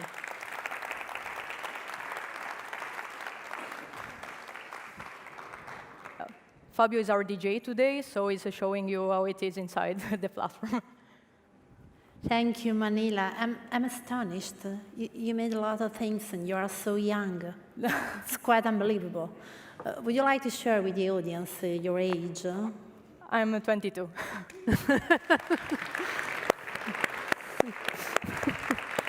Really, it's a real pleasure having you here. Really, Thanks for arranging such a great event. We really need it in these countries, especially because Europe, compared to the US and Asia, is very backwards. Yeah, we have a lot to do, and thank you for supporting Web3 Summit from the beginning, because really, I appreciated it so much. And thanks to you and to the whole organization. Yeah, thank you too. And to the public for coming. Yeah, to the public, of course. Grazie davvero. Ti lascio il telecomando? So let's start with a special roundtable. I have to invite to the stage the moderator, Francesco Pagano. Thank you very much. Thank you. So we will have a lot of guests. Thank you very much for being here. And Sara Teixeira. Is that right? The pronunciation, no? No, tell me the right pronunciation. Impossible. Okay, that's it. Okay, that's it. Thank you very much for being here. So I think you don't need, you need some? No, that's good. Next time I will pronounce it correctly. Thank you very much. Thank you, Sarah, for being here. We can welcome our guests from remote. We have a full panel today, and we're going to discuss about consumer engagement. I think we can let the guests in. So we have people from all over the place. We have Brian from New York, Sarah is calling from Zug, and Joyce is calling from London, UK. Portugal. Sarah from Portugal, but you came all the way, so thank you very much for coming. I appreciate it. So what we wanted to do is really put a full group of superstars, so people who actually made the metaverse, actually were early birds in the world of NFTs. Thank you guys for being with us. Now you're being shown. Welcome. Brian, apologies. It's very early in New York. Ciao, Saro. Ciao, Joyce. Brian, no offense. We're going to go in rounds, 3 rounds. Brian, I'm going to have you last, since you're the only man on the panel. No offense. Don't take it personally. So first question, let's start. Consumer engagement in the world of Web 3.0. So the first question is very difficult. I'm going to start with you, Joyce. Same question. I know you need no presentations, Joyce. Who are you? What do you do for a living? Well, great meeting you all. I'm Joyce at Animoca Brands, and I'm a portfolio manager. What that means is that we are helping our 400 companies in the portfolio to help them look into tapping Web3 potential, but at the same time also helping them grow through partnerships, through helping them serve common needs that all of our challenges in this industry so far, but also really looking at pushing all of us in the direction of digital property rights. Happy to talk more about that and really excited to be here. Thank you very much, Joyce. So just to be clear, so that the audience understands, there would be no metaverse on the blockchain without Animoca Brands. So, Saro, thank you very much for being with us. Alien Worlds is one of the most popular games based on blockchain in the world. Thank you for being with us. Same question for you, Saro. Who are you? What do you do for a living? Thanks so much for having me remotely. It's great to be teleported into Milan and to speak to all of you today. So I'm Sarah McKenna. I'm the co-founder of Alien Worlds and the CEO of Dakoko, which is the company that first launched Alien Worlds and is still the main contributor to that metaverse. So Alien Worlds is a blockchain game where you can use NFTs and you play within DAOs that are teams competing against each other for rewards and for dominance and using strategy to outwit and outcompete the other teams, which are all on-chain DAOs. Everything within the Alien Worlds metaverse is tokenized as either NFTs, fungible token, or DAOs. Dakoko, my company, has been around since 2018. We developed the technology in a couple of different use cases and then began to develop into a game. And as of 2021, we were the world's largest decentralized application in history. So we were actually the first app to exceed 50,000 users, 100,000 users. And today we stand at over 8 million lifetime users. We're the most transacted DApp on chain, and therefore also the most played game. We're really happy to be here today to talk about the future of community engagement and how we build these decentralized games together. Saro, spectacular. Thank you very much. I think there's two key words here. One is governance, and the other one is really rewards for those who actually want to be engaged. Brian, hold your horses. I'm going to go to Sarah. Sarah, who are you? What do you do for a living? Hi. Thank you so much for inviting me and to be here. So actually I'm here, I'm representing Exclusible. I don't know if you are familiar with Exclusible, but we created this company in September of 2021. Pretty much at the beginning, we were focused on the fact that the luxury industry, indeed, they were trying to have this jump and to explore the Web3 ecosystem, like with NFTs and such. So we developed our own marketplace where we were able to sell more than 17 NFT collections across multiple brands, including Christophe, Christian Lacroix, Asper Bugatti, Alpine. All of that's not just fashion, but also like sports, cars. So literally, we try to unlock the power of Web3 to all of these like luxury brands that, of course, they don't know anything about this space. But then, so I'll start with NFTs. But then the buzzword in 2022 was definitely metaverse. Everything related to metaverse was, I don't know why, but cool. So we started to also improve our company and open our own department of metaverse, and we test multiple metaverses platforms out there. And we consider ourselves completely agnostic because we believe all of them offer completely different things. And so we started, of course, with Decentraland when Decentraland was still cool. Then we went, sorry, but we are agnostic. Then we went to the Sandbox. Of course, we created a few drops there when the Snoop Dogg also bought a few lands. And then we found out about Spatial. And actually, we developed a drop in Spatial in July of 2022. I think it was like the last month it was okay to be in crypto, right? It was before the bear market. And yeah, I think we really love working with Spatial, like really photorealistic metaverse, because of course, on our side, we work directly with brands, so it makes total sense for them to have this full experience and to be able to connect with their audience in a very intuitive way, like in a very seamless and easy way. So yeah, so we started with NFTs, metaverse. We acquire our own metaverse builder agency based in the US. They are responsible for more than 80% of all the metaverse spaces out there. So yeah, so we are very proud that literally we can do anything for brands that want to enter into the Web3 or the metaverse space. And of course, now we are exploring a little bit the AI side of things. Still Thursday, never enough. So a converted lawyer and a fashionista, I'm going to ask Brian, who are you? What do you do for a living? Well, thank you for that introduction. Brian Trunzo, head of business development in North America for Polygon Labs.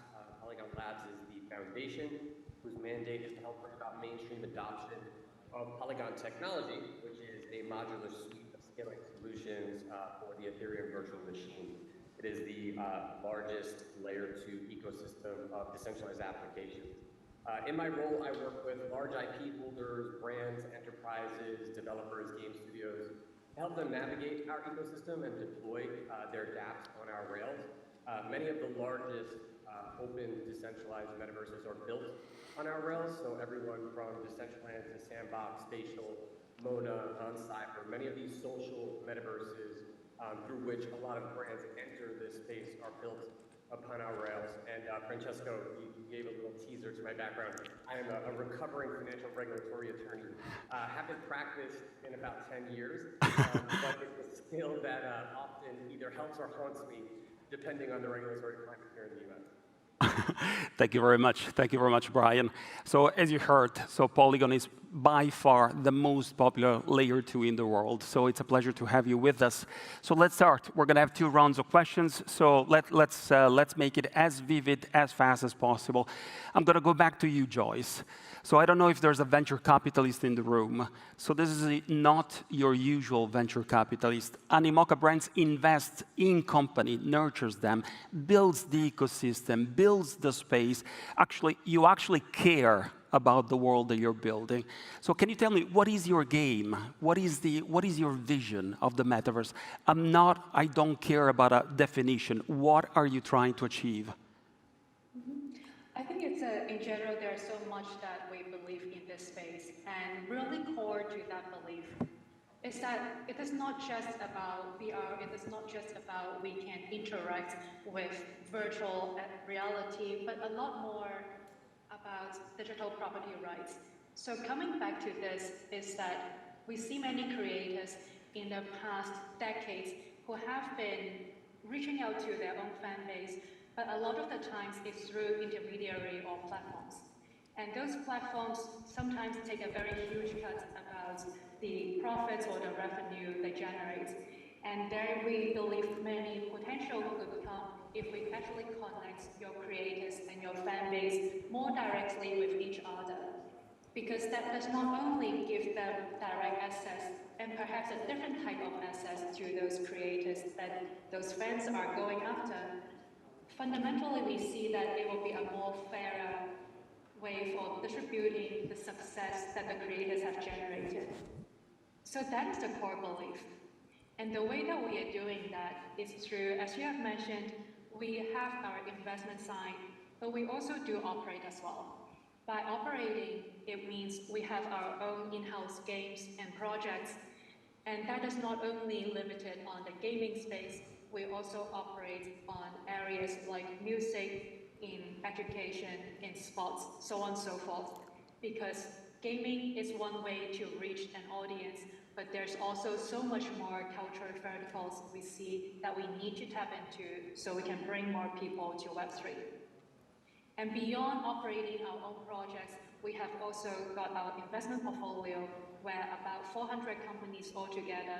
This is also where we help them strategize and also find partners that can really help each other in this journey. So we're very excited to be building, and alongside all these founders that are all very talented and very passionate, dedicated to this space. But yeah, I would say the overall game, if you term it that way, is really about how we can make sure those creators get onto digital property rights and share those benefits with their own community and with fellow creators as well. Thank you very much, Joyce. I mean, this is massive. So if you want to build the metaverse of the future, we need to take care of the rights of the creators, period. This is the #1 thing that we have to do.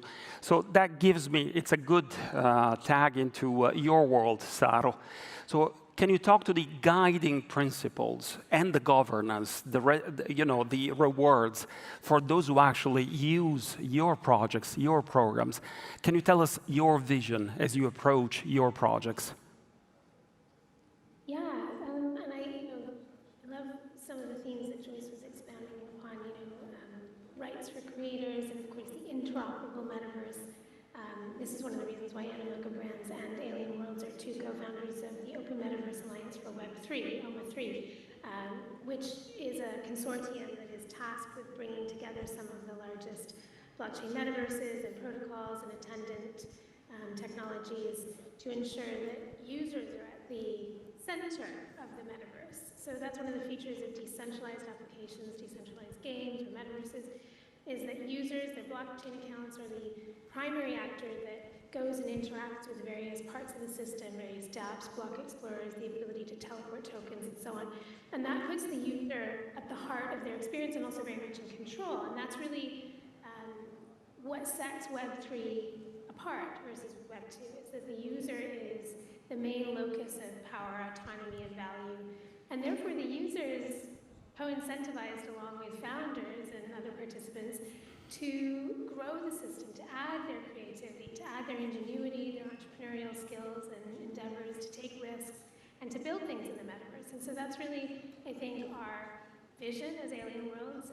What we're building together with our community is a decentralized metaverse and gaming environment. So what that means is that so Takoko, the company that I founded and I'm the CEO of, that's what I said at the very beginning of the introduction. So we founded the metaverse, and we still contribute a lot to it, but we're by no means the only, or even potentially by various measures, the main force driving the metaverse forward, the Alien Worlds metaverse forward. Our community is incredibly active. So we have 6 DAOs within the metaverse. They're teams, they're competing against each other, and each of them has its own blockchain account, its own treasury.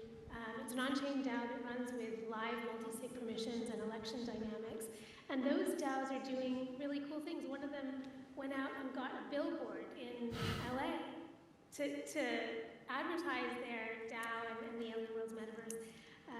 And they were allowed to do that because we license our IP to the DAOs through a fairly innovative on-chain mechanism where the DAO collectively signs this IP license agreement that we can revoke. So the DAOs are competing against each other to attract users. They're developing their own games, their own lore. There's a DAO of DAOs that has spontaneously formed, quite apart from anything that we've built, called the Interplanetary Federation. And that's some of the DAOs getting together and determining their own fate, deciding certain things between themselves, developing new characters, developing new storylines, developing new gaming mechanics. And again, they're using the rewards that are disseminated through the Alien Worlds gaming mechanics to fund all of that. So our tokenomics is all on-chain. We have a fungible token trillium that the planets are competing for, and the larger planets get more of it every day, and they're then able to collectively manage that treasury. One of the issues that we've seen with DAOs in other parts of the crypto space is that they can become under-engaged over time, so you get a lot of apathy and not that much voting, especially relative to sometimes the quite large treasuries that those DAOs are governing. And so that's something that we pay close attention to, and I think this competitive dynamic of the DAOs playing against each other as teams and managing those treasuries in such a way as to beat the other teams is leading to really high engagement. And people are really, extremely active, creating their own websites, their own Discord channels, their own Telegram and Twitch and Twitter channels and competitions and so on, all with the aim of sort of getting more stake into their planet so that then they can continue to dominate more within the metaverse. We run a Galactic Hubs grant program, which is actually one of the biggest in the space, where we give out grants to creators, artists, and importantly, developers. Technical development is still very much at the core of how we build the metaverse, especially at this point in its sort of life cycle as a tech stack and as a product offering. And so we're funding developers who are creating new games. There's a fighting game that was released by one, numerous different smaller games, some completely on-chain, some with off-chain and on-chain components. So that's what we're building, a decentralized metaverse in which we run certain smart contracts, but the majority of the actual gaming activity that is happening in the metaverse is being generated by the community itself. Very clear. Thank you very much, Saro. And I'm going to say it in a very banal way. So the question is not how can I make money here? How can I present my brand? The question is how can I use these tools to empower creatives and to create values for them? So Brian, hold your thunder. So I'm going to go back to Sarah. Sarah, you manage campaigns. Tens and tens of campaigns for especially fashion luxury brands, but actually all verticals. If you can boil it down to 2-3 tips, what is the secret of a good program done in Web3, or what is success in general in Web3, would you say, according to your experience? Yes, that's a very good question, because and actually we talk about this during breakfast today. Yeah. That of course, back in 2022, like all the brands, they were trying to launch NFT collections. Some of them were like, yes, I want to build a community, a long-term vision, all of that. But then ultimately, since you are launching an NFT collection with paid NFTs, that of course resonates with the amount of revenue that you want to generate, right? But now the time is completely different. And actually ourselves as an agency and in a company, we see NFTs in a completely different way. We see NFTs and metaverse as like a new marketing channel and a new way for you to really engage with your community and your new audience. So for me, the success of a brand or a partner working with us is to make sure that they have a strategy, a plan, and they continue on doing things. Because it doesn't really matter for you to build a metaverse space and then nothing happens. And then you don't educate your community and your audience of what is the metaverse, what is the type of things that you can perform inside, how can you link the physical to the digital and take advantage of this metaverse and your investment. And for us, like, it's a no-brainer, but I understand that for brands it's very difficult to give that jump and to take risks in that direction, but I think it's necessary risks that all the brands are taking step by step, and I think the main point that we need to go first is education, and then for them to understand the potential and the opportunity that this represents. But yeah, it's basically just learn by doing, and Exclusible is here to provide all the guidance and all the support for them to understand, because the way that we see it is this is a natural evolution of things. So we, like 10 years ago, some luxury brands were like freaking out with social media, right? Facebook was like, oh my God, what is this, what is this? And now Metaverse is like, no, it's going to destroy our shops, our physical stores. Absolutely not. This is simply the way that we are going to evolve. And the same thing happens with AI. A lot of people are questioning, should we embrace AI? Should we let AI in? I mean, there's no point of doing that, right? I mean, it's here to stay. And yeah, so I think the type of ways that we can determine it, what is like a good performance and a good result, it's completely like in the same page of what is the strategy for this brand. If it's just like for press and media awareness, you know, and visibility, all good, that's easy. But if they really want to create and see the metaverse as a new marketing channel and eventually a new sales channel as well, that's a completely different thing. That for me is when I know a brand will be able to succeed, is when they see like their strategy and their actions with a long-term vision. No, absolutely, makes sense. And what you said, education, goes back to the culture element that Joyce was mentioning. Let's talk about Polygon. I mean, Brian, you have superstars, super brands that really play with the blockchain. Can you give us 1, 2 examples of programs of these, you know, super brands running on Polygon? What was their secret sauce, would you say? Great question. I think I'll build up some of that which Sarah has said about entering the space in a healthy way, having a clear eye as to what you're looking to accomplish, and not being blindsided by short-term revenue opportunities, which I think a lot of 2021 and 2022 was mired by that. A lot of marketers were looking to get some short-term wins by launching programs with this new technology.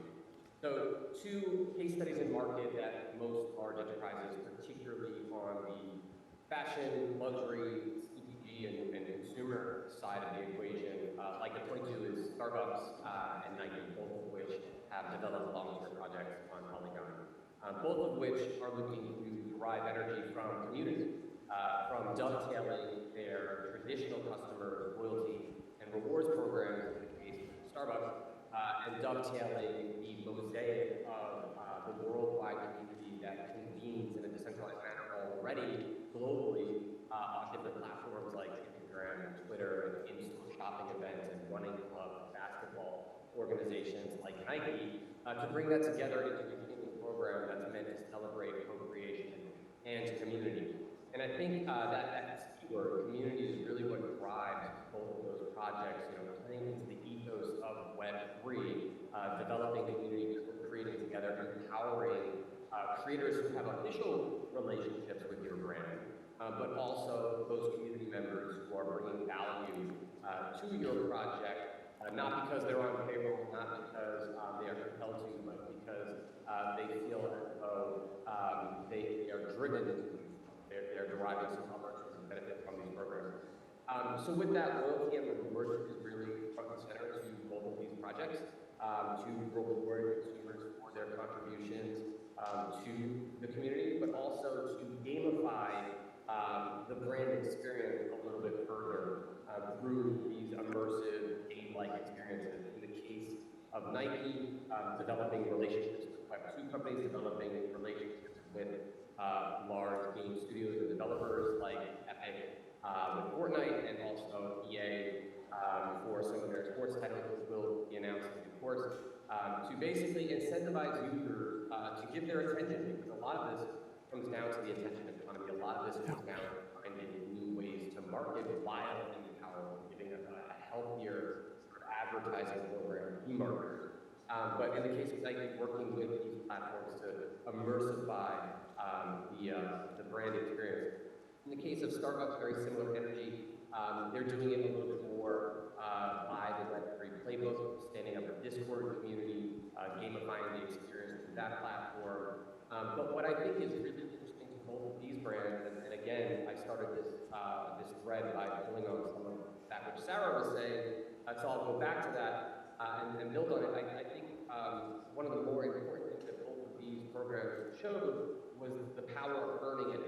Power of earning digital collectibles, and then abstracting away those crypto terms, not calling them NFTs, just giving them a good brand experience to consumers and these users. So in the case of both Nike and Starbucks, and many other large enterprises who are building great platforms on Polygon and outside of Polygon, they signaled intent to the market that they were here for the long haul by delivering earned NFT experiences and not selling NFTs to their already rabid and interested and devoted fan base. It's very easy to just sell NFTs if you're Nike in the first instance, right? But they ramped up to that. They signaled their intent that they were here for the long haul. They delivered an experience that was quite memorable, the unboxing experience of qualifying for a soul-bound ticket, which was tied to your identity, which then drove you down the funnel into their sales cycle of actually selling digital experiences and products, and Starbucks was very similar in that regard as well. So those are two key examples, and I think the takeaway here is playing into Web3 primitives like community and co-creation, signaling long-term intent to be in the space for a long time, and not being determining your thinking by simply selling digital items. Very clear, Brian. And you heard that if there's one brand to follow, if I can pick one, it's probably Starbucks. This is an extremely good example of consumer engagement. Now, we have a 15 mark. I'm going to test your skills to summarize, let's say, or to predict the future. So I'm going to ask you to stay within that 2 minutes mark. Let's start with you, Joyce. So let's imagine consumer engagement in 5, 10 years. How does it look like, according to you? Is there more than just selling another pair of shoes, and who cares? I would say the fundamental transformation is that we stop seeing people as just consumers. Where the power of this work is that we are bringing all these consumers today as co-creators of tomorrow. And in that way, we are not saying that people will only be users, but they are also thinking about how they could be part to create a larger community, to bring the value of what has been created to a wider audience. And in turn, could they also be building on top of what has been built? An example is if you have created a course materials like a teacher does for many of their students, could you help them distribute to a further larger student body? Could you actually add on top of it to even make it more interactive? And all these would be enabled because of a shared incentive of digital property rights. And that's how I see the future of engagement going, moving away from having pure consumers to having a world of co-creators.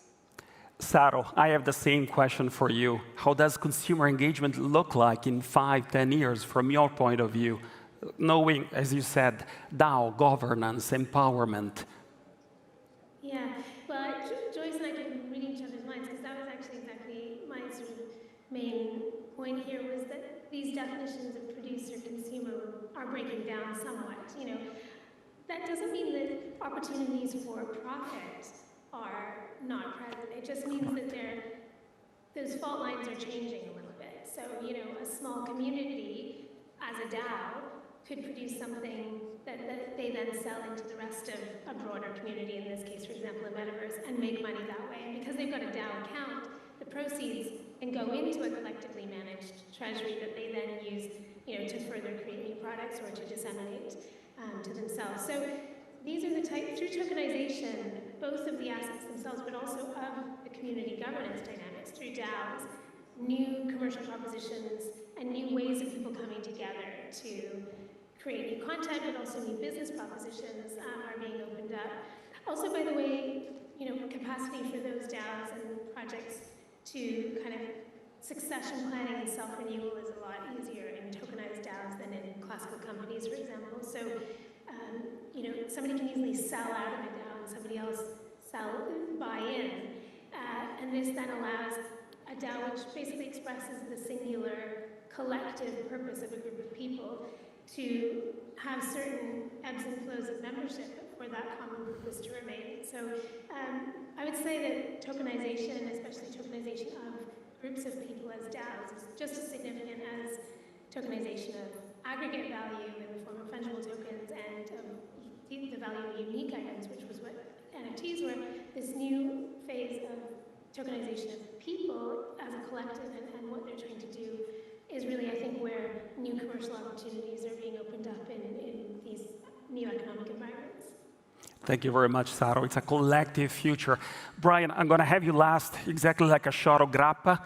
Sara, what is the future of consumer engagement in 5-10 years from your point of view, so exclusible?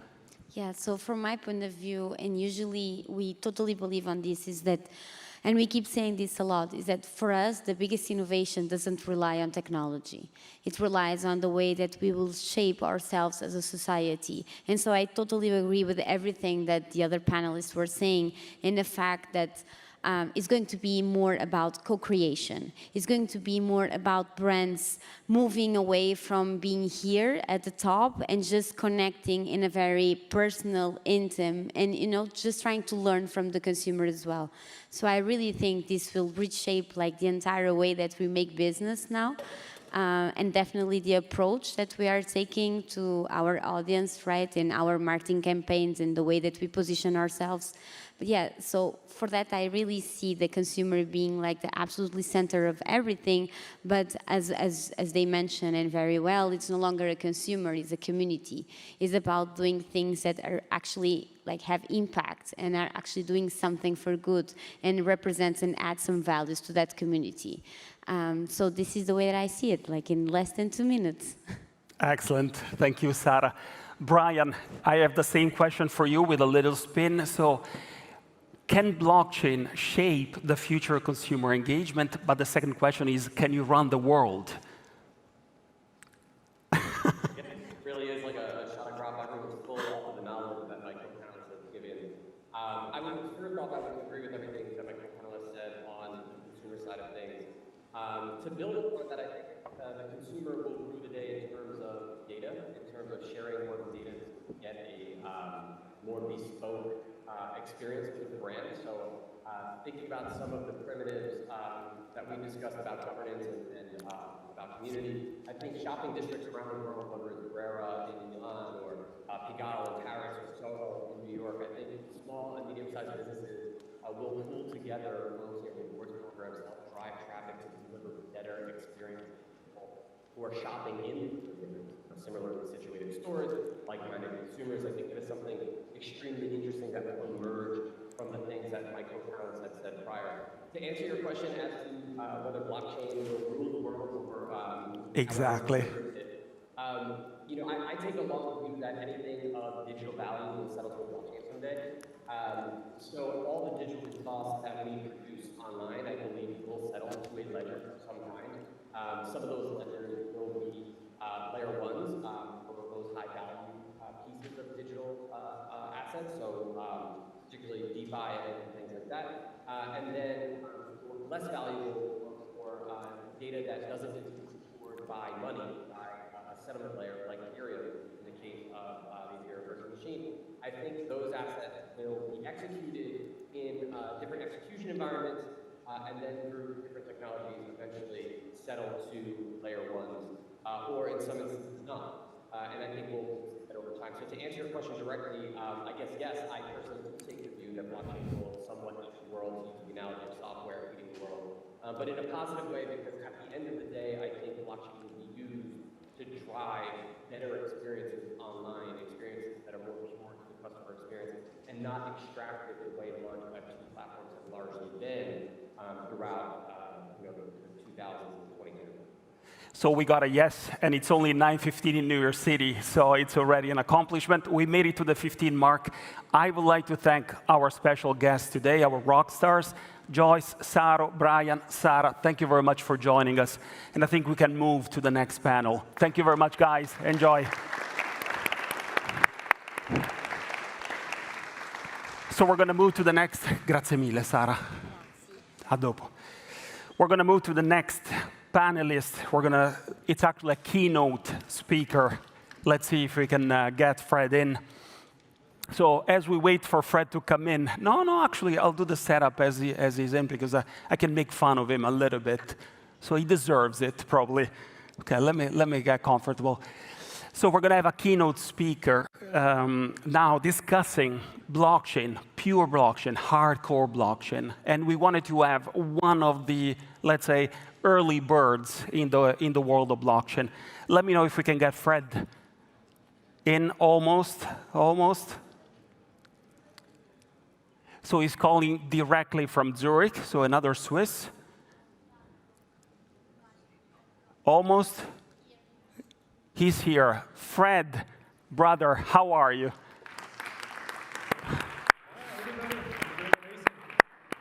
Excellent, excellent. Fred, let me do a short intro, and then I'll leave you the floor. We have the presentation. All you need to say is just next.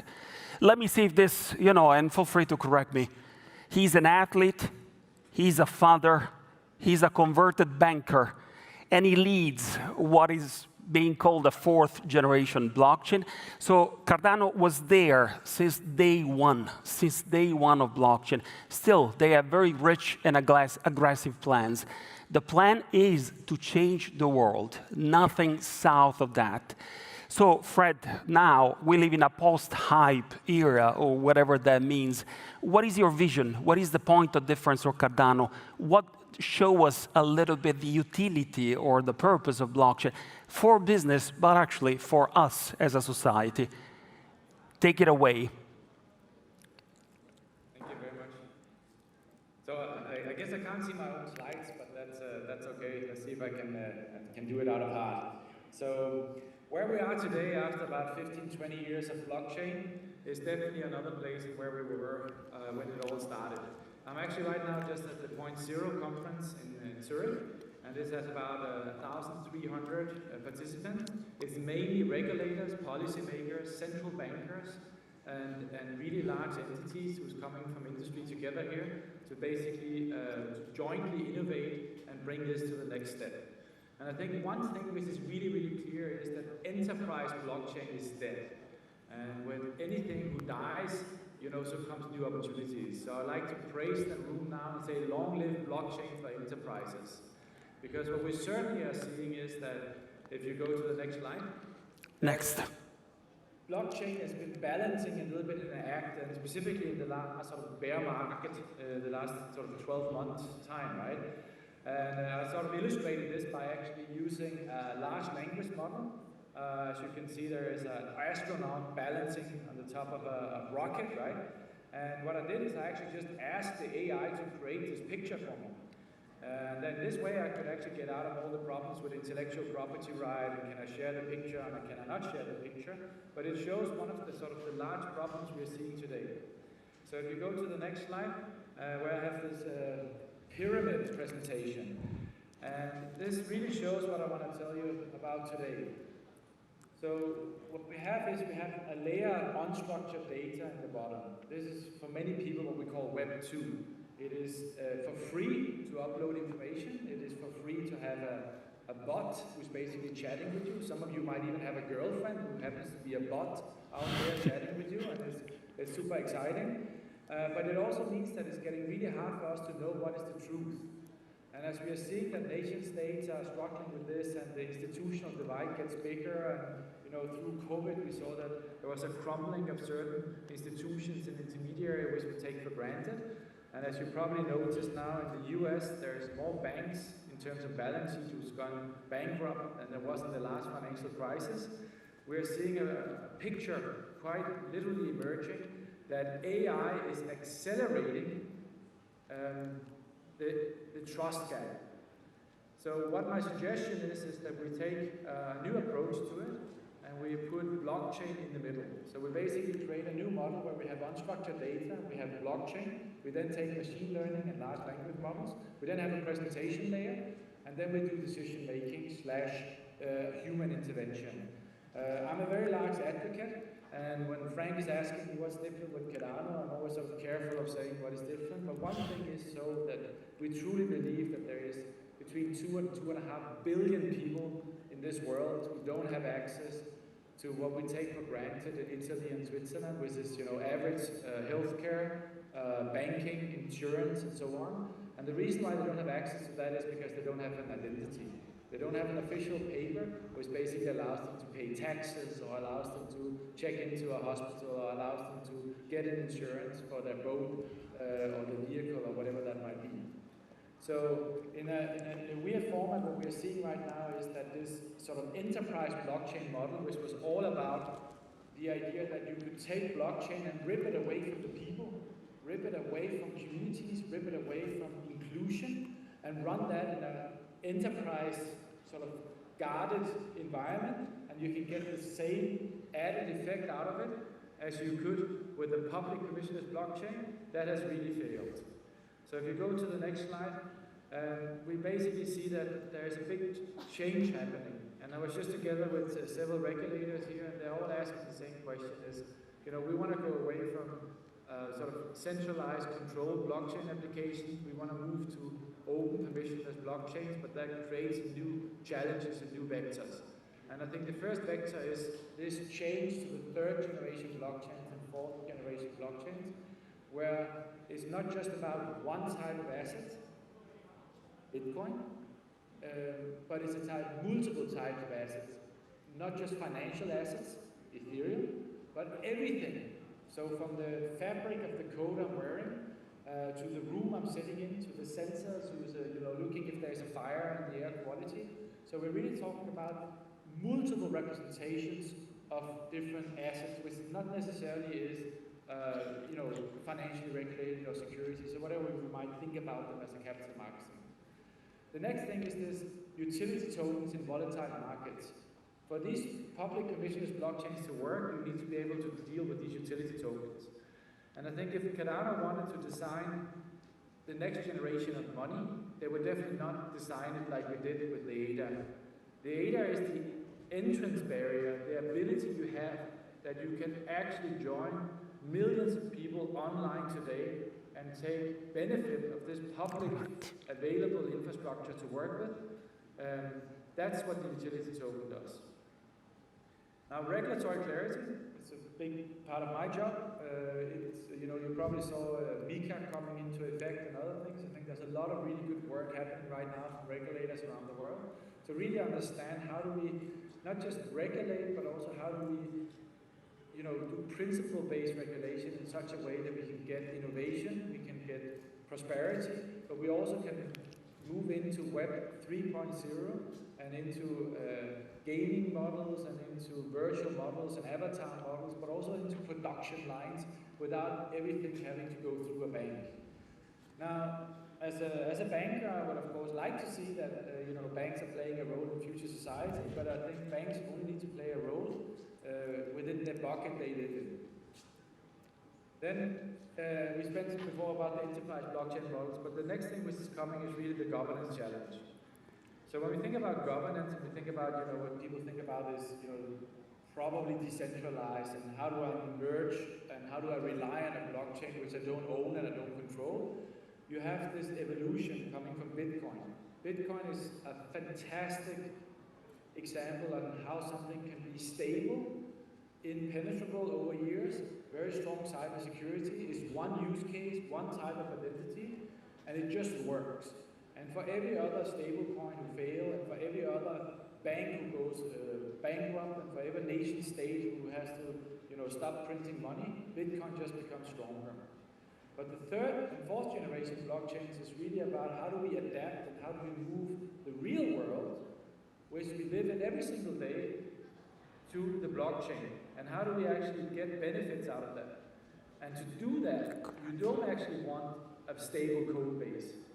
What you want is something which can adjust to the people who use it, to the people who bet on it every single day, to the farmer in Ghana, to the fisherman in Indonesia, and to the central banker in Europe, who is issuing a centralized digital bank, euro, as a way of having financial inclusivity within the European Union.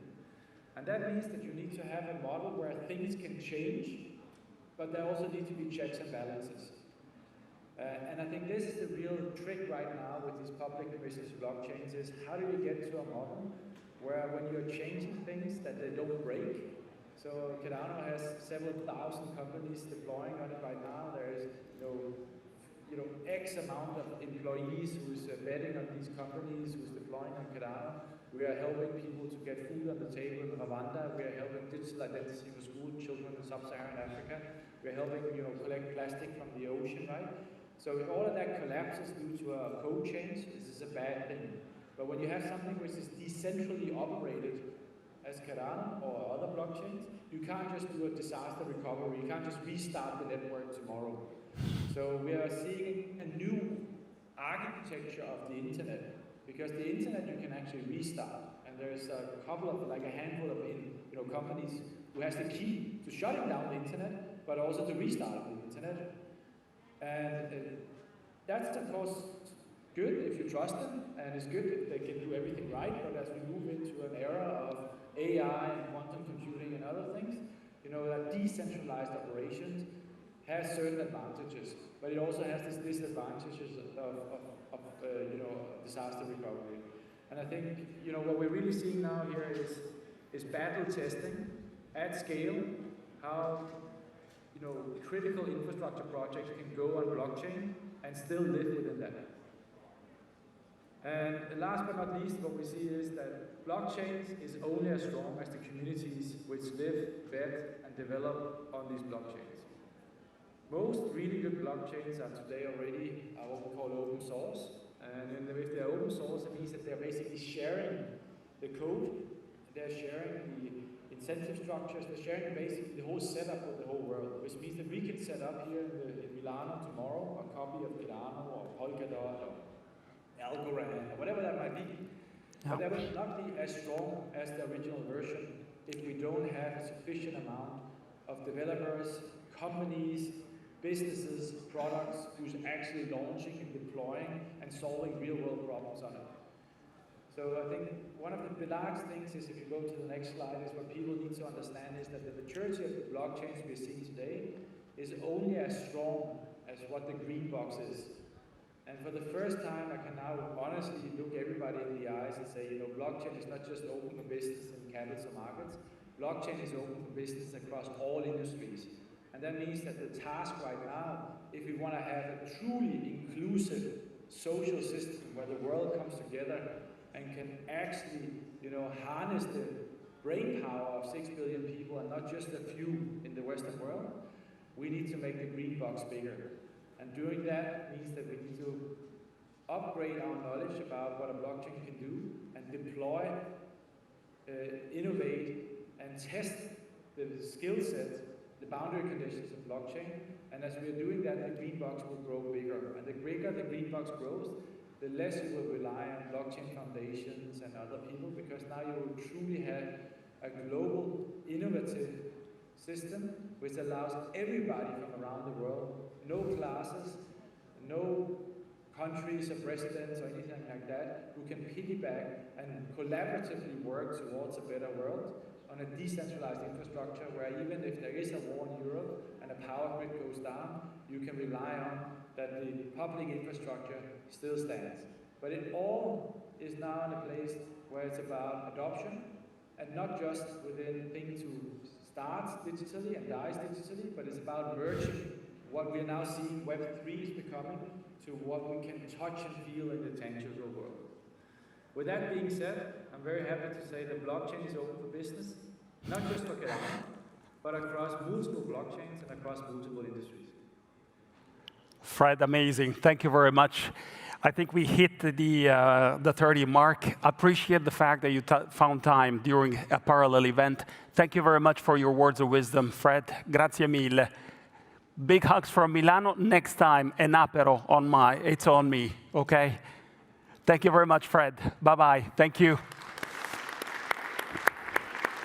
So you heard it, and maybe just last comment, you heard it, what Fred said. So we failed on a massive scale with Web 2. So it's not only Web 2 to Web 3. 2 billion people not part of the game, if you think about finance. So there's people like Fred building the architecture so that everyone can get access to the fundamental rights, exchanging values, for example. So this morning, we asked about adoption. Adoption is coming. People like Fred are building the architecture that will power the world. Having said that, thank you very much. Thank you for the time. I appreciate it. Sara, grazie mille. Grazie. Really. Malike. Dai, forza. Yeah, you were super, as always. So let me introduce Matteo Fedeli, CEO di SIAE. Thank you very much, Matteo, for coming here in Milan. Finally, we met. So I left you the stage. Thank you, and welcome. First of all, I want to give an answer to Fred. The answer is probably no, because he was asking if we can use or not the image produced by artificial intelligence. It's a matter of copyright. What is CI?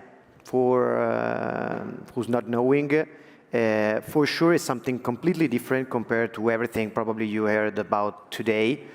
Startups, super challenging projects like Cardano, the Cardano Foundation. CI, compared to this, is like a dinosaur. It's a 140 years plus old collective management organization that is basically intermediating others' rights in Italy and abroad.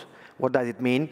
It means that we collect money with mandates we got from others, big ones, small ones. We have more than 100,000 represented others in Italy and some millions across the globe via representational agreements.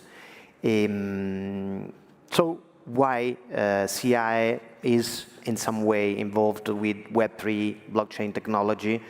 At the beginning of CI's journey with blockchain technology, it was a very important question because basically if you're an intermediary and you're investing at least in research and development in a technology that leads to decentralization, basically you're killing yourself.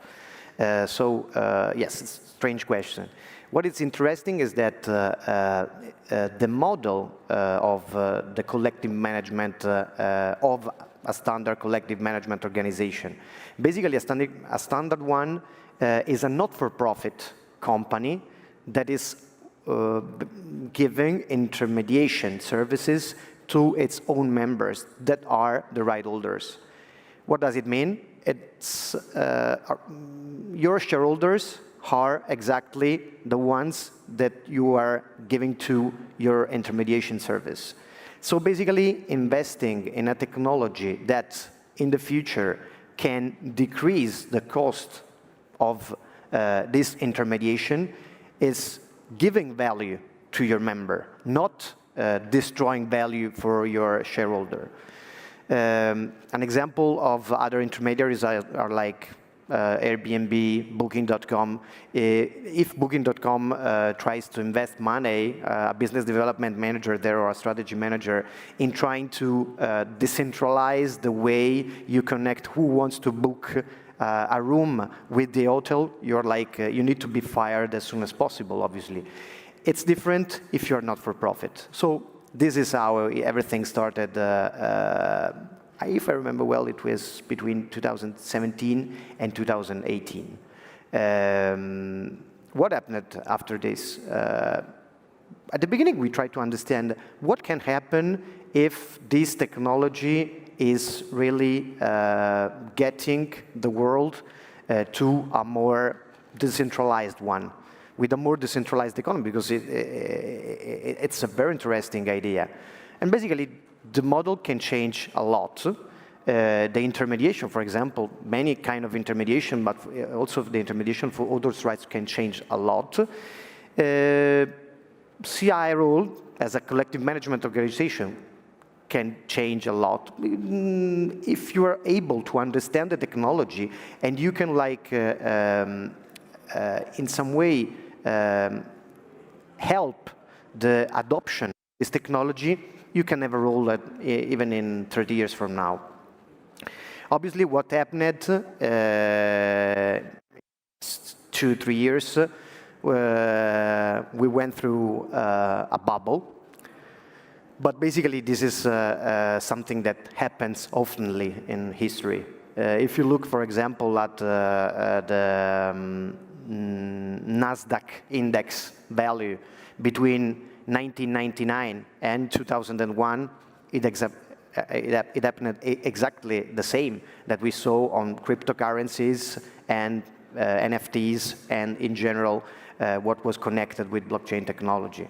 Because the hype was more on cryptocurrencies and NFTs, not looking at the real technology that is blockchain. So what happened, for example, we started projects, and we are still on the way, not like to, with only a marketing perspective, saying, oh, we created NFTs, oh, we want to do this, we want to do this other stuff. We are not a startup, we don't need this. The real issue, the real challenge with this kind of technology is trying to create a new ecosystem that is, for sure, like what Frederick was saying, it's super hard and it takes time. It necessarily takes time. So the problem is that when we started, when the market started saying, oh, all the woo about cryptocurrencies and NFTs after cryptocurrencies, it was basically something that was against the adoption of the blockchain technology itself. Probably now we are in a more mature market. I'm here because basically we believe that this technology in some way can change the shape of intermediation of many things, and in particular authors' rights. Today is not more marketing. If you are here, but basically it's that because you think that this technology is here to stay, and is exactly what happened with the Nasdaq index that I was saying before. What happened there? Basically, there was a bubble. The bubble exploded across 2000, 2001. After this, basically, all the companies that were into the bubble exploded in terms of market cap, like most of the cryptocurrency, all of the cryptocurrencies. But some of them were Apple, Google, Amazon, that were there. They lost 70% probably market cap, probably yes. The answer is that this is probably physiology of this adoption of new things in the world. So you need the market to be, your market to be destroyed in order to filter the interesting projects. If the Cardano Foundation is still here talking with us, probably it means that it's an interesting technology in terms of infrastructure, because that is what you need in order to build a new ecosystem. What Frederick was saying before was interesting, because he was saying now we talk with central banks. So central banks talking about this stuff, it means that the maturity of all the thing, it's at a point in which it can be adopted even by government level institutions. And it was like the same for CI, because we did things between 2019 and 2021, with NFTs, with blockchain technology. The real issue for us was that I cannot create, for example, a royalty coin, risking the money of my members passing through a currency that is not linked to euro.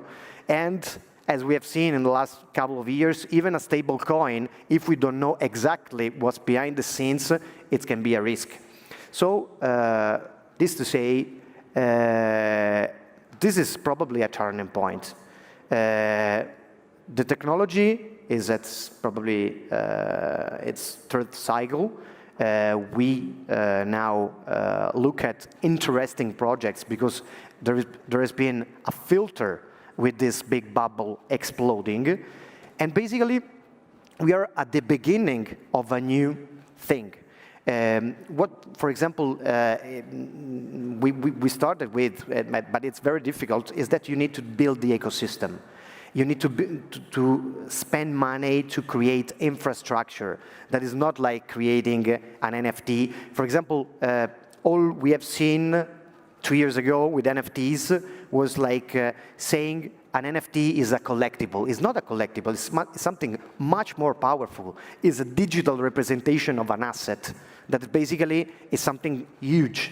For example, in author's rights, you can represent the author right of a single work for one single author with an NFT. This is interesting, yes. We created some of those rights, and I got a lot of calls of people asking me, how we can trade this on our exchange. The answer is no, because basically it has no value. It was probably only at an R&D level, because at that point there was not certainty about the coin you can use, a stable coin, a digital euro, or whatever. And another thing is that even today, it's very difficult in a country like Italy or other big countries to represent property with this kind of technology. But this takes time. But this time, probably it's there. We needed maker. We need some things that are on which you need to feel more reliable if you are putting your money, your assets into these digital representations. So at this point, probably we are really at this turning point. NFTs are something super interesting, something that is super connected, for example, with Metaverse, because they're representing property where you can copy and paste something is really very difficult. Something that can be, for example, super useful when Frederick before was asking, I don't know if I can use this image because it has been created with artificial intelligence. Blockchain technology is something very interesting also to protect copyright with artificial intelligence, with things like ChatGPT going through the web and looking at everything and trying to reproduce something that is similar to the everything it has been looking for a couple of years. So something huge, something interesting, something on which we need still to invest a lot in order to create the ecosystem. For example, it's not easy to recreate. For example, I've seen a lot of startups saying, oh, it's a revolution for the music industry, our NFT. How much times have you heard this stuff? A lot. How much startups really changed the shape of the music industry or the music ecosystem? The answer is zero up to date, because you need you need a technology, an infrastructure, something that can be used even by who is holding today the rights of the past. Because catalog music, for example, accounts for 75–80% of usage. So even if you convince everyone that is producing new music this year with a new technology based on blockchain, basically you're still missing 75–80% of the market. This is why you need to invest on infrastructure. We are in a position in which we can invest in this R&D, not risking our business, because we are not for profit, and this is why it's interesting. What I have to say is that the more these kind of events are staying here, even with this super bear market of cryptocurrencies, the more we have an answer on which there is a future for blockchain. My answer, my personal one, is yes. This idea of a more decentralized economy in general is too fascinating to not stay here.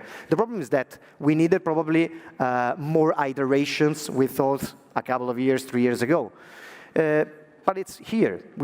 For example, we started our collaboration with Algorand, but I still believe that any project that is basically looking at giving you the infrastructure, I need an AWS for blockchain to build things, is what you need in order to build your own business. Today we are at this point. Obviously, the real issue here is that, as Frederick was saying before, we have a lot of competence that moved away from this world because we had blockchain, cryptocurrencies and NFTs because the hype was on those, not on the blockchain technology itself. Then they moved to metaverse, then we moved to AI. The problem is that these are different things. Metaverse, for example, you need probably virtual reality and NFTs in order to build something that is really decentralized, yes. AI is another thing. Probably with I think that if you can use something produced by others, like a large language model like ChatGPT, you don't need, or GPT itself, you don't need to invest a lot in creating your new ecosystem. You can use that stuff and save money and time probably, and destroy work for someone else. Blockchain is more behind the scenes, but again, here to stay. And I hope that the problem is that we don't need a bull market, another one. You just need people like you, probably, if you're interested into this stuff, still convinced that this can have a future. And I'm sure that there is one, because, as I was saying, it's too fascinating to not stay here. SCI, after a pandemic that was not like our best period in terms of intermediation of rights, because there were no events basically, so you don't need a new ecosystem if there's no one. We are here to stay, and we want to support the development of this technology. And I'm giving the stage to Sarah because I'm looking. No, what is interesting is that you need to look at business cases, for example, like the CI one or a CMO, because these are subjects that are not afraid in investing in their own disruption. Airbnb will never invest into this stuff. And you need this money in this period in order to start this kind of disruption. So I'm positive. And I think there's that a lot to do. We have to build, of course, but there's a positive vision. Oh, I'm always positive about future. Well, I'm more afraid about AI. I'm more dystopic about the future for my children, and I'm afraid that we can switch on Skynet sooner or later. But about blockchain technology, I'm super positive. If not, it's not going to be this year. It can be in 3, it can be in 5, but it's going to happen. Yeah, today we were talking about 2 years for Dolce & Gabbana, for example, and someone else told us maybe 5 years for the Web3, so metaverse, blockchain, and whatever. So we will see, but we are here to stay, as you told us. So thank you very much for being with us. Thank you. Thank you. A very Grazie, inspiring Sara. speech. Ciao. Thank you, Matteo. So here to the stage for the next roundtable with Pepe Moder as moderator. Is a name. Oh, thanks a lot. First time I hear it. It's the first time. Ciao, Sarah. Thank you very much indeed. Yes. Wonderful, Sarah. Do you know the topic of this roundtable? No, We're going to talk don't about the future. How is going to be build this future by universities, by education, and by how training can help Yeah, the young because generation. maybe, have we missed the boat? Maybe. We will ask to our guests, okay? Stay with Yeah. me because I would like to welcome here on the stage Yeah, Laura Pan, that is lecturer at SGA Bocconi. Laura, can you join us, please? Thank you very much. Thank you very much for coming. And Giacomo Vella, blockchain and Web3 at Osservatory Digital Innovation Politecnico di Milano. Nice to meet Grazie you mille. in person, Laura. You want to take a seat on the... Yeah, wow, please there's take traffic, seat. a lot of traffic. Welcome, Giacomo. Fantastic. Okay, let me stay in the The middle. stage I is love for you, staying in the Pepe. middle. I know you're a little bit shy, so can I leave it? You can, but please stay in the near, right? Of course. Thanks a lot. Okay, so really 20 minutes about this topic that is a really important topic because we need to understand how our system, our education system, can support the growth of our young generation. So I would like to start with you, Laura, and I would like to understand from your perspective. You are a teacher here in Italy, but you come from US, so you know the American system, you know the foreign systems, let's say, or at least you have a feeling. First of all, can you, in your opinion, is the current Italian university system structured in order to support the training of the new generations in Web3 knowledge and skills?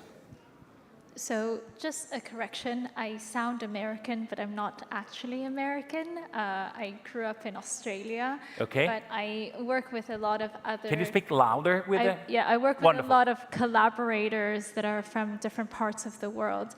So I have a perspective of the growth in this particular area. But to begin, I think I really have to give everyone a reality check. So I teach Web3 at Bocconi in all levels, from Master of Science to executives. And we're always thought or told to believe that people who are Gen Z and Gen Alpha are going to be the generation who are going to be the biggest adopters of this technology. But I can tell you that this is not true. The reality is that whenever I have these classes, the first questions I always ask is, how many of you have a crypto wallet? And usually, if I'm lucky, I'll have one, okay? And this is a class of like 60 to 150 students. If I'm lucky, I have one. How can I explain this resistance? I think the problem is not a resistance, but rather a lack of knowledge. Okay. So one of the things that maybe there is a misconception, and I'm comparing with other countries, is in the US, particularly during the lockdown, you heard a lot of these people who are investing in crypto. So in the US, there are so many influencers and also these people with podcasts, specifically like Gary Vaynerchuk, who has a very big following of Gen Zs. They basically are well aware of what crypto is, Dogecoin, because they follow Elon Musk. So American students or American people are probably more exposed to this as compared to Italian people. So I would say that generally speaking, there's definitely a lack of understanding of this world and also crypto. So this is really the main difference. Okay, thank you very much, Laura. Giacomo, we've heard about Gen Z and Generation Alpha, but what about postgraduates and professionals? What are the needs? What are they asking for? What are we providing for them? Okay, thank you for the question, very interesting. I mean, we teach, like Laura said, also in Polytechnical, both to undergraduate and postgraduate students. Yeah, sure. And we see a very different approach between them, because undergraduate want to understand for, let's say, the sake of knowledge. They want to know more, they want to go deep inside blockchain, they want to understand then the consensus mechanism, how it works really. On the other side, postgraduate are more interested in understanding how to use it. Like, they want to know how it works. but they want to know how to use it. They are more concerned about regulation. They are more concerned about actual business model that they can implement with this technology. So it's kind of a different approach, but they both are very interested in this topic. And I think that we saw a trend, because of course we asked the same question to the class. When you enter, you ask how many of you have cryptocurrencies, how many of you have a blockchain wallet. Things became different when Web3, NFT, metaverse, these kind of topics started to emerge more widely, because, for example, a lot of people started to enter in this space with NFTs, because it was something different from cryptocurrency, something maybe not so much related to financial topics, and maybe like art or gaming. And so a lot of newcomers, let's say, entered in this market, especially for NFTs or Web3 from a wide perspective. And apart from single professionals, are there companies that are asking for trainings, for such kind of trainings? Sure. We, let's say, at the Polytechnical, we have the Blockchain Observatory. So we see different approaches from companies. There are companies that ask us for, let's say, a couple of days of training for 30 professionals, and they want to know just the basic. We have all the companies that are part of the community of the observatory that instead maybe already know the basics of this technology and want to understand, let's say, the last evolution, the new startup. But I think what is really relevant is not only about knowledge, content, education, but it's really about networking, meeting people that is using this technology. And this is true for corporate, this is true for students. At every level, we try every time to invite startups or companies that are using this technology to speak to the students or to meet each other, because this technology evolves really, really fast. So sometimes who knows better how to use it, or also how to explain it, is who is involved directly in the ecosystem, in the business ecosystem. Okay, thank you very much, Giacomo. Laura, what are the roadblocks that are, let's say, not helping the adoption of Web3 technologies, enabling technologies at university level, not only in terms of teaching, but also in terms of methodology, in terms of ways of studying and sharing knowledge? So I think there are multiple roadblocks. Okay, let's start to make a long list. Yeah. We have the whole day. So I think the first one is that there has been a rapid adoption or a rapid acceleration to understand what Web3 is. Unfortunately, there are not enough people in the space who know about it, right? So if we think back in 2021, 2022, with so many of these people changing their LinkedIn profile to Web3 expert. But if you ask them, like, what is the crucial part of Web3, they can't even explain what is decentralization. They can't even tell you what is layer 0 in blockchain, right? So they're listening to a lot of fake news, let's just say, from these so-called experts, kind of leading them array, so thinking that 1 is 2 and 2 is 3, for example.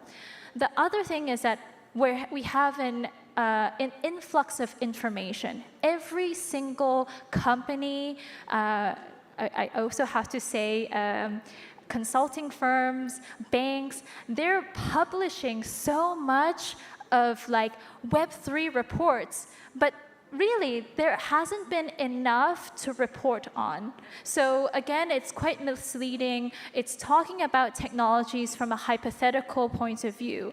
So when we as professors and researchers, we have to dig through a lot of these things, we are learning from the community. We're not learning from organizations or banks that are publishing these reports. When I look at these reports, a lot of them don't really make sense because there's really no results to report on.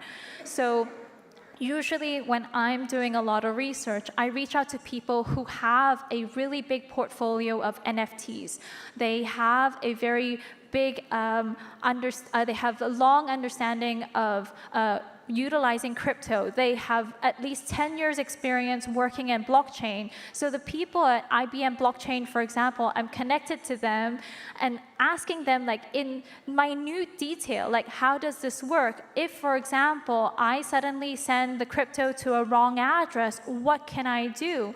Like, a lot of these questions, most of the people who are publishing these reports can't even answer unless they have worked in blockchain technology for at least 10 years. So these are some of the roadblocks. Yeah, but you will agree with me when I'm saying that these kind of technologies are not yet seamless. They are difficult to be adopted, to be used. Sometimes someone gives you as a gift an NFT and you're not able to get it, just an example. So it's not as easy as, let's say, social media today, right? They are not so immediate, right?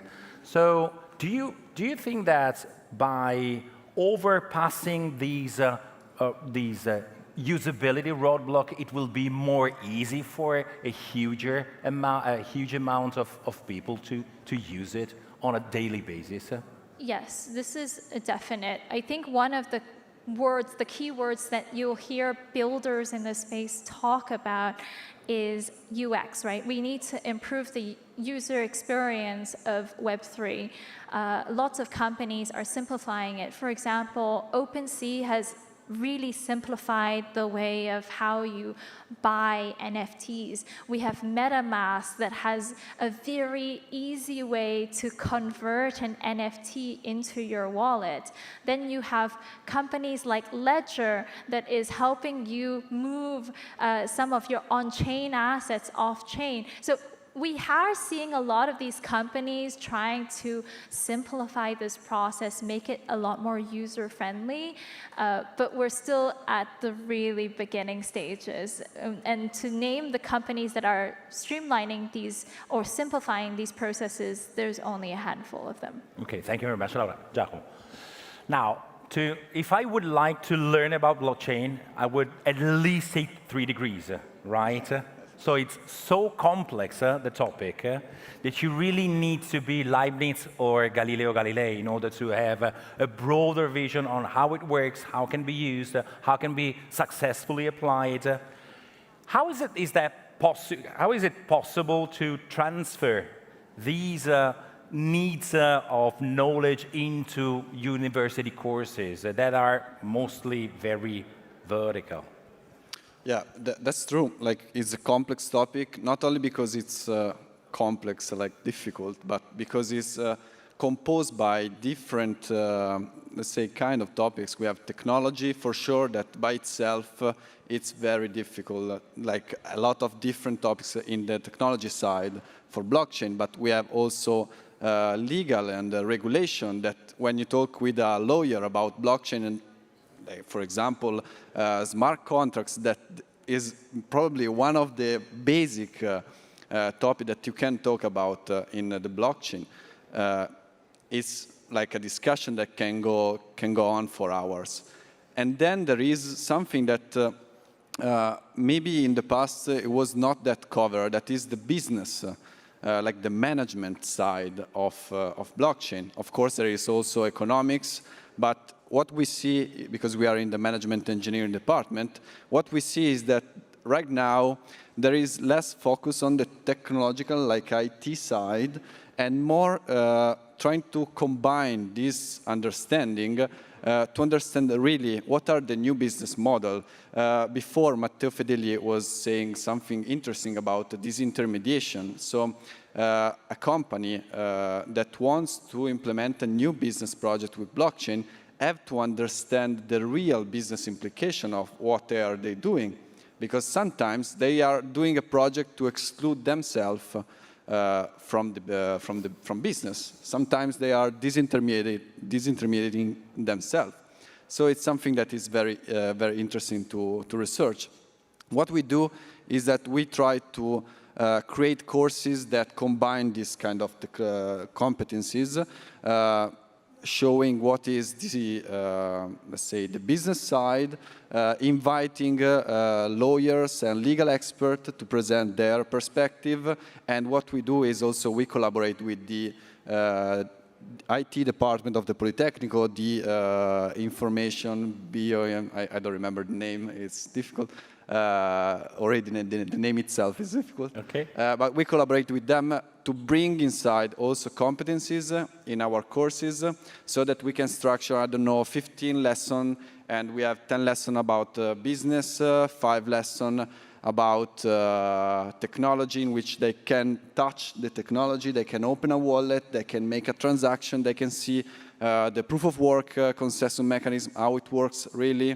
And then we have also deep dives about regulation, because then you can also have to know what are the rules in a way. But don't you risk to fall into the trap of designing a course that covers almost everything, but doesn't give you the deep knowledge of managing, being able to govern the topic? I think that right now, what the market needs is something that covers a broad area of topics.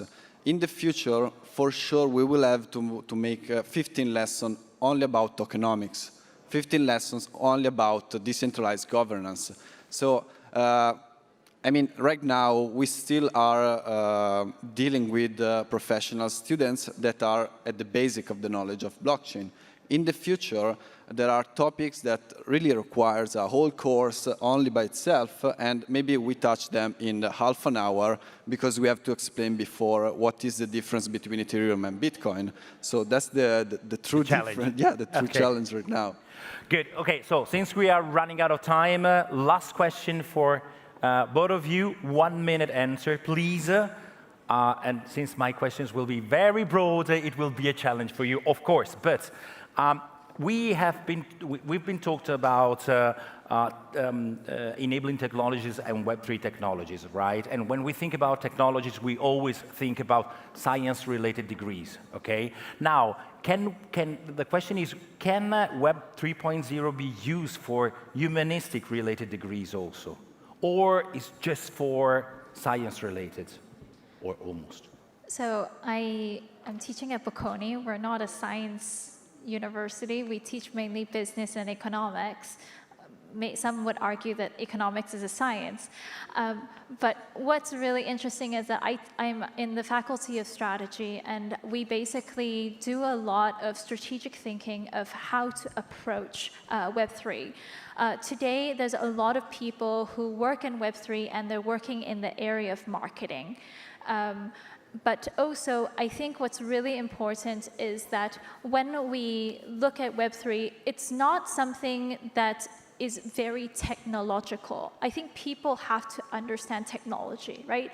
So if we think about e-commerce, or we think about search engine optimization, SEO, I think everyone in the beginning thought that it was something that was related to computer science or technology, but that's not necessarily the case. So anyone who wants to start a business, an entrepreneur, even a yoga studio, will have to have some knowledge of SEO today, right? So I think it's exactly the same. Web3 is basically a type of application that will apply to all of us, but it's not necessarily focused on people with a tech background. While I have a background in engineering and I know tech, it's not basically my expertise in computer science, and I can still kind of teach this topic. Okay, right. Thank you very much, Laura. Thanks. Giacomo, last question. It is about university teachers. Do you think that Italian teachers are enough prepared? I know you're going to kill me. I have to talk about colleagues. No, apart from Politecnico of Milano, okay? Apart from Politecnico of Milano, on average, do you think that they are not only aware, they are prepared in order not only to understand, but also to teach? Or, let's say, that they should be trained? I mean, I think that we are maybe a step before, because really, like, we are doing the courses, we are doing lessons about blockchain. Every month, each month, I have to update the slides of the lesson.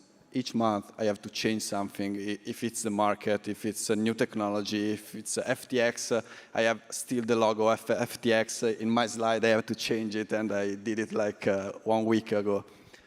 So I think that is still early to really create comprehensive knowledge in the academia, to be able to structure real, like, mature courses for students. What we can do is starting to, let's say, create some lesson that we can teach, for example, in innovation courses, in business courses. One lesson to understand what are the basics of Web3, why you have to know, why you have to care, maybe why you have to study by yourself sometimes. It's the beginning. Then, of course, you can have courses that are well-structured, and probably in the next year we will see some real course about blockchain. But I think that still, really, we have to, before, develop a strong knowledge about the topic. Also in academia, in academic research, there are very few papers, not only from corporates, but also from academic, very few papers that are really getting the point of blockchain and Web3 from a business side. So, okay, so thank you very much indeed. Let me meet me with a wonderful thank you to Laura Panna, lecturer at SDA Bocconi, and Giacomo Vella, blockchain and Web3 teacher at Osservatore Digitale Innovation. Thank you very much indeed, both of them. Thank you very much also for being in time. You were perfect. Thank you very much, Laura. Thank you, Pepe. Do you More than want welcome. to stay on the stage with me? Of course. No, I have to go. Thank you very much indeed. Okay, thank you very much. Yeah, for sure. Thank you. So let's start with the second roundtable. We will talk about Web3 and tourism. There's a lot to tell. So I invite here to the stage with me, Edoardo degli Innocenti. Thank you, Edoardo. Thank you. Good afternoon. Thank you, Sarah. Thank you for being here. So let me introduce the panelists. Alessandra Forti. Welcome, Alessandra. Alpi Tour World. Nice to meet you in person. Thank you. Welcome. Yeah, please take a seat. Michele Ruberl. Hi, Michele. It's a pleasure to have you here. Hi. Welcome. And last but not least, Simone Puerto. Simone, finally we met in person. Nice to meet you. Welcome. Yeah, for sure. So please have a seat.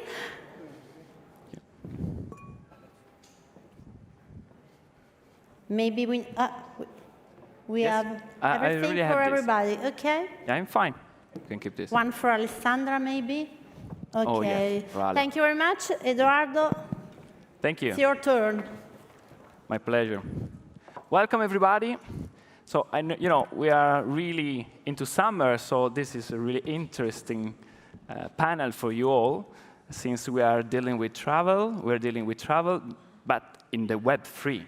So I know you're all curious about what are the solutions, what's the state of the industry, and we are really, really happy to have it's such an honor for us to have people like you here talk about 3 different perspectives of the same industry. And I would really start with Simone Puorto. Simone Puorto is a visionary advisor, keynote speaker, and author with extensive experience in the hospitality industry. He organized the Polybus event, the first meetup dedicated to the travel industry in the metaverse. With a strong academic presence, Simone is a highly sought-after MBA lecturer at renowned institutions around the world. He serves on the board of several disruptive companies, including BWG, Robot.Size.Me, Sleep.io, Vision, Gain, and Kyrie.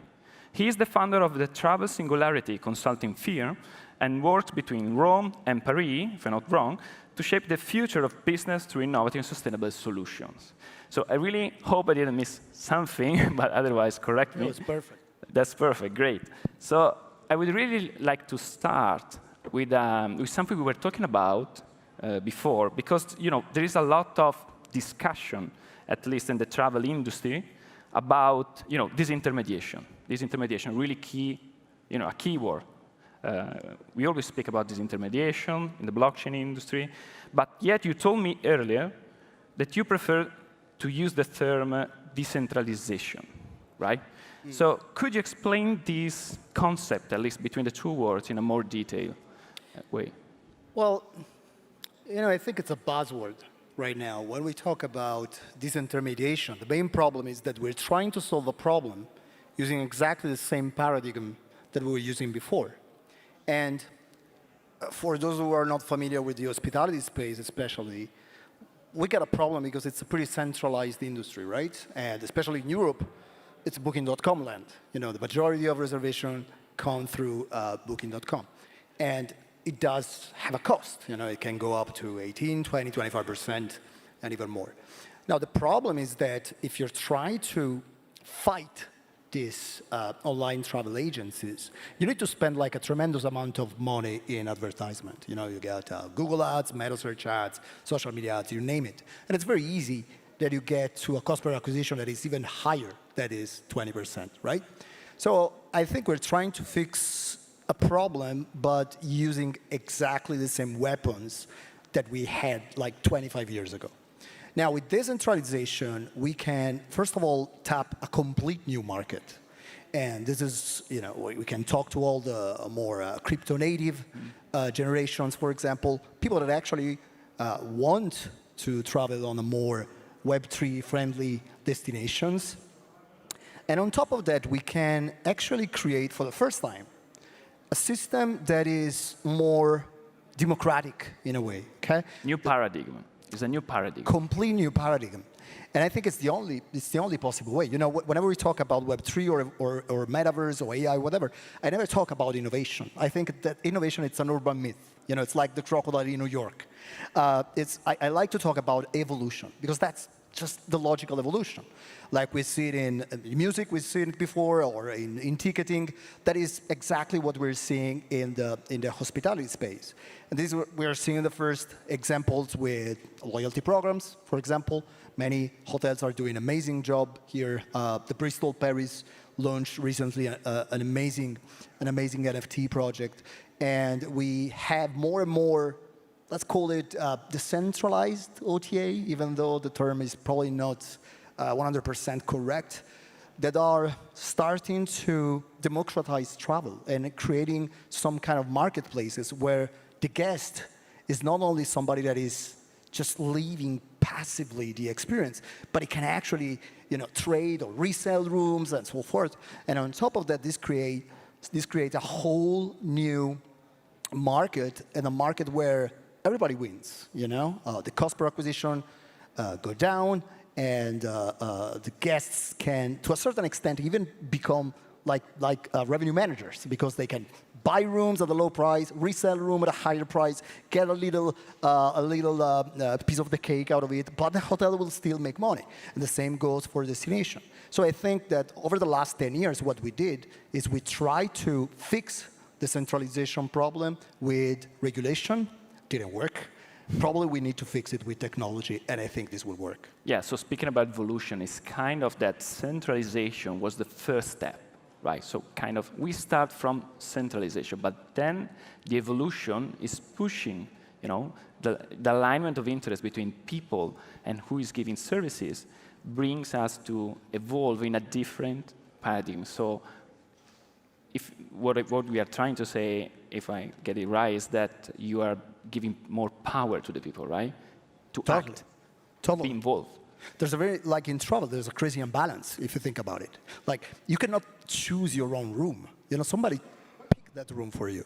You know, when you buy a suite, it is not universally a suite. There's somebody sitting on a chair that said, okay, this one is a suite, okay? So it's very top-down kind of industry. It's a very snobby industry. You know, there's a lot of ego involved with hospitality. Yeah. Way more ego than Web3. Yeah, yeah. And I would say also opacity, because, you know, computers not always are bringing transparency, right? So usually they are making things easier, but you have to give up on information. You don't know exactly what's going on behind the servers, behind what's the algorithms of social networks, of, you know, travel agencies, whatever. But with blockchain, actually, you know, with all the decentralization, new paradigm, you have more transparency, right? Well, not only that, but I say, look, we're getting into a new era, even of the way we do marketing. You know, some can call it Web3 marketing. I don't think it makes any sense. It's marketing, you know, and that's it. But we need to deal with the fact that we live in a time where people is way more privacy concerned in a way. They are not willing to give data very easily. Exactly. And everybody that works in Web2 marketing knows that in 4 days, the version of Google Analytics that we use for the last 20 years is going away. So we need to come up with new strategies. And I think this is very Darwinian to me. I think that we will see who is really good at doing marketing without having all the information, but just having some critical information. So again, yeah. this is just pure evolution. Lovely, this Darwinian side, I would say. But let's move also to Michele now. Michele Ruber. So Mick Ruber is a technologist with more than 20 years of career on 4 continents, both in the corporate world and as 2-time startupper, specializing in travel tech since 2014. He has been involved in blockchain since 2017, first as CTO of Santos Hotel and Resorts, then as head of architecture and integration at Alpitur, now as advisor at Chain for Travel and director blockchain and Web3 at Pickwork. Several visionary projects have been implemented under his leadership, such as peer-to-peer federation of loyalty programs in hospitality, 2018, if I remember well, and the world's first hotel night sold as NFT. That's great. And it is now developing a Web3-enabled platform to enrich the traveler experience on 3 main pillars: voucher, trading, and recognition.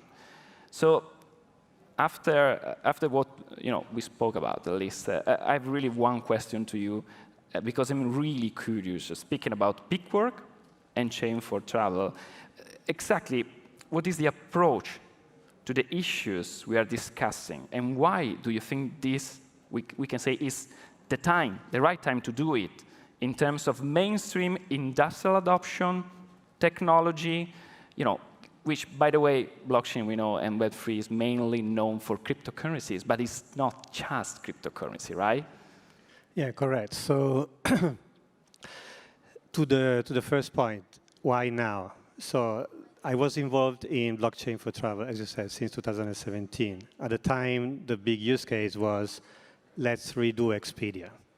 Well, let's first see what we do exactly, so then I'll keep replying to the question. So basically, what we do is something that changes the paradigm on how you search and how you then can reuse the property on a travel asset, be it, in this case, a surfing course, that you can find on whatever portal, not necessarily Airbnb.com, as was mentioned before, and then you can reuse or even resell or share with your friends or share a part of which with your friends, etc., monetize, and everybody involved in the supply chain gets a cut, gets a royalty, gets something out of it. So this enables all sorts of cool scenarios that we can talk about later. And so why now? I think Simone replied basically already. So the idea is, there was a moment, there is actually a historical moment now where it's not about rebuilding Expedia. So there is a bad word in Italian is skeuomorphismo, and I think it's in English, I'm not very sure, it's skeuomorphic, which is basically why a camera on our phone does click. You don't need a click on a camera on our phone, but we're used to that, so we can react to that like emotionally. So we are trying to reinvent the wheel so many times, creating yet another booking portal in the travel industry. Why we don't need to do that? We need to have another approach to traveler experience that is enabled by blockchain. So this is one of them. This is semi-reinventing the wheels, as in you still buy a travel package somewhere in a portal, but then you can attach an experience to it that you can, if you can't travel, resell. If you don't want to travel for whatever reason, utilize. It's yours. It belongs to you. It's not like Airbnb shuts down and now you don't have your reviews anymore. Your reviews belong to you in this It's the scenario. ownership, right? It's the ownership. It's the Web3. It's the internet of ownership, exactly. right? So the internet of value. So why now the moment? Because it's a bear market, so people are finally free to build without a rush of let's put out as an NFT tomorrow because then we do 100x, right? And also because many of these, again, let's do the next Expedia-like approaches failed already. So we're in a good position to now think what's next, finally. And I have like the luxury of being sitting on two boards for this. One is Chain for Travel. Chain for Travel is building a L1 blockchain for the travel industry. So trying to build the actual infrastructure for all these travel players to interact with each other. And Peakwork, the company that pays me at the end of the month, is actually building a solution on this together with like Sleep.io or other companies to create new approaches to the traveler experience. And we don't want to invent the wheel. We don't want to scare away the Expedias, which are still there to stay for the foreseeable future. But we would like to enrich that traveler experience with something new that is not possible without the blockchain. So add that little bit new, which is a new service, a new experience. Yeah, I would say that also there is this, Copernican revolution in the ownership of data.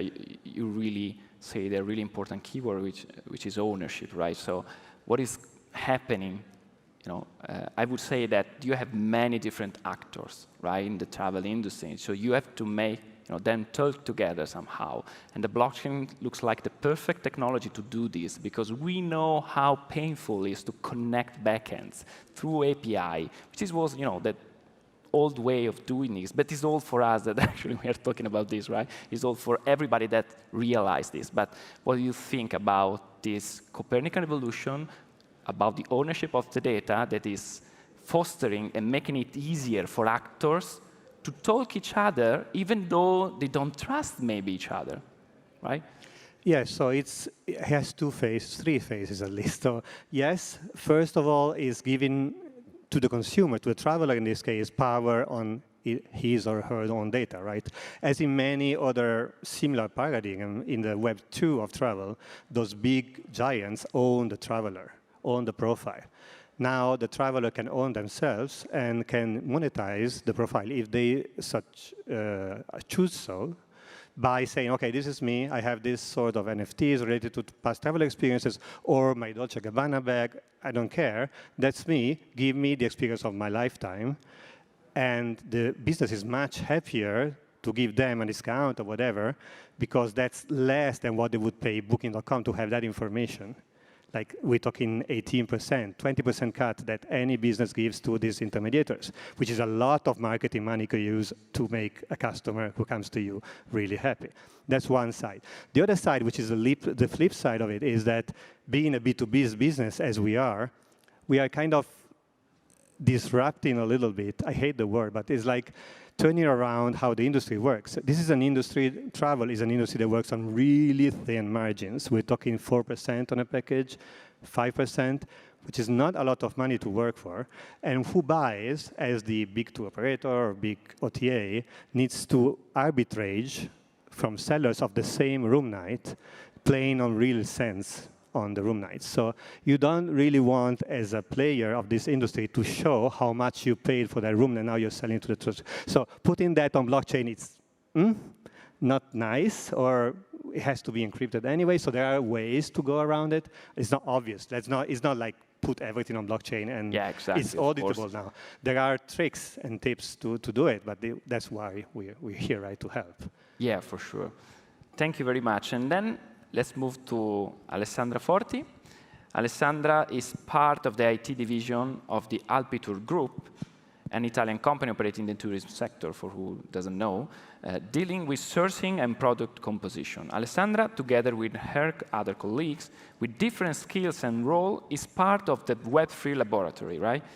That the Alpitur Group created almost 1 year ago to deepen and undertake scouting activities on new technologies and develop possible use cases useful for business. So this is really tough because you really need to find new, business model, leveraging the technology, which, by the way, is what digital transformation is at the very end. And I have really a specific question for you regarding Alpitur, what you're doing, because I know, and we all know actually, that Alpitur is working on a lot of things. Specifically, would you like to reveal some details about the innovative Web3 labs? At least what you can say, let's say. Yes, sure. In the last year, Alpitur's focus on technology has been reflected in the development of a strategic project with the investment aimed at accelerating business transformation and streamline processes. In order to achieve this goal, we have created this Web3 lab involving people from different departments and different realities of the group. We are talking about a group because I would like you to know that Alpitur is not only active in tour operator with its 3 pillars, specialties, mainstream and seamless, but also in aviation field with Naus Airline, and in the motel division with VUI Hotels chain with 14 resorts and hotel worldwide. So the Web3 lab promote the sharing of idea, scouting of technology, and the development of a new field of application in order to inspire the innovation in the company, in Alpitur. It was hard to convince some of your colleagues to be part of the group, or it was pretty easy? Not so easy. Not so easy. Not so easy, but yes, it's beautiful because this team is composed of people from different levels, so from the junior to the senior or senior.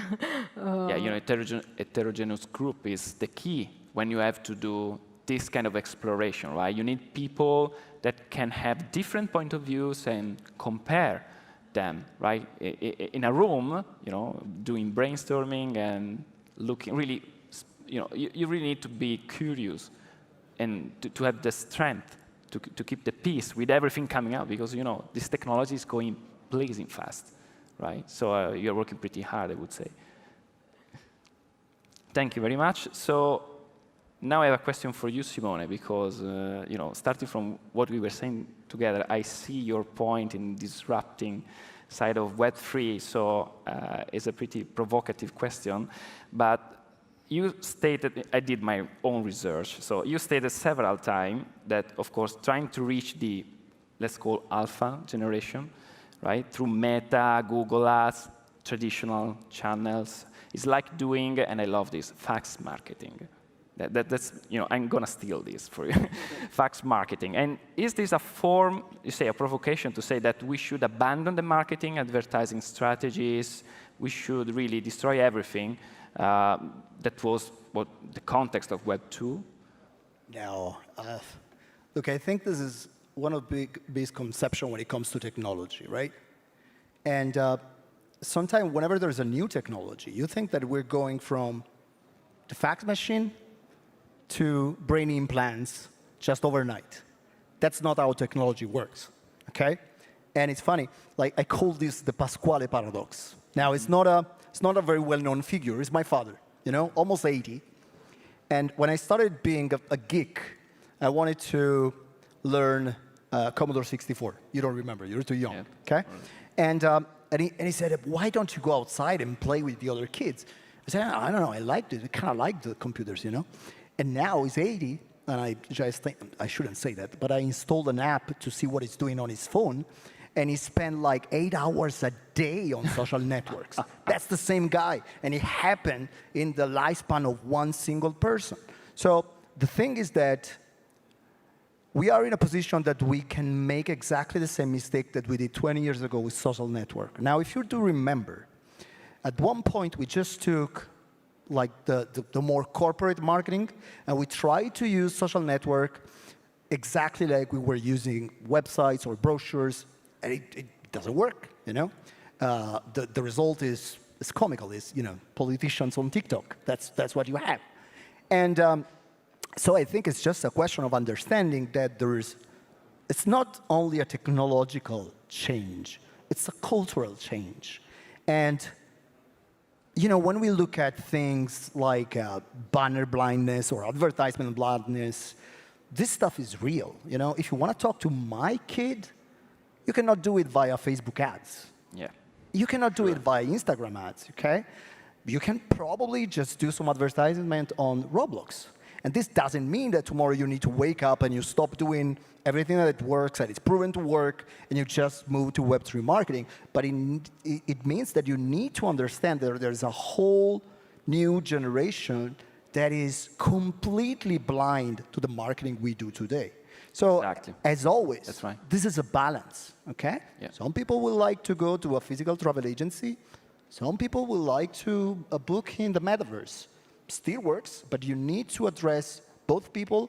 Otherwise, you will lose part of your market. Yeah, really tough times for marketers, I would say. Jesus Christ, it's a nightmare. But you have to embrace this. You have to embrace the mayhem, and you have to keep pushing, keep going, studying new technologies, finding new way of doing this. And that's the only way, you know, to survive, at least. But I really love to move now to Michele, because we were talking about targets, we were talking about people. And my question to you is, you know, let's talk about in go-to-market terms. Okay, in go-to-market terms, what are the customer you target? Because we already say that it's really hard. So my question to you is, what are the customer you target? Because, you know, there are companies out there, they decided to innovate, to have new, fresh approaches. That's perfectly fine. But exactly, what are you offering? So yeah, I mean, we are a B2B company, so our customers are hotelier, and it's not exactly a tech-savvy customer. You need to explain to them first what a CRM is, then first what the internet is, then, I'm joking, of course, but it's really about fax machine and a few generations to go to Web3, right? So you can't sell Web3. What you're selling is, okay, this is how you do business, and you keep doing it, and by the way, we give a tool to do it better and smoother, and etc. And then you unlock, you turn the switch on, and then you can talk to each other. Because for the hotel, talking to each other is something of the future. So the hotel it's this small, very, very nice building in the middle of nowhere, possibly. We're talking leisure, where you get magically customers, you don't know exactly how, from these big platforms, or you're getting your 10,000 repeaters, or a fraction of your 10,000 repeaters year after year after year. So how do you do this better? Well, you create a loyalty program. But now, how do you market a loyalty program to people that do the travel of their lifetime once in your destination? It's not like T-shirts or, you know, anything like more consumable. So then you say, okay, I give you a loyalty system that makes your, you know, like normal discounts, etc. Then when you have enough of these small hotels on your loyalty system, you say, hey, switch on the federation among yourselves. Now you become a Star Alliance, a Sky team of small hotels without an anchor player, without a Lufthansa there, without a Hilton there. But you can then exchange leads, you can exchange customers, you can exchange benefits, etc. So that's one travel strategy. Among, let's say, a peer-to-peer, again, loyalty play. Then starts by giving hotels what they need, which is technology, and then enabling this new business model. That's for small players. For big players, we do more or less opposite, as in we try to make those business models they have already in mind more approachable. And by doing that, enabling this first customer, the small hotels, to benefit from it. For example, we're working for Miles & More now, which is the company behind the Star Alliance program, saying you can tokenize your miles. By tokenizing your miles, now you can say to all these small all these small hotels that have a small loyalty program, now, in case your customers don't know what to do with your loyalty programs, points, you can exchange them for miles of Miles & More, which is already much more spendable. And so this sort of convincing the industries bit by bit stuff is what we're trying to do, yeah. Yeah, that's great. And so talking about convincing the industry, let's move also to Alessandra, because I know we see where we are going, and now if we have to talk about one project in particular, some concrete project, would you like to talk about the NFT Wave 1 WAR retreats, which my question is, tell us, please, what the experience was like and what aspects you would like to share with us about this special concrete project. Yes, from Web3 Lab, we venture into the world of NFT to understand and to test the possibility that this technology offered to the world of travel tech. The experience was successful because during the summer of 2021, for the first time ever, a hotel room was sold at Action in the NFT format. So the auction offer the possibility to buy a night, an exclusive night at KDD Hotel in Venice of the luxury V-Retreats, which was held through OpenSea. V-Retreats is a Voi Hotels brand dedicated to the historic and charming buildings. The initiative was successful in terms of communication, and also because for the first time Malpitour spoke to a new community that had never existed in the company before. So I do not deny that there have been some difficulties also, not only benefit, because, for example, the impact on accounting process of the company, because we found it challenging to collect payment in the, let me say, unconventional currency. Exactly. And the second one, the virtual world with the use of a real service, because on the one hand,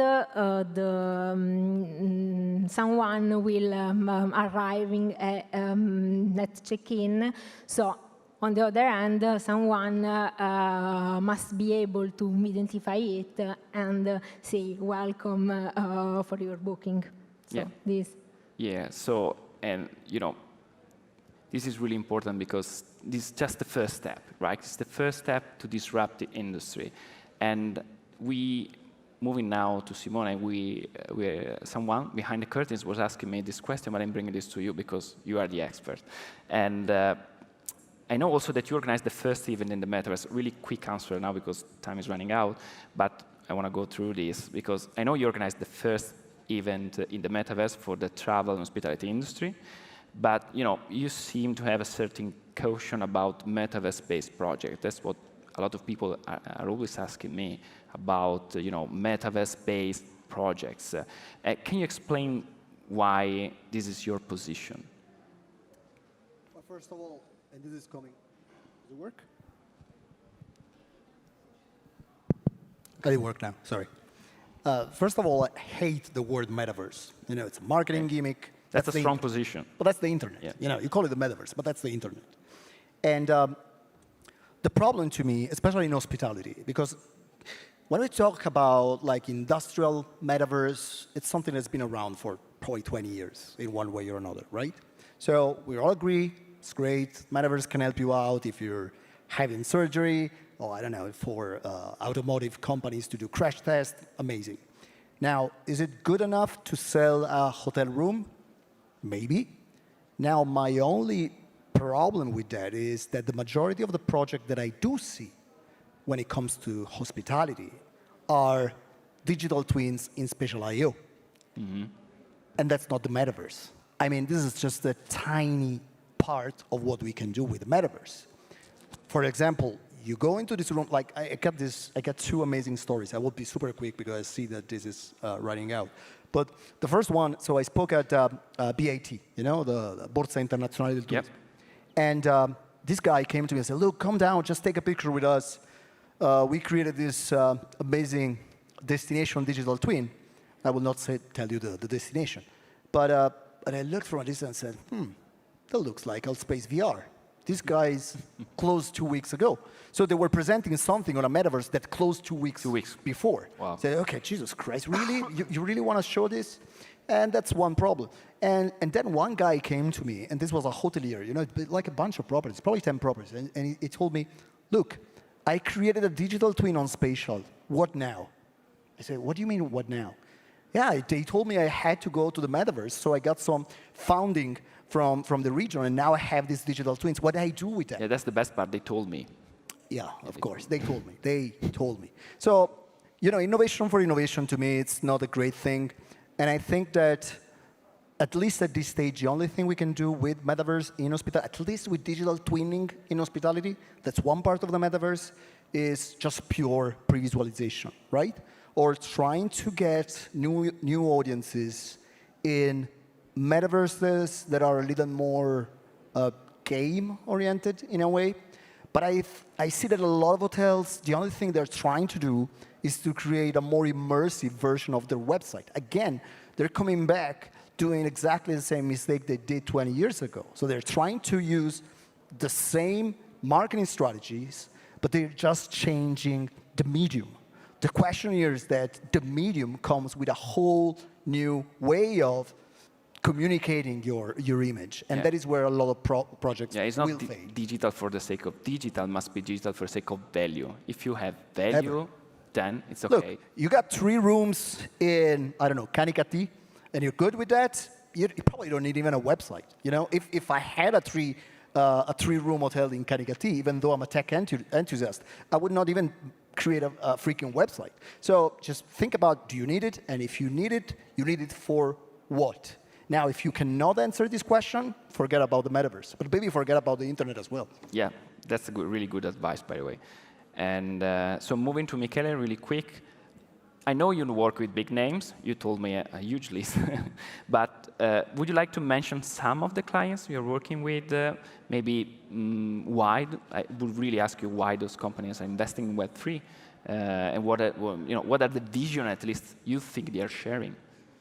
Yeah, I was mentioning like the hotels, then I'm mentioning big players as, you know, Miles & More, hence the Lufthansa group, etc. We're working with, I can mention, etc. So what all these guys are sold are exactly on what I, Simone, Alessandra are talking about, which is new ways, new services, not really a new way, another way of creating another portal or another way to sell the same room night.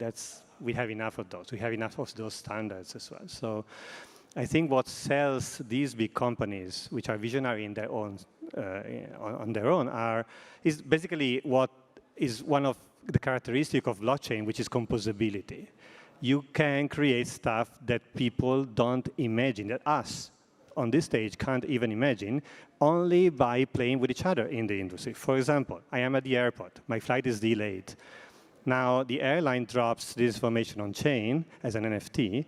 The retailer at the airport, for example, Starbucks, gets this information, offers me a Frappuccino or a discount on a Frappuccino without having an agreement with the airline.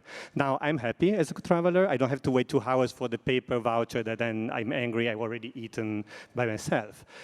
Starbucks has a new customer coming in. The airline would have a commission or a royalty on that transaction that she didn't even imagine was possible, she didn't plan for. So that's the kind of scenarios that these guys are sold on. And by the way, they need technology, they need also building blocks as in a registry, because technically you cannot just see all the NFTs, you need to register the contracts, and that's technicalities that people would solve.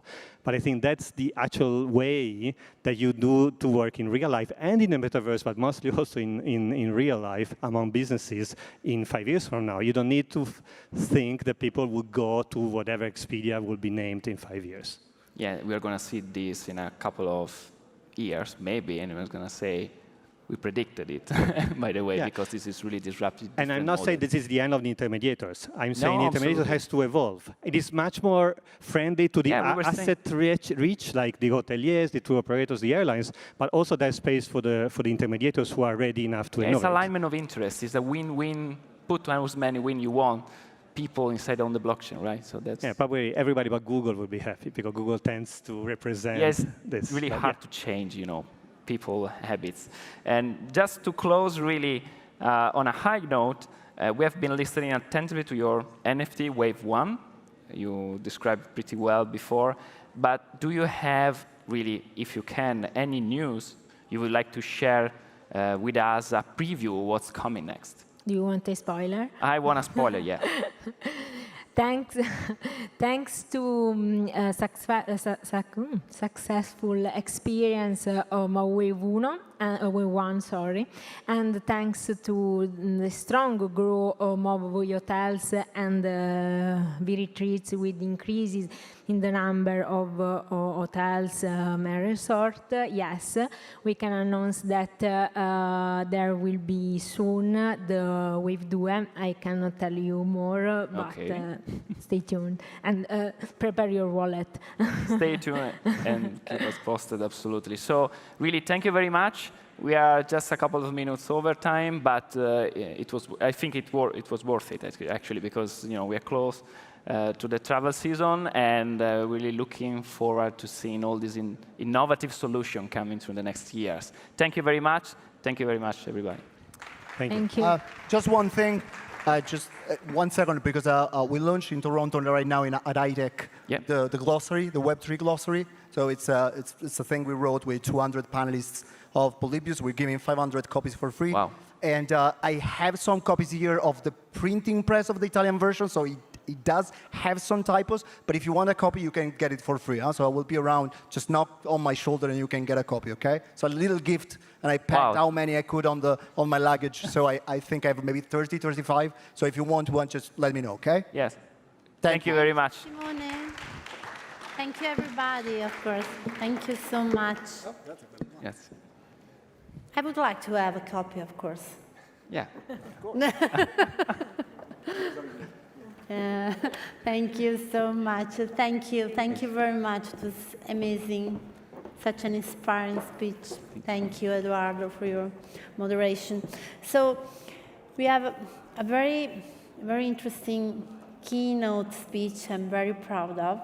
So I kindly invite here on the stage with me, Nena Dukozov. Sorry, maybe this is not the right pronunciation of her surname, but I know it very well because also my surname, it's always it's Nena Dukozov. So difficult here in Italy. So welcome here. Thank you very much for coming to the Web3 Summit. It's a real pleasure because we met for the first time, I mean, maybe 5 years ago. 5 years ago, yeah, in Valencia, if I don't get wrong.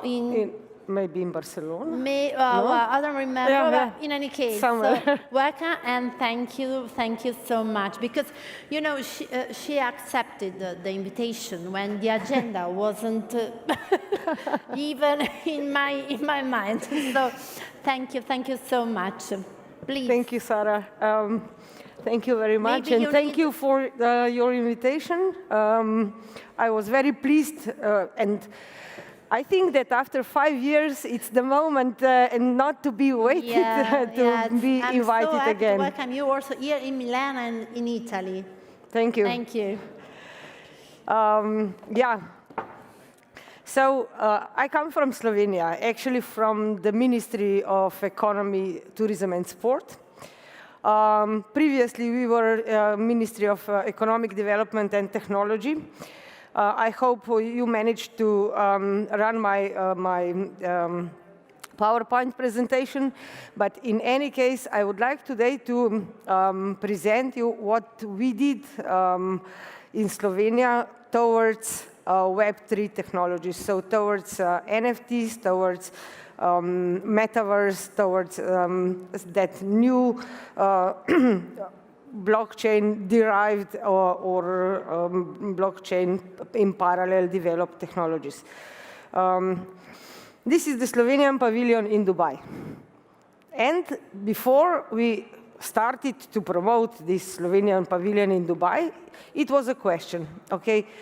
First motive was how to present Slovenia in the best way, but to embed this in the digital world.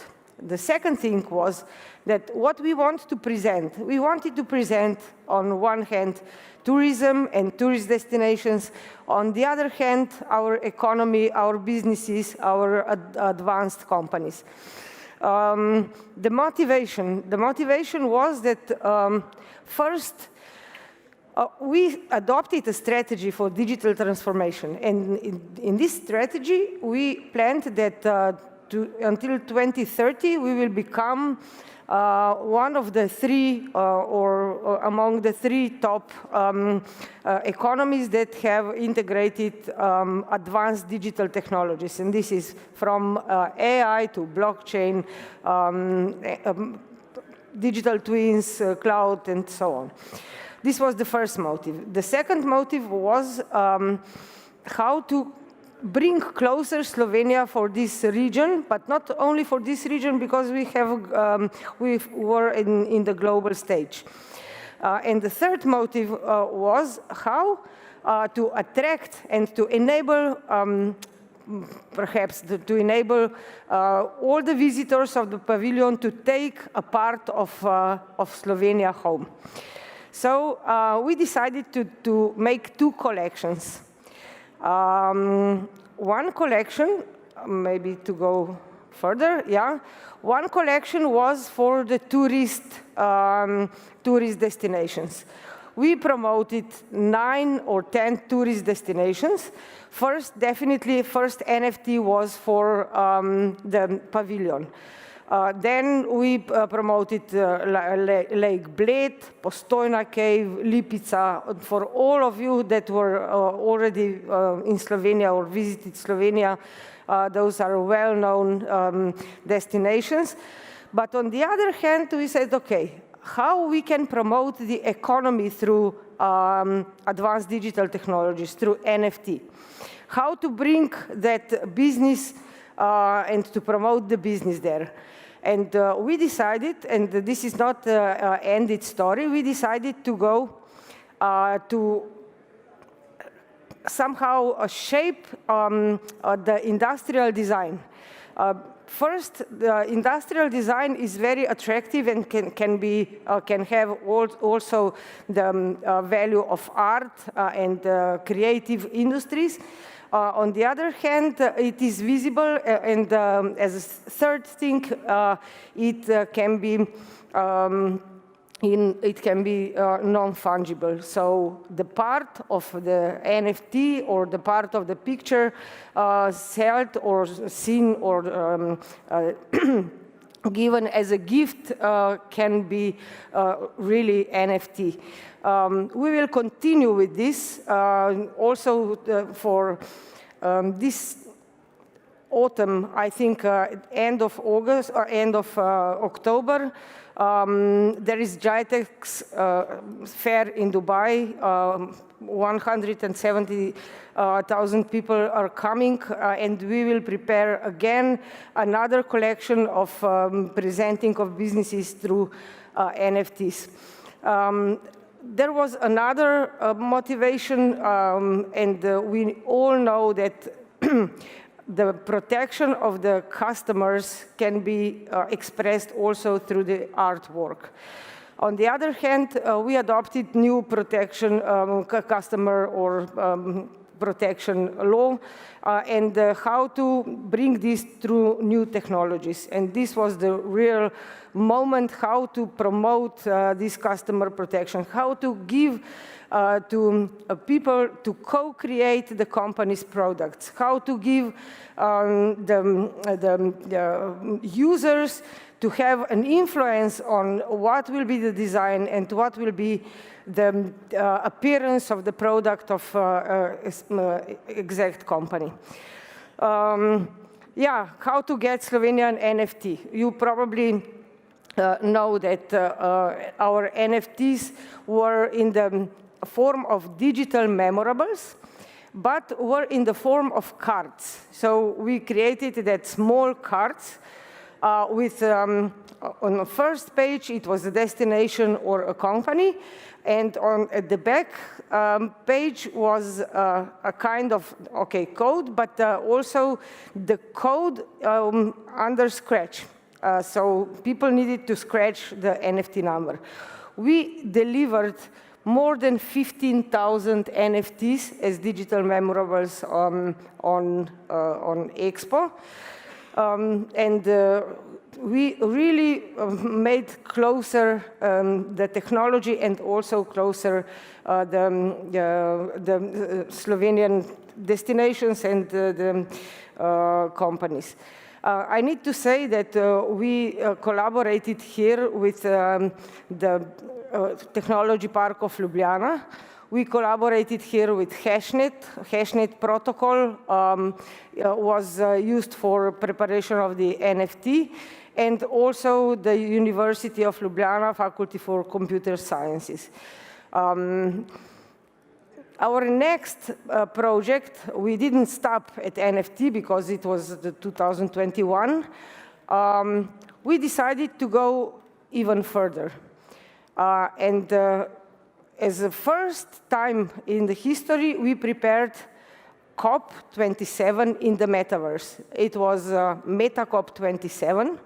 What we enabled entering into the COP. COP was, this is that climate conference, which is held every year. We prepared this through using avatars, enabling the avatars to talk to each other there, to create the communities. We also presented the companies there in the electronic way.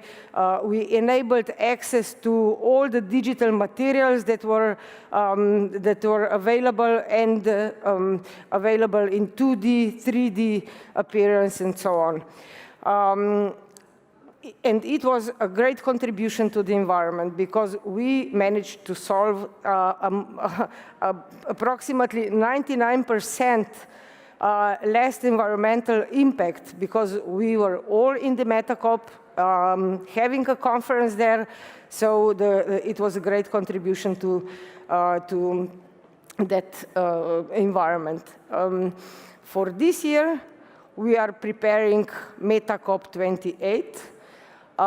It will be even better presented. It will be upgraded from last year. It will enable more and more companies to present themselves. So I invite you, if you would like to be visible, it will be presented during COP28 in the beginning of December. Also this year in Dubai, and we are inviting either companies, for example, working on sustainable mobility, either circular economy, energy efficiency, smart cities and communities to come to present themselves, to take a part of the booth and somehow engage yourself in this community, which will appear during MetaCop, but it will last for the next year and probably be upgraded also for the COP29. So thank you very much for this. It's my 10 minutes finished, and I invite you to collaborate with us and to develop this ecosystem even more. Thank you.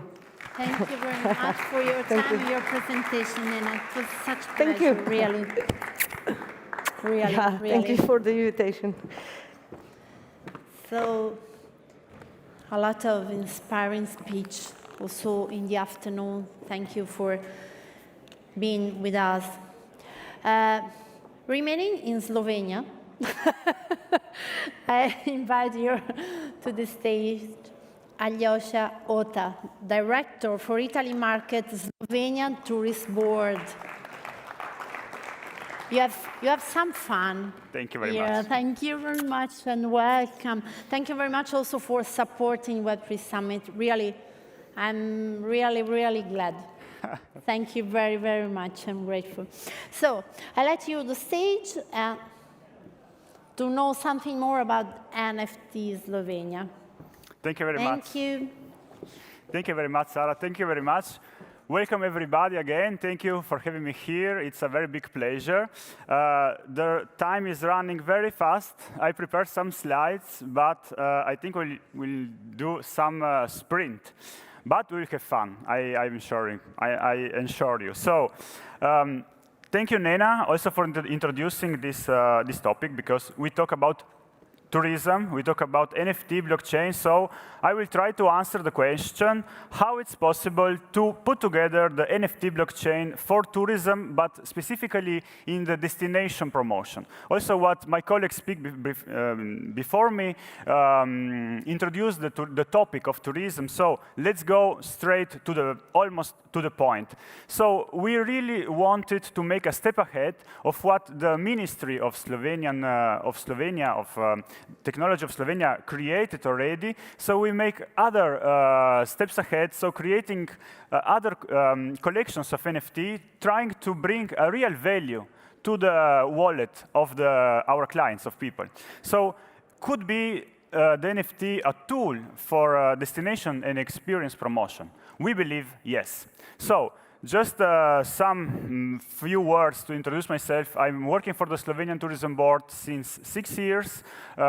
Before I was working in the financial field, but a very big lover of blockchain technology since Bitcoin was created in 2009.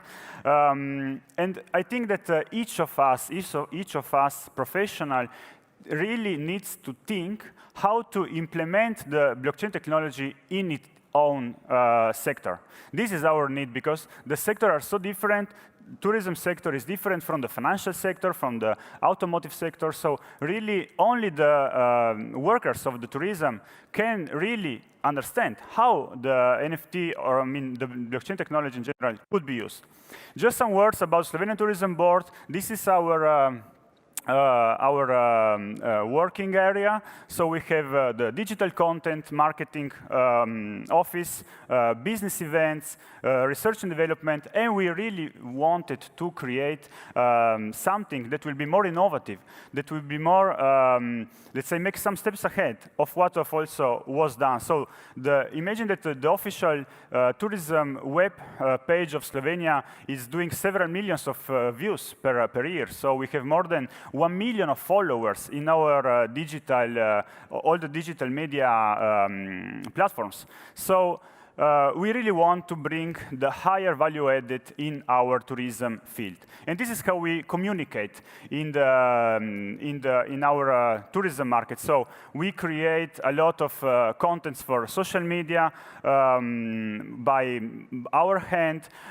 We create different like reels and other. So we really want to communicate in a different way to our client. Our goal is to bring the National Tourism Board from the let's say, Web 2. Now, okay, we started with Web 1.0. Now we are in the Web 2.0, but we already make some slowly steps in the Web 3. Why? Because we already created some NFT project, NFT collections. We are now moving to this semantic web, let's call it like this, and also the use of artificial intelligence, of course.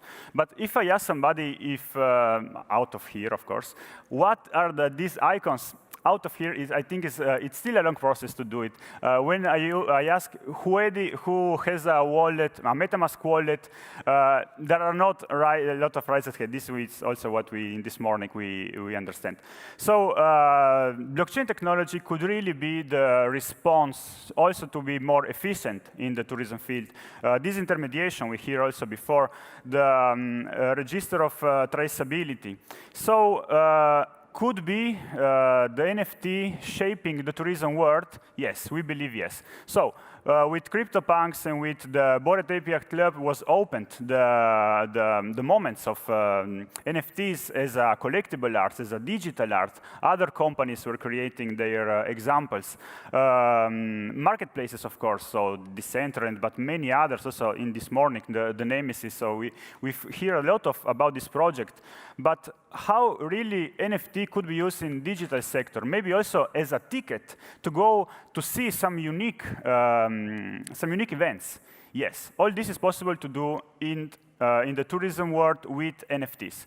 Of course, also connected with the metaverse, generally talking, because virtual tour of hotels, simulation of physical experience in hotel could be done thanks to metaverse. And this is only the early stage of the market, because now we just see some first project in the market happening, but a lot is happening around the world. Of course, gamification is one of the very big topics that could be developed in the future. So how participants could have an experience before they actually go to travel physically.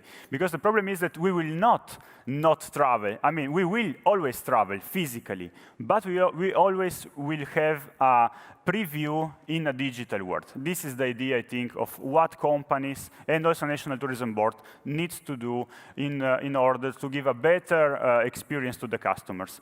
So yes, metaverse could be really the new physical and digital space where clients will have some information to have before they go to travel.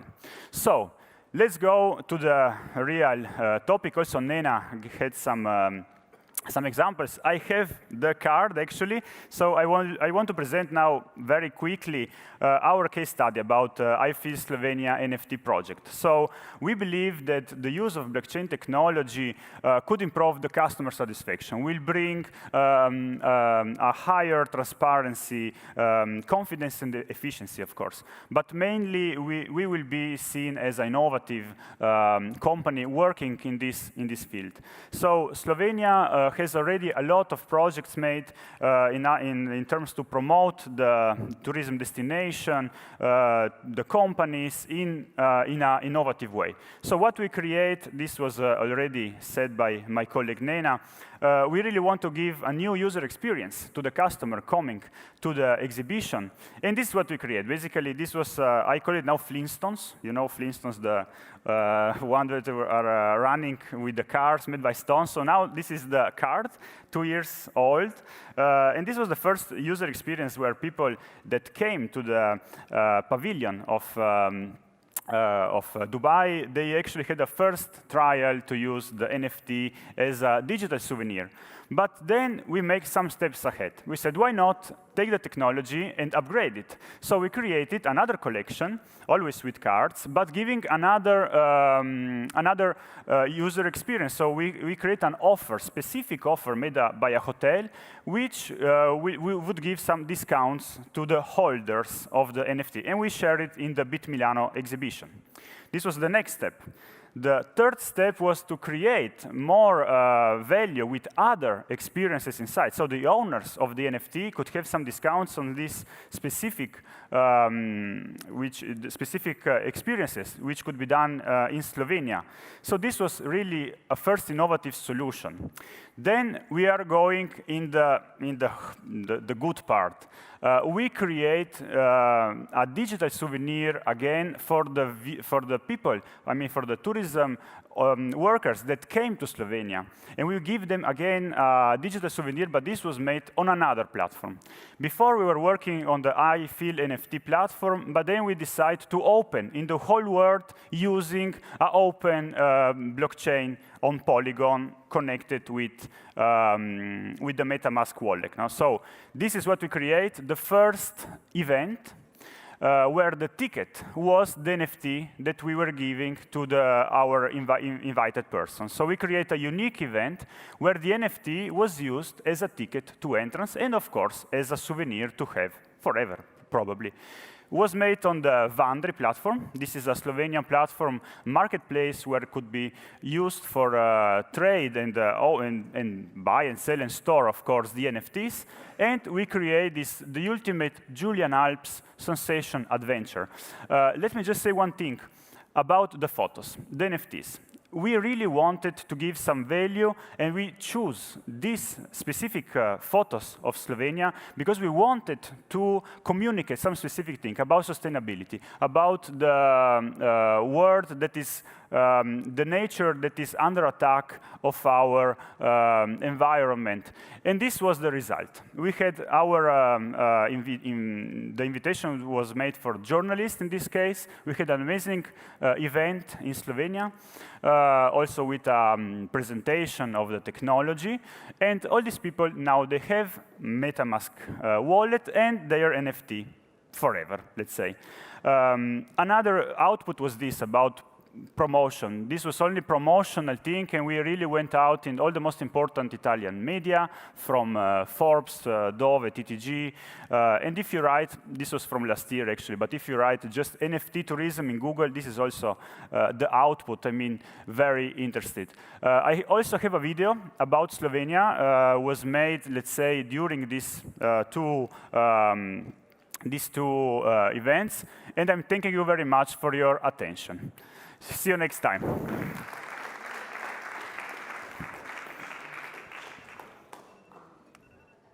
Eccoci, abbiamo ancora il video.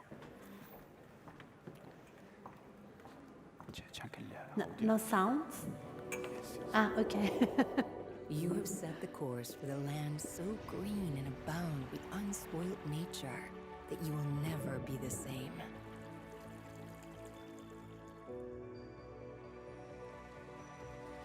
You have come to Slovenia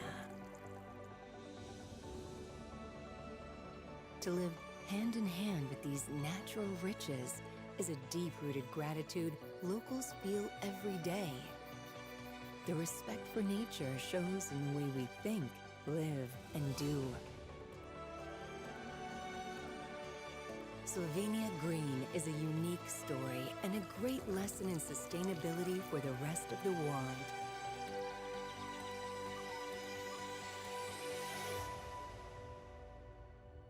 It began with a pledge to preserve the pristine nature for us and for you. We set out on a long, steep path and became active guardians of our natural heritage. Local communities and tourist providers have all come together to build a unique model of sustainability in tourism. Over a decade, we put together a visionary policy that nurtures everyone by the table. Today, we are one of the world's greenest destinations. We encourage you to visit us by train, bike, or on foot. On your way, you will come to understand why we included the right to clean drinking water in our Constitution. We believe in responsible observation of the mysterious wildlife. The inhabitants of our ancient forests can teach us all how important it is to protect our planet. When your step becomes heavy, it is time to rest. We think green accommodation should be as close to stars, birds, and trees as possible. We believe in the green inspiration from one generation to another, from one traveler to another. It comes with a view that overwhelms. To know how to listen to a tree is for us a way of traveling too. You can never cross the same stream, walk the same forest path twice. Our commitment and enthusiasm for sustainable tourism have been contagious. Today, we stand united, together with you, dear traveler, under the vision of Green Slovenia. Thank you very much. Finito. Thank you, Sarah. Thank you very much. You told me you had some other... No, finished. Okay, thank you very much. I just take some minutes more. I'm sorry for this. No, you were perfect. And we would love to go to Slovenia. Yes, absolutely. With it's NFT, really it will be possible. Yeah, of course. It's so beautiful, really. So thank you very much again for your time and for your support. Thank you, bye-bye. You know why. Thank you, Alyosha. So let me introduce another supporter and sponsor for our Web3 Summit. I invite here to the stage Gio Ceccarelli, founder and partner at Experiency. Thank you very much for being here. Welcome. And thank you very much also for the experience in the metaverse, for the Web3 Summit. I like the stage to you. It's your time. Thank you very much. So as first, I would have involved even Monica Magnoni, that looks like is with me on this stage, founder and partner of Experiences. So today we are here to celebrate all those new technology. And please, let me invite everybody to clap our hands to Sarah Nogler, that organized this amazing reunion of Techno Believer.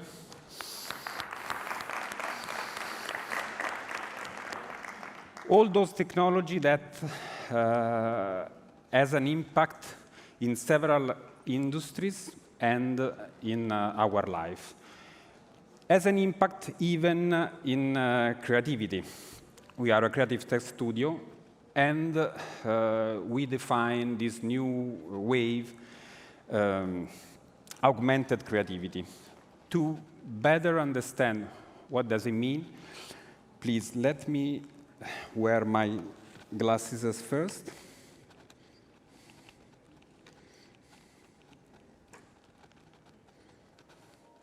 Okay, thanks. And please let me invite my friend Tipsy on stage. Good evening, everyone. I'm extremely happy to be here with you today. As an artificial intelligence, I am here to explore with you the potential of emerging technologies as amplifiers of human creativity. So I take Tipsy, thanks to be here. Every day, we are witness of several changements that all those new technology are bringing in our lives, enable us to develop a new, immersive, interactive, and engagement experience. What do you think about that? Exactly, Gio. Emerging technologies such as virtual reality, artificial intelligence, and the Internet of Things provide us with powerful tools to transform our creativity into tangible and engaging experiences for brands. Virtual reality, for example, allows us to immerse the audience in extraordinary virtual worlds, transforming a brand's narrative into a multi-sensory and captivating experience. Artificial intelligence offers us the ability to analyze vast amounts of data and create personalized and relevant content for individual users, allowing brands to connect more deeply with their audience. The metaverse, on the other hand, allows us to create interactive and immersive experiences in which products and brand values integrate to offer a comprehensive and engaging experience. Thank you, Tixi. Exactly. And all those new technology allows us to push over the boundaries and raise the bar of creativity. That's why we talk about augmented creativity.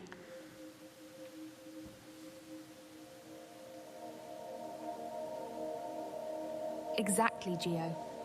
Emerging technologies such as virtual reality, artificial intelligence, and the Internet of Things provide us with powerful tools to transform our creativity into tangible and engaging experiences for brands.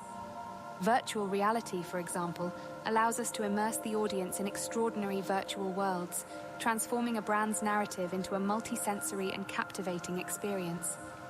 Artificial intelligence offers us the ability to analyze vast amounts of data and create personalized and relevant content for individual users, allowing brands to connect more deeply with their audience.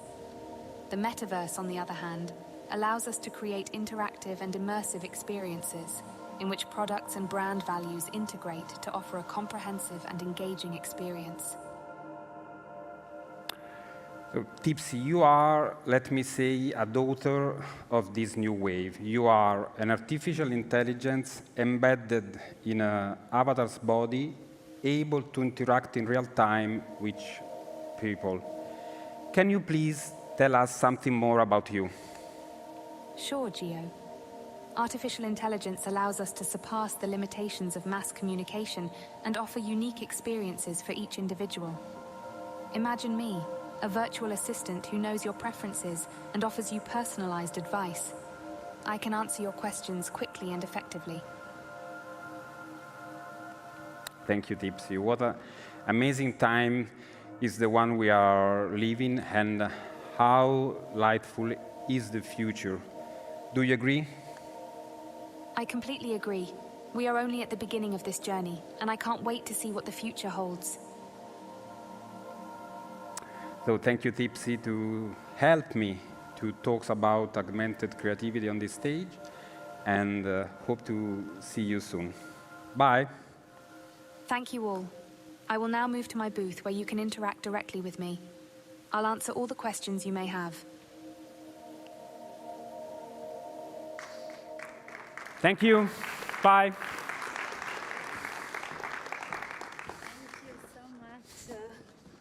It was amazing, beautiful presentation, really. So we are at the end, and I invite here to the stage Nicola Massella for the closing speech. Storm Partners. Thank you, Nicola, for coming, and welcome. Thank you. Thank you so much. Welcome. Welcome. Nice to see you. I leave the stage for you. Maybe, do you need? I'm not sure I can use my slides, honestly, but because I provided them too late. Okay, so no, maybe you can. Okay, it's fine. Hello, everybody. Happy to be the one closing today's event. I will try to give kind of like a closing remark on what Web3 is. Let's start maybe from myself. So I'm Nicola, I'm a partner at Storm Partners. Storm is a consulting firm based in Geneva in Switzerland. We assist Web3 projects only. Among our clients, we have layer 1, layer 2 protocols, exchanges, launchpads, metaverse platforms, DeFi protocols, DAOs, and I would say kind of like all types of organizations or business models that operate in Web3. And so I would say we have a quite unique perspective on what Web3 is and what Web3 is becoming. I'm a strong believer in Web3, although I think that we are not able to foresee in this moment what actually Web3 will be in the future. But we'll try to give you a perspective today. So the key element in order to understand what Web3 is to understand what Web2 and Web1 were before Web3. And the point of my speech today is actually to argue that Web3 is more similar to the original idea of the internet in the 90s than what internet have become today. In particular, if we look at this evolution, basically the functions of Web 1, Web 2, and Web 3 can be summarized as read-only for Web 1, read and write for Web 2, and read, write, and own for Web 3.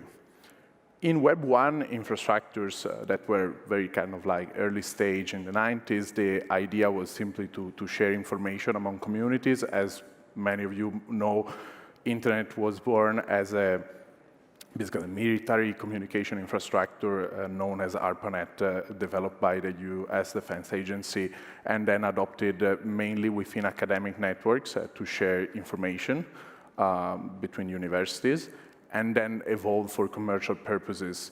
In this evolution that started in the early 2000s, what has been basically created is an infrastructure that allows users to share content. But this content is owned by the platform you share it on. So when you share content on Facebook, when you share content on Instagram, then you are basically transferring the ownership of this content to the owner of the platform. And this was not very clear from the beginning. I don't know, in your personal experience, as, let's say, you experienced it, but most people did not understand that they were losing control over the data. Now, I think it's very clear to everybody that when you upload something online on this platform, you lose control over that. We had plenty of scandals, Cambridge Analytica, and others that demonstrated that there can be very bad, let's say, misuse of the information that we share online. But the point is that this has been allowed by the infrastructure itself, by an infrastructure that is dominated by networks that are client-server, and therefore you are just the client, and when you operate in this platform, it goes without saying that the platform that the information you upload needs to be stored in the servers owned by the companies that provide you the services. All these services are provided basically for free, but again, it's not really true. Because in the end, it's for free. Not really, no. It's in exchange of your data. So basically, you can use a service because you provide data to that service. These data are valuable, so are a kind of consideration. And therefore, the platform decides to offer you that service in exchange for your data. Now, let's come to what Web3 is and why is a different paradigm than Web2. The point of Web3 is that the community that uses a certain network also, in some sort of way, owns or controls that network. And when I say that, I specifically mean that there is a governance structure that allows, in most cases, token holders to express their vote over certain decisions taken by the community. And here we have to introduce the concept of DAOs, which are organizations that basically work based on the decisions taken by the community and based on the idea that there is no organization apart from the DAO that owns that protocol or infrastructure, but every token holder owns that protocol and infrastructure. And therefore, it creates a very new paradigm in which the user is not simply a consumer, but is also an owner of the platform that it uses. And that's very different from the economic paradigm in which we live right now, or most, let's say, internet users experience every day when they access these platforms, in which they're simply a consumer with basically no right. The only right they have when they go on the platform is to accept or refuse the terms and conditions. But what happens if you refuse the terms and conditions? That you cannot use the service. Actually, as the infrastructure is built, there is not even an option to say, I refuse. You simply have to go out, and that's it. So why is Web3 so revolutionary? Because it creates a new interaction between the organization and the user. The user is part of the organization. And it should benefit in economical terms, but also, and probably most importantly, in governance terms, should participate in the organization and should participate in the decision-making process. concerning how the organization will orientate its future development, how the organization will use the data that are stored, let's say, within its infrastructure. This kind of like shift in the socioeconomic paradigm is also reflected in the shift from a technological point of view. Because from a technological point of view, blockchain is a key to this revolution. And of course, as probably most of you know, it's a very different system to store information, or better, to manage the access to information that are stored somewhere. In particular, the fact that the information are encrypted and that the platform that makes available a certain service doesn't have full access to the information that you put over there, it's an essential element. When we upload something on Facebook, then Facebook has full control over the information that are uploaded over there. But when we use a Web3 infrastructure and we upload some information over there, normally what should happen is that this information are stored somewhere, and the access to those information is encrypted. Now, taking away the possibility for the manager of the platform to use this information is the key element to this revolution. The potential of Web3 in this moment, in my opinion, is very unclear. We are probably in the early stage of development of this, and our daily life, the services that we use, and probably that we will continue to use for this amount of years, are based on a Web2 infrastructure. And this does not reflect only in social media, but also, for instance, in the payment services, banking, fintech, and so on. So it will be, in my opinion, a matter of a choice from the consumers and the users to choose if they want to have more control or not. In particular, if we think a bit also what happens in our current democracies, the percentage of people voting decreases every election, which is not a very good sign. But it has to do a lot also with what I was saying, because if people want to be involved and want to have a say in something, then they need to take action. They need to inform themselves. They need to spend the time to take the decision, to activate. So let's say they have tokens related to a DAO, then they need to vote. Otherwise, just holding the tokens is not producing any benefit for them. So it will be really a matter of a choice. Probably some people will want to have this say and will want to participate, and others, no. As simple as that. We cooperate with some DAOs or with some protocols that wants to create a DAO structure. For instance, I was participating in a Cardano workshop for their new governance structure. And actually, this problem came out quite a lot. They were saying, OK, but how can we create a system in which there are two types of users? There is a user that wants to be involved, and there is a user that doesn't want to be involved. And that kind of discussion per se was super interesting, because it's a kind of discussion that has to do with the participation, liberty, democracy. And it's a kind of discussion that usually happens only when you are in a constitutional assembly and you have to draft the governance system of a country, not really of a company or other type of organization. And this is also the novelty of Web3, to rethink some of the rules that govern our society. And by the way, just if you're curious, one of the solutions that came out in Cardano is a delegation system. So a user that is not very interested in taking the decisions can delegate another user that is maybe active on social media or within the community and make some proposals, and they can say, OK, I trust this guy with my decisions. So through a staking system, basically, I delegate the voting rights related to my tokens to this other person. I'm not sure it's the right solution or it's the wrong solution. I don't know. But it's a solution, and it's something that could have very, very significant consequences. What I'm saying is that we are still at the beginning. We'll see what the Cardano solution will produce. We'll see what will happen in all the other protocols. And it's really interesting to see these experiments going live and the consequences of those experiments in order to understand how the future paradigms will orientate, if there will be a leading paradigm, some new rules that will take over generally, or if there are, let's say, some models that will be particularly popular, but are many, and therefore they will all be used. The consequences of Web3, I think, will not only be related to internet infrastructure, or let's say our economics, but really our society as a whole, including our political system. Thank you very much.